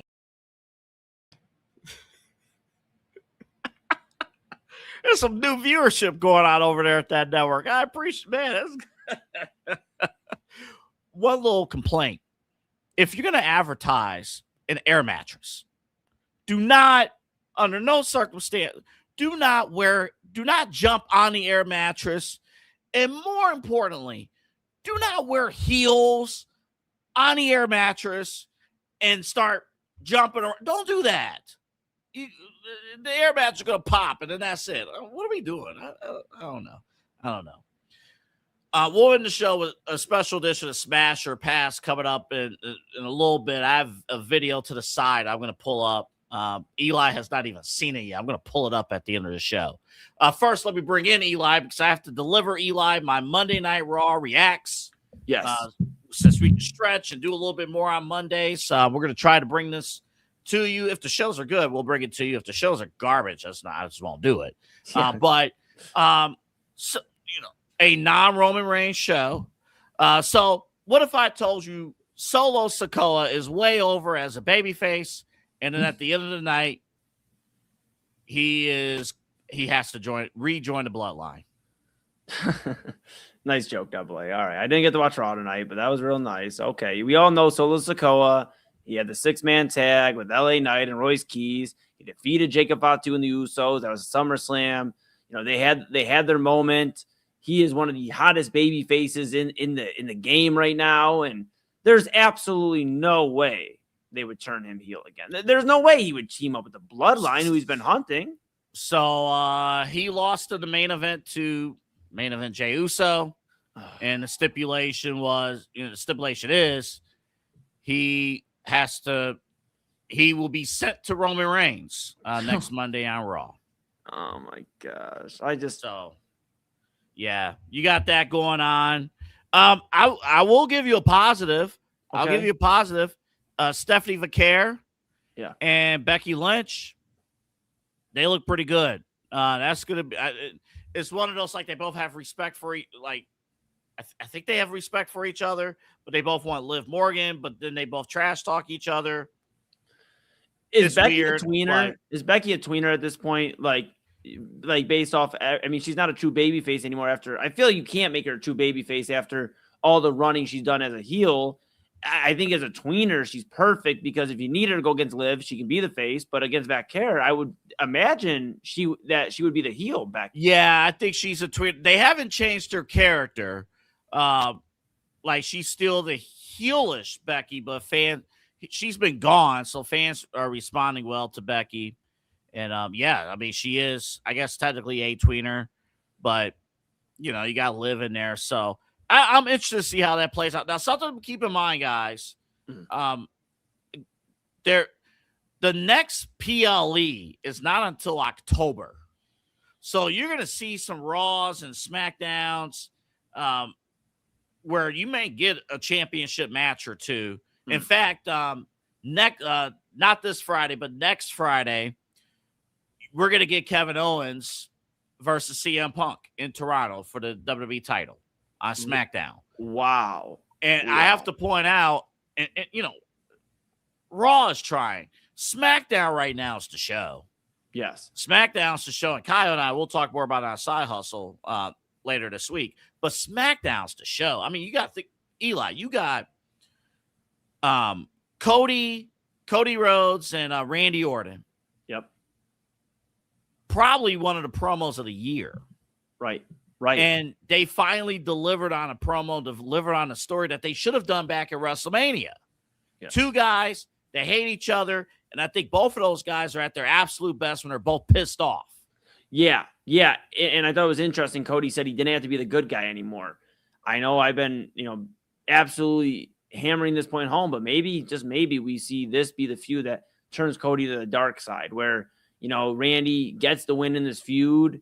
Maybe you put Randy back in the title picture, because the reality is Cody fatigue is real when it comes to, at least me, and I'm sure a lot of other fans, him being in the championship picture. So him losing this feud to Randy Orton, I think, is definitely on the table to put Randy back in the mix of whoever comes out of Owens and Punk, because you have the Owens-Randy storyline. You have Punk Punk and Randy. I was going to say Cody. No Cody. But Punk and Randy, where you have that long history as well from the past when Punk's first run. So I think that's interesting. I have one gripe, because I know we're up against it. I know you got some other stuff to get to. I have one gripe. Cody in his promo said, look around, Randy. You're the last legend around. Hello, Rey Mysterio is still in the WWE. That was my one gripe. I'm like, yeah, that's a good point. That's a good point. But is it Rey Mysterio, the in-ring Rey Mysterio, or the AAA general manager Rey Mysterio? I mean, here, I get you. But as I'll consider myself. But you're right. You are right, though. I mean, yeah. Yeah, I'll consider myself, definitely more of a casual as opposed to where I was maybe, a year or two ago. I mean, most of my life, I've definitely stayed up with wrestling, kept watching it. And I still follow along. And obviously, Side Hustle Wrestling Podcast keeps me up to date. But, I'd say this is the closest I've been to a casual. And even now, I'd want to see Rey Mysterio, and no Rey Mysterio going in a one-on-one match. Sure, he's not going to win any titles. He can still go. So the fact that he was omitted from the last legends around, I'm like, look, I know there's not many. I know they're all gone for the most part, but you still got Rey Mysterio. And, until he says he's done, he is still around in the company, and he's orchestrating the greatest tournament this year so far. The John Cena one hasn't even come to fruition. Mm-hmm. We're going to get some real cool, and we already have got some cool matches, and I think it'll be exciting to see where that goes. My final wrestling point, just real quick from tonight's show, Dom Mysterio, let's book him to take him more seriously. Yes. And he's sick of it. He's sick of, there are reports out that he hasn't been overly satisfied with his character since 2 years ago when he teamed up with Liv Morgan, because it's weird. He's the AAA mega champion. Yep. In AAA, Dominic Mysterio is booked as a serious character, like he can get after, he can go. Like you could pop it. I watched at Rizicki's place. He popped on Bash at the Beach 1998. Yeah. And I'm watching Eddie Guerrero and Chavo Guerrero. I'm like, yep, that's Dom. But like in a more serious fashion. But like here on Monday nights, you know, he's joking around and stuff. And he wants to be presented more seriously. That's just him. Yeah. You know, and then I'll kick it back to you because I know you're excited for Smash or Pass. But I will say this, you know, they got to figure out what they're doing with some of these young guys or the future. You know, you see Oba and Braun. I'm excited for that. Very excited for Oba and Braun. Yes. Whenever that happens. But they got to start thinking about with Dom and some of these other guys. You know, we talk all the time about when the veterans start handing over losses. You know, when it was Cena and Batista and Orton and those guys like Ric Flair were taking losses and Mick Foley. And it's time for some of these last remaining legends and other guys on the totem pole to start taking losses to Femi, to Breaker, who needs some repairing of his image. Of course, still have Fatu. Solo Sikoa in the last 3-4 months has earned a reputation now to be one of those young talents you can lean on, younger talents, that is. And then, of course, Dom Mysterio, who I believe is still a future world champion. Yes. They just got to figure it out. Is it the end of the Judgment Day? You know, is that the best thing for him? Do they become a female-dominated group and kind of just run against Fatal Influence? Because it doesn't appear there's as much cracks right now between Rodriguez and Morgan and Perez. I know that can happen in a moment's notice, but maybe they lean toward kicking the guys out because of all the the foolish things they've done with Danhausen and everything else, and boot JD and Dom out, and it kind of allows them to be free and go do some different things. That might be something that we explore on Side Hustle. Let me think about that one. Because we might explore that. Now, we are 90 minutes now. We're going to end the show every night or every other night with Smash or Pass. Yes. Because what I love for our audience is to go to bed feeling good. That's Nothing right. makes an audience feel good than meaty meat and stuff. Pause. So I have here for you today's edition of Smash or Pass. Okay. That is a steak, whatever they called it here. Let's take a look.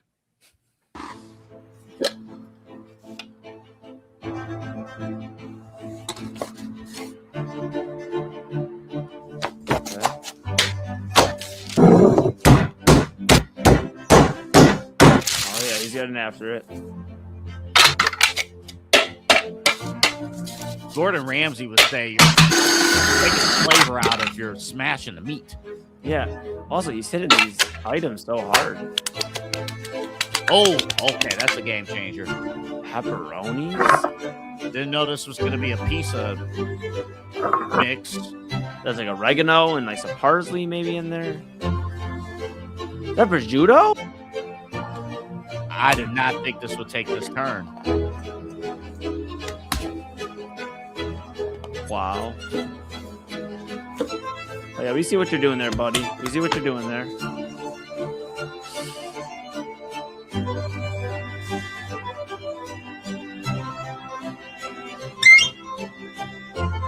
Oh, no, it's about to get real.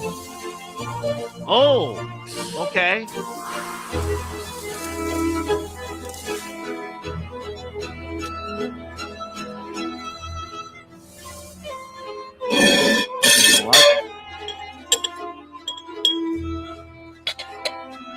Okay, they're gonna make like a little olive oil with it, huh? Okay. Didn't think that was coming. What? What's going on here? Oh, wow. Wow.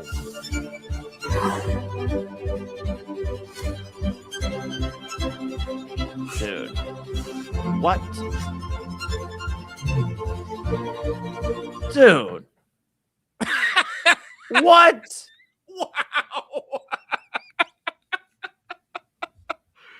Wow.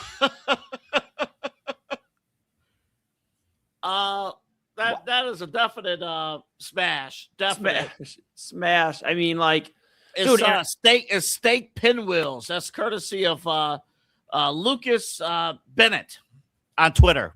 Dude, and you know what would be so good with that? Like some Italian dressing. Oh, or like maybe even some steak sauce. I know with the pepperoni could get a little dangerous, but some steak sauce because you have steak there. Oh, it's a smash for me. You don't even need the sauce. You know, my dad always said too, if it's a good steak, you don't need steak sauce. Yep, I agree. Yeah, Papa Moon says the same stuff, man. Yeah, he goes, if it's a good steak, you don't need steak sauce. But I wonder with those flavors. You know, you could put, I don't know if you need ranch. Oh, and the meat, I mean, that looked good. It's a smash for me, Double A. That was incredible. I'm not gonna lie. That was phenomenal. In fact, that might have been one of the best things we have presented on these airwaves. Yeah, no, absolutely. Let me one more time. Yes. Here's the final product. One more time. There it is. Wow. Look at that. Wow. Can you imagine eating that right now at 1:00 in the morning? No, because I already have trouble falling asleep before 5 in the morning. And if I eat like basically a dinner again, my brain will be convinced that it's 7 or 8 o'clock at night and I won't get sleep. You cannot have that at dinner, though. You can't have that at 1 a.m. Double A. Like, you cannot. Come on now. Come on. Look at that. It's phenomenal. At like 4 o'clock in the afternoon, once you have like time to decompress before the shows. That is not a 1 a.m. dinner. You cannot. First off, Double A, let me be real. Let me bring it back to us for a minute. If you're having a 1 a.m. dinner, there's some conversations we need to have. Now, I'm guilty of time to time having an ice cream cone or something after the shows. Or like tonight, I will, full transparency, have the other burger I have from a local establishment that we had to stop and grab because we're quick against it with dinner. But I have a burger. I will eat that. But that right there, Double A, that's like you go out on the patio after, smoke a cigar, chill out, like, kick your feet up. You ain't doing nothing the rest of the day. That's like a perfect appetizer for Thanksgiving. Because if you don't make that man put like a year's worth of ingredients on that meat. He sure did. But I'm telling you, on a Thanksgiving type of vibe, if you make them thinner, that could be like a perfect, like, here's your entree or your appetizer. Steak and some pepperoni rolls, a steak pinwheel. My goodness. I love food sometimes. I'm not the biggest foodie, but I can really get down with some food. You go be. Because every night we're doing is every other night we're gonna do something of that sort. It won't all be tasty.